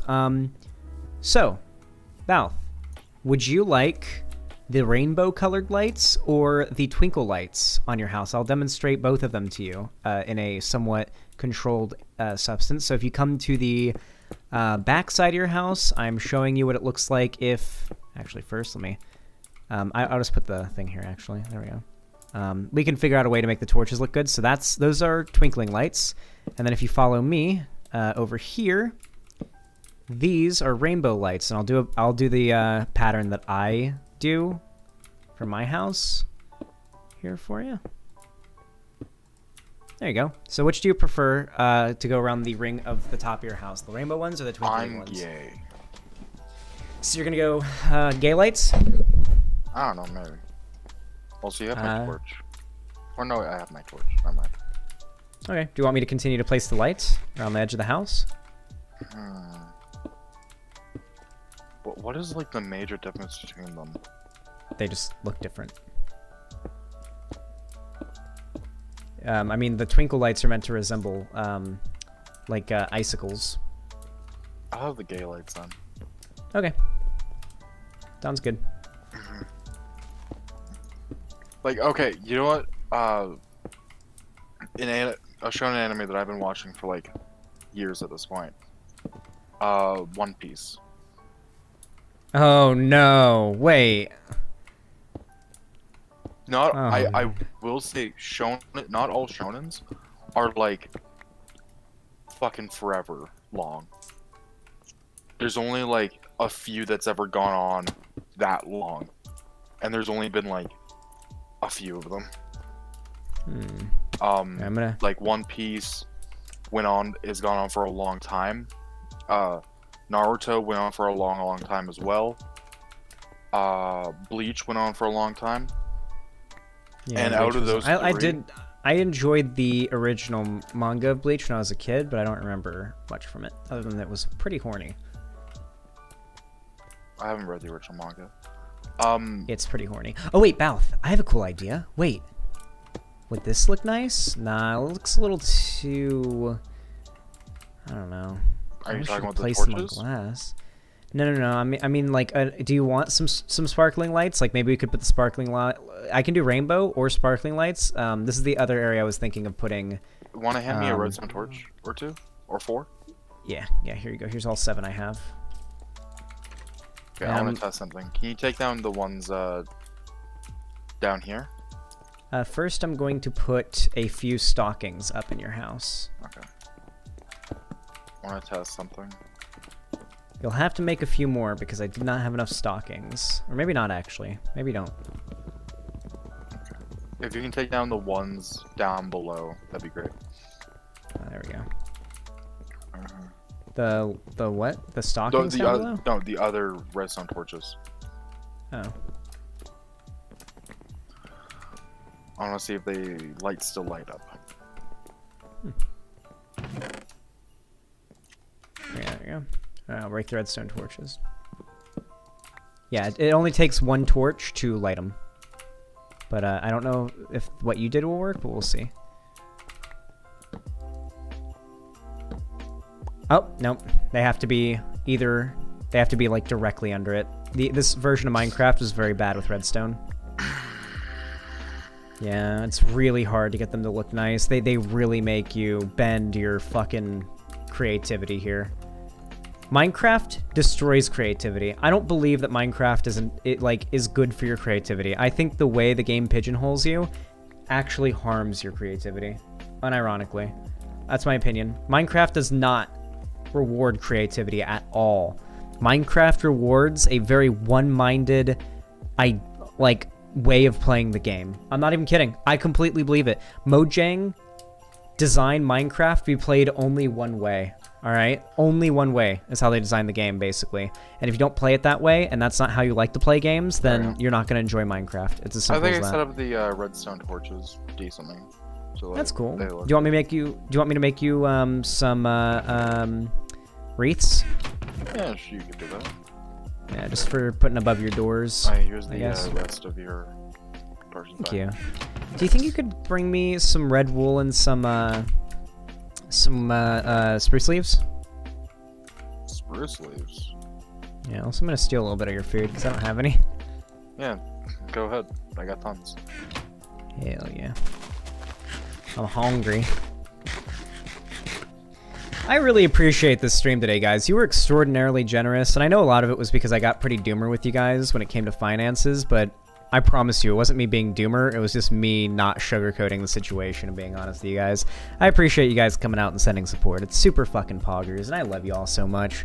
I'm gonna wrap up the stream in a minute after we finish decorating Balthazar's place, but after that, I think in a little while, we will be doing the watch party of The Matrix Resurrections, the new Matrix movie. Yeah, I'm excited. It seems to be like after the other Matrix movies. It does, yeah. And it's like left me some questions like, what the fuck? How are these two still alive? Really, really interested to see like how that's gonna get explained and revealed and whatnot. Also, no chat. I don't give a fuck about spoilers. A-Pill's not here. Yeah. Spoilers for the old Matrix movies are fine now, not the new one. Yeah, I don't give a... Yeah. I've seen them like a ton. I don't know. We'll be doing an announcement when we start the Matrix Resurrections, and then once we move from the Matrix Resurrections, if we do The Witcher tonight and we have time for it, then I'll be announcing that we're watching more Witcher Season 2 as well. Okay.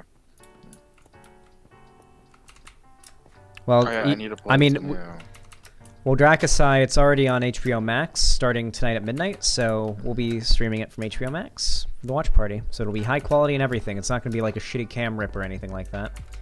Yeah. Really wish. I think it's supposed to be like, I looked it up and everyone was saying that it took 35 days for Venom Let There Be Carnage to have a DVD Blu-ray rip appear on the internet for pirating.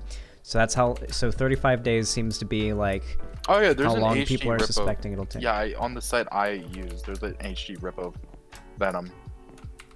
Yeah, it took 35 days is what they said, so I'm thinking it'll take 35 days for No Way Home too. Yeah, isn't Venom's like not even on DVD yet? So basically, once the DVDs are produced, that's when people start, you know, copping them and burning them and getting HD. Like once, all it takes is one guy who has like connections getting a copy of the Blu-ray of, or like the DVD or a digital copy or anything like that of the movie, who pirates it and uploads it online for there to be countless copies of it everywhere. That's all it takes. So yeah. Oh yeah, I was. All we're waiting for. Oh yeah, I was talking about One Piece. So I think you might like you might like One Piece. Oh wait, Beth, do you have any red wool? No. I need about 4. I don't know where to get any. I have. There's a sheep farm all around the village. Let me look for red wool in your chests. The wool I have, I used for beds. But like, go grab something. Let me go grab some. I'll be right back. Do you want? What I'm do you want? actually already getting wool. Oh, okay. Do you want? Oh, there's a beacon here. Poggers. Oh, it's all the way underground. Dope. That's cool. I assume this is where somebody killed the Wither, and then they built a beacon here. What kind of effects do we got? Haste 2. Just haste, huh? I would like to cover, like, the entire village and, like, really good beacons. That'd be good. Yeah, you got a beacon right next to your house. This open area is actually, like, really good. This used to be a lake, didn't it, Balth? Right here? What?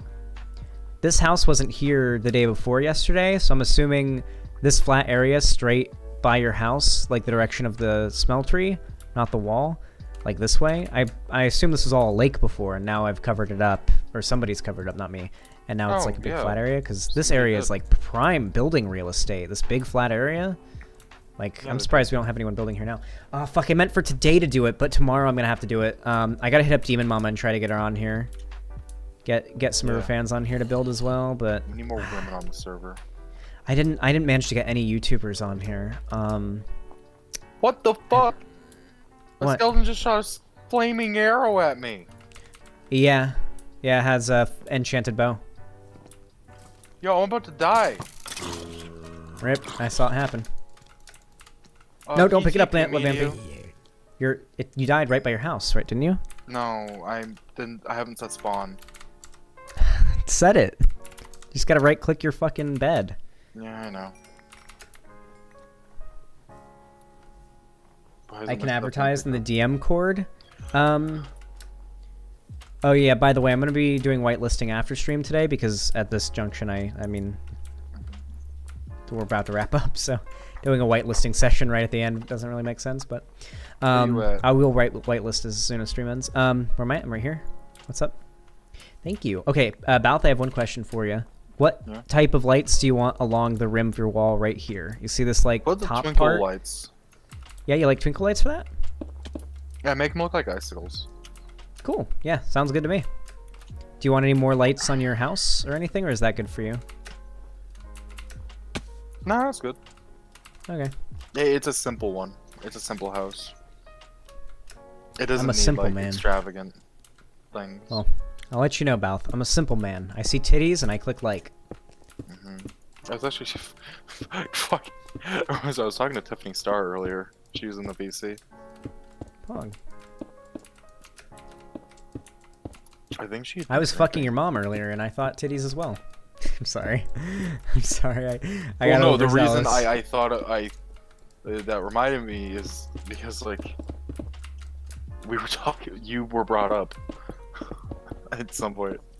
You were brought up like a lot, and like it was mentioned you were a coomer. I'm not a coomer. I'm a. You're an gooner. unapologetic. You're an That's what a gooner is. An unapologetic coomer is a gooner. So that's what Ella Hollywood meant.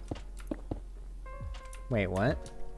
Sorry, I had interacted with Ella Hollywood on Twitter one time, and they said like, "Oh, this account is for gooning," and I'm like, "Okay."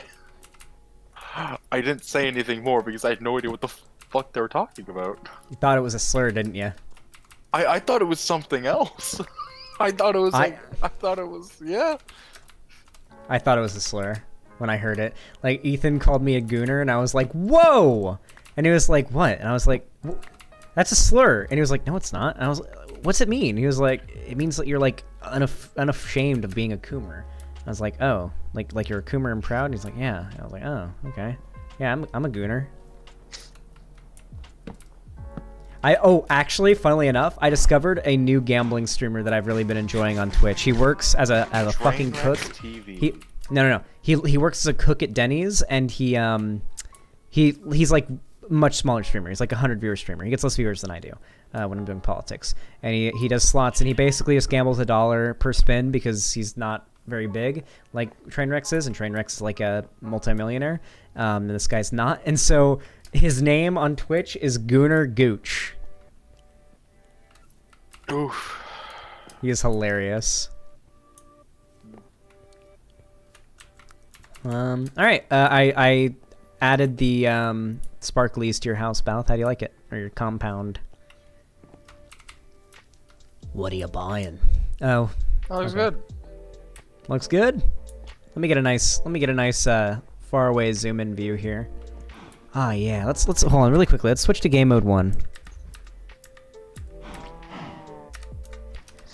At the end of every stream, I like to fly around a little bit. I'll turn on snow too, just because it's more Christmassy.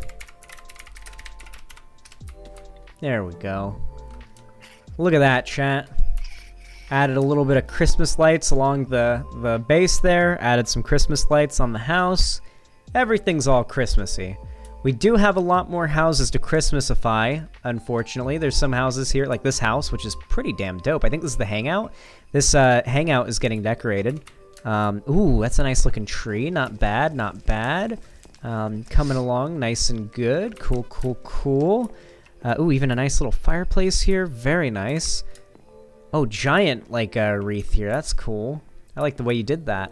Like, creating a giant wreath. Even got, like, a little cubby here. That's super dope. That's so cool. That's super duper cool. Hell yeah.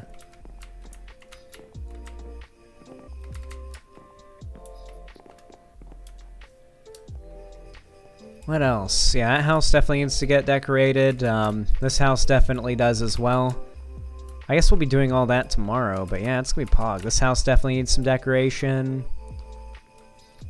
I want to let most people decorate the houses themselves if they want to, but if they want me to decorate it because I've got a little bit more expertise, then I'll do it. Actually, first, I'm gonna decorate this house. This one house right here, I'm gonna decorate it before I go. Oh, I'm in creative mode, I just realized. Okay, let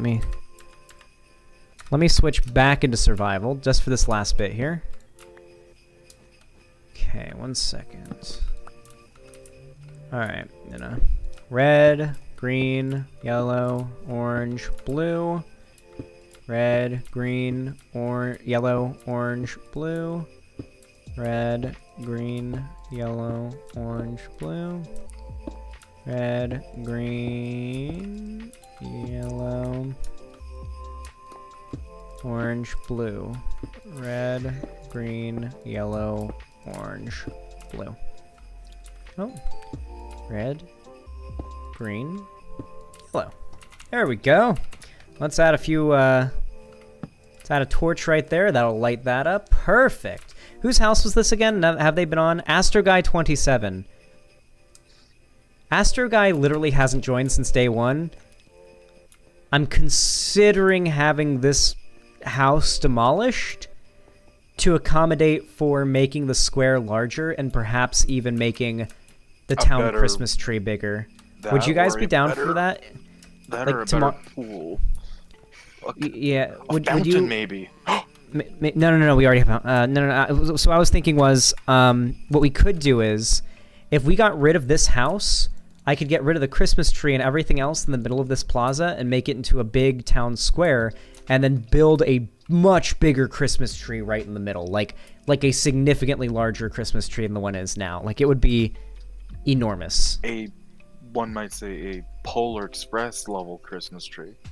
Maybe not. Yeah, well, I mean, not that big, but like on that, like getting close to it, you know? Yeah. Closer to being a Polar Express level Christmas tree than the one that we have right now. The one in Polar Express is bigger than any Christmas tree could ever conceivably be, I think. Right? Like, by the way, I did a pretty good ironic meme earlier on Twitter. Did you see the post opinion on anarchism that make you end up like this? And it's the picture of Patrick in chains. You see that post? What did you tweet? My response: anarchism is pretty cool. The meme being that everybody hates anarchists. Do they really? Everybody seems to hate anarchists. Huh. Yeah, it's true. Yeah, even Hassan does. I'm actually gonna go ahead and have to... Torgo's hand, you're not on right now, are you? Good. Alright, Torgo's hand, hopefully you don't mind. But there's like a small detail about your house that's been bothering me. Or your church that's been bothering me. And since you called it the Church of Bussy, and it's Zan's Bussy Church, I think I have the religious authority to make some small changes to it, even if I'm cheating. And I'm in creative mode right now. I'm technically just replacing already existing items with a new one. Alright. Now that I've made this not be slabs, I can do this. I can do this. Yeah, I do notice that, like, everybody seems to hate anarchists. That is true. And it seemed like that wasn't true a while ago. Like, I feel like everybody was identifying as an anarchist not that long ago, you know? I think people think, like, it's just really cool to always show on anarchists because, like, I don't know. From the perspective of as me, an anarchist, I would say the reason people show anarchists is they're just, this is gonna sound really bad, they're incapable of, like, imagining a world like that. Like, yeah, imagining a world like, because the idea of an anarchist world, I will admit, it's pretty fucking, like, crazy. Crazy compared to, like, modern day. And, like, most people just don't have the capacity to imagine a world like that. That's true. Alright, Toro's hand, hopefully you don't mind the small change I made to your build, but I think it's made it significantly better. I think having a... Or the capacity to imagine what is possible. What is truly possible. Like, I've gone on that society is plastic train. By that meaning it's not static. We are the ones who created society and everything that exists within it. So if we truly wanted to, if we all got together, we could change society however we wish. Yeah. True. Alright. Hey Lonnie, what's up? Good to see you. I was actually just about to wrap up stream. I've been live for 5 hours and 15 minutes, so I was just about to wrap up. The village is coming along nicely. People are decorating their houses a lot more. It's so pretty. I decorated Balth's house earlier. This house, that's currently getting decorated, that sort of condo-looking building, which is really dope. Very interesting build choice. I appreciate it. Yeah, I want to see this house, that house, especially, because... Oh yeah, wait, who's... Oh yeah, you are doing it. Wait, who is that, actually? I wonder, who is that? I guess I can fly over to them. Sending them again, right now. Oh, before you end stream, will you show chat the merch PNGs I sent you and see what they like best? I forgot to mention, chat! I fixed the merch store! Base. I fixed the merch store, chat. If any of you have wanted to... Oh.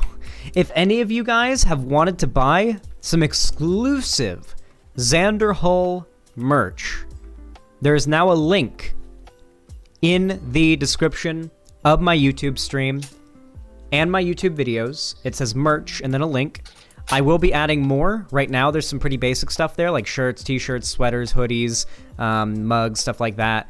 There's also a sports bra in there I called a Xanderhal booba shirt. Yeah, just a lot of cool stuff, and be adding even more stuff in the coming days. Lonnie just created a new design for a I Was Radicalized by Minecraft shirt. As well as a few other design mock-ups I'm going to open up for you. Hold on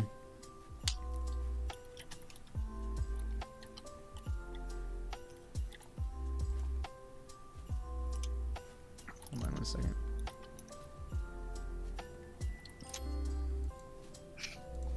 There we go. Oh yeah. So there's 2 different designs that Lonnie has sent me. It looks pretty cool. These are the ones the ones that aren't a variants of the same one, but these are pretty cool looking ones. I Was Radicalized by Minecraft. This is obviously it's not on the shirt, but this is the design I'm gonna go with because I think this looks perfect, and it's gonna be on the shirt, on the front of the shirt. It's gonna be a black shirt, gray shirt, white shirt. It could be any of those. Probably black and gray is what I'll go for because this is white. Shirt. And it's just gonna have my logo in the background, very light Xanderhal there, and just I Was Radicalized by Minecraft. What would you guys buy that shirt or hoodie? I'll also get this as hoodies and mugs too. Would you buy this? Would you buy a product with this branding on it? Fucking Willie Mac might buy it. Yeah, he might. That would be funny. And then this is another one that she sent me. Remember the old stream starting soon screen I had where it was Lonnie holding the fake gun to my head to make me stream? Well, now, boom. Look at that. I think that's a nice look. That's good. Wait, what'd you say? The second one I sent you for that same one is a little better, the Texas cleaner. Oh, I was trying to figure out why you'd sent the same one twice. So the second one's the better one. There we go. Okay, this is the better one, apparently. There we go. Look at that. Isn't that nice? Beautiful. Gorgeous. Oh, yeah. So, yeah, it's definitely cleaner text, Lonnie. This is good looking. Yeah, so I'm going to be making this into a shirt, a mug, a fucking hoodie, all that kind of stuff. We're going all in on the merch. Definitely check out my merch store. Consider buying some merch. As a matter of fact, if you buy merch while I'm streaming, I get a notification. We get a little notification on the top of the screen, just like if someone donates, saying blank bought some merch. So if you want to buy some merch, definitely do it while I'm live. That way I can, say, hey, thank you for buying the merch. I've had people buy merch during stream. That's always pretty interesting. I set it so whenever you guys buy merch, the lowest I could make it was that I make a $5 profit. So basically they charge you for the cost it is to make the piece of merch. And then you can set the price for how much actual income you make from it. I only make $5 from when you buy any of the merch. I lower it as much as possible so that I only make $5 and the price is as low as possible, even if the product is fairly expensive to make. So yeah, I'm only making $5 per merch sale. So it's more so for you guys to have the merch. I get a little bit of money. Like if I sell $25 shirt, Streamlabs takes $20 of it for their own cost, for the cost of making the shirt, for their own, so they can just have it, and then I get $5 of profit, and that's it. Zan, I made a meme for you. Kimbell, link it. Say Xanderhal, then the link. That's how you link me things, guys. Am I the imposter? I am out of nicotine, and that's gonna make me a savage murderer in a few moments, no doubt, because I'm definitely starting to feel it. I haven't had nicotine in a while, and I'm starting to feel it. And my coil is still burnt, so I don't have any nicotine. And I'm starting to feel it, Mr. Krabs. Just take mine? Yeah, I'll use yours until tomorrow. Alright, guys. Today's stream was Super Poggers. Hey, Balth, you mind if I do my outro really quick? Yeah, I don't mind. Alright, I'll definitely mute in the meantime. Chat, you have all been such amazing little gay babies that live in my computer today. Wait, yeah, I'm waiting for you, Kimbell. Come on. Kimbell. Hold on, wait, let me check something. Ooh! Hold on, how do we... Alright, we gotta add a merch link. Yeah, there we go, Lonnie. Perfect.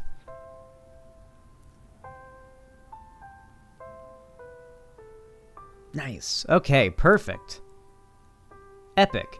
Yeah, now you guys can do exclamation point merch now to bring up a link to the merch store if you are in website chat. So consider that. It's a good idea. It's fun. Buy followers and viewers at this shady link. How about I just ban your ass, you fucking bot? Did you check the Hangout and MC? I did, Nina. Levampi finished it? Yeah, I saw. Thank you, Kimbell.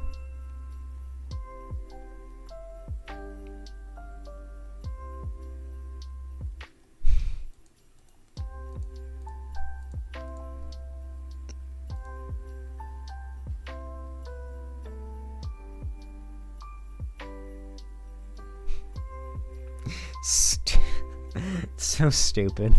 Alright, guys. I love you all. Thank you all for just being my favorite little gay people living in my computer. Alright. I love you all very much. Thank you for watching.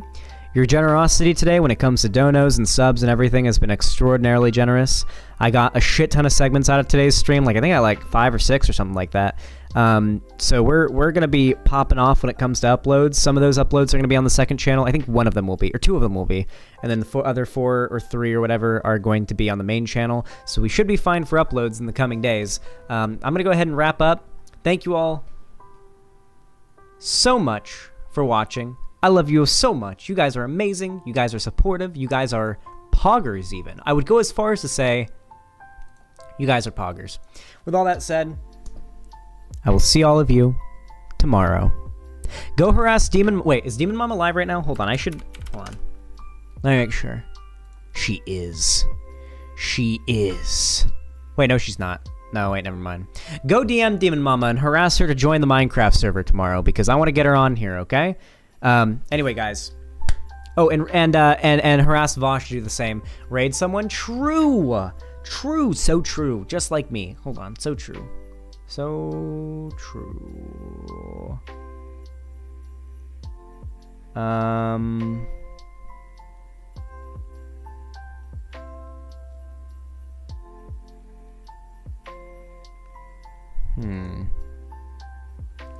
Why won't it show me my whole following list? There we go. No one's live, guys. Wait, holy shit, Eugenia Cooney is live right now with 430 viewers playing League of Legends. Wait, really? Wait, Eugenia Cooney streams on Twitch and plays League of Legends? For me, creativity. Okay, I'm getting a Billie Eilish ad before the video. Hold on. I need to see. I want to see. I want to see what this is all about. I want to see if she's good at League. Frankly, if I'm being completely honest with you, oh, there we go. Wow. Okay.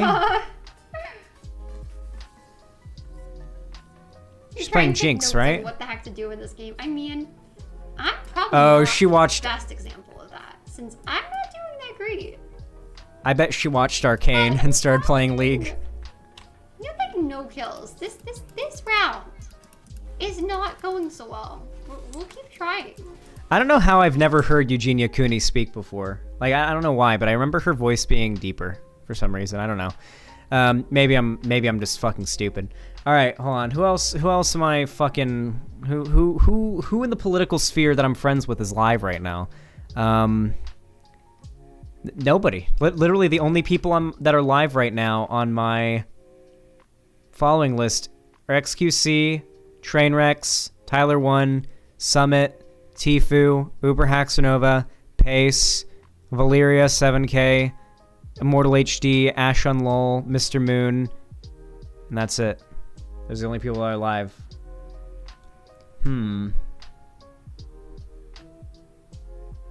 Maybe we find like a hot e-girl streamer with like 20 viewers and then we impress her by like raiding in with a bunch of people. Okay, how about that? You guys think that's a good idea? How about this? I got an idea. Whoo, okay, hold on, guys. This is how we do it, okay? This is how we do it, all right? I want you all to listen to me. This is how we fucking do it. I got an idea.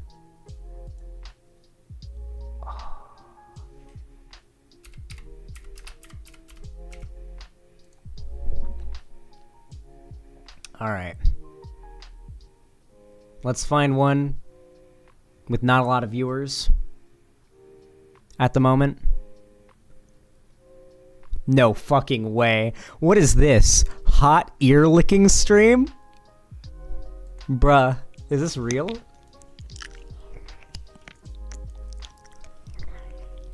Oh my god! Wait! Why am I— Wait! My fucking ears! What the fuck? What was that? Okay, hold on. Alright, we're doing it, guys. You guys go in there and you guys say fucking Zan Raid, okay? You guys go in there and you say Zan fucking Raid, alright? You hear me right now? You're going in there and you're saying Zan Raid. Okay, and then I'm gonna fucking host on my stream as well. I'll host on my Twitch. Hold on. Raid. There we go. Listen, that was just, as soon as I saw that stream, I was like, alright, that's who we're raiding today. That's who we found. We're going all in. We're going big dicks to the wall on this one. Alright, guys. Thank you all so much for watching. I love y'all. Have a good one. See ya.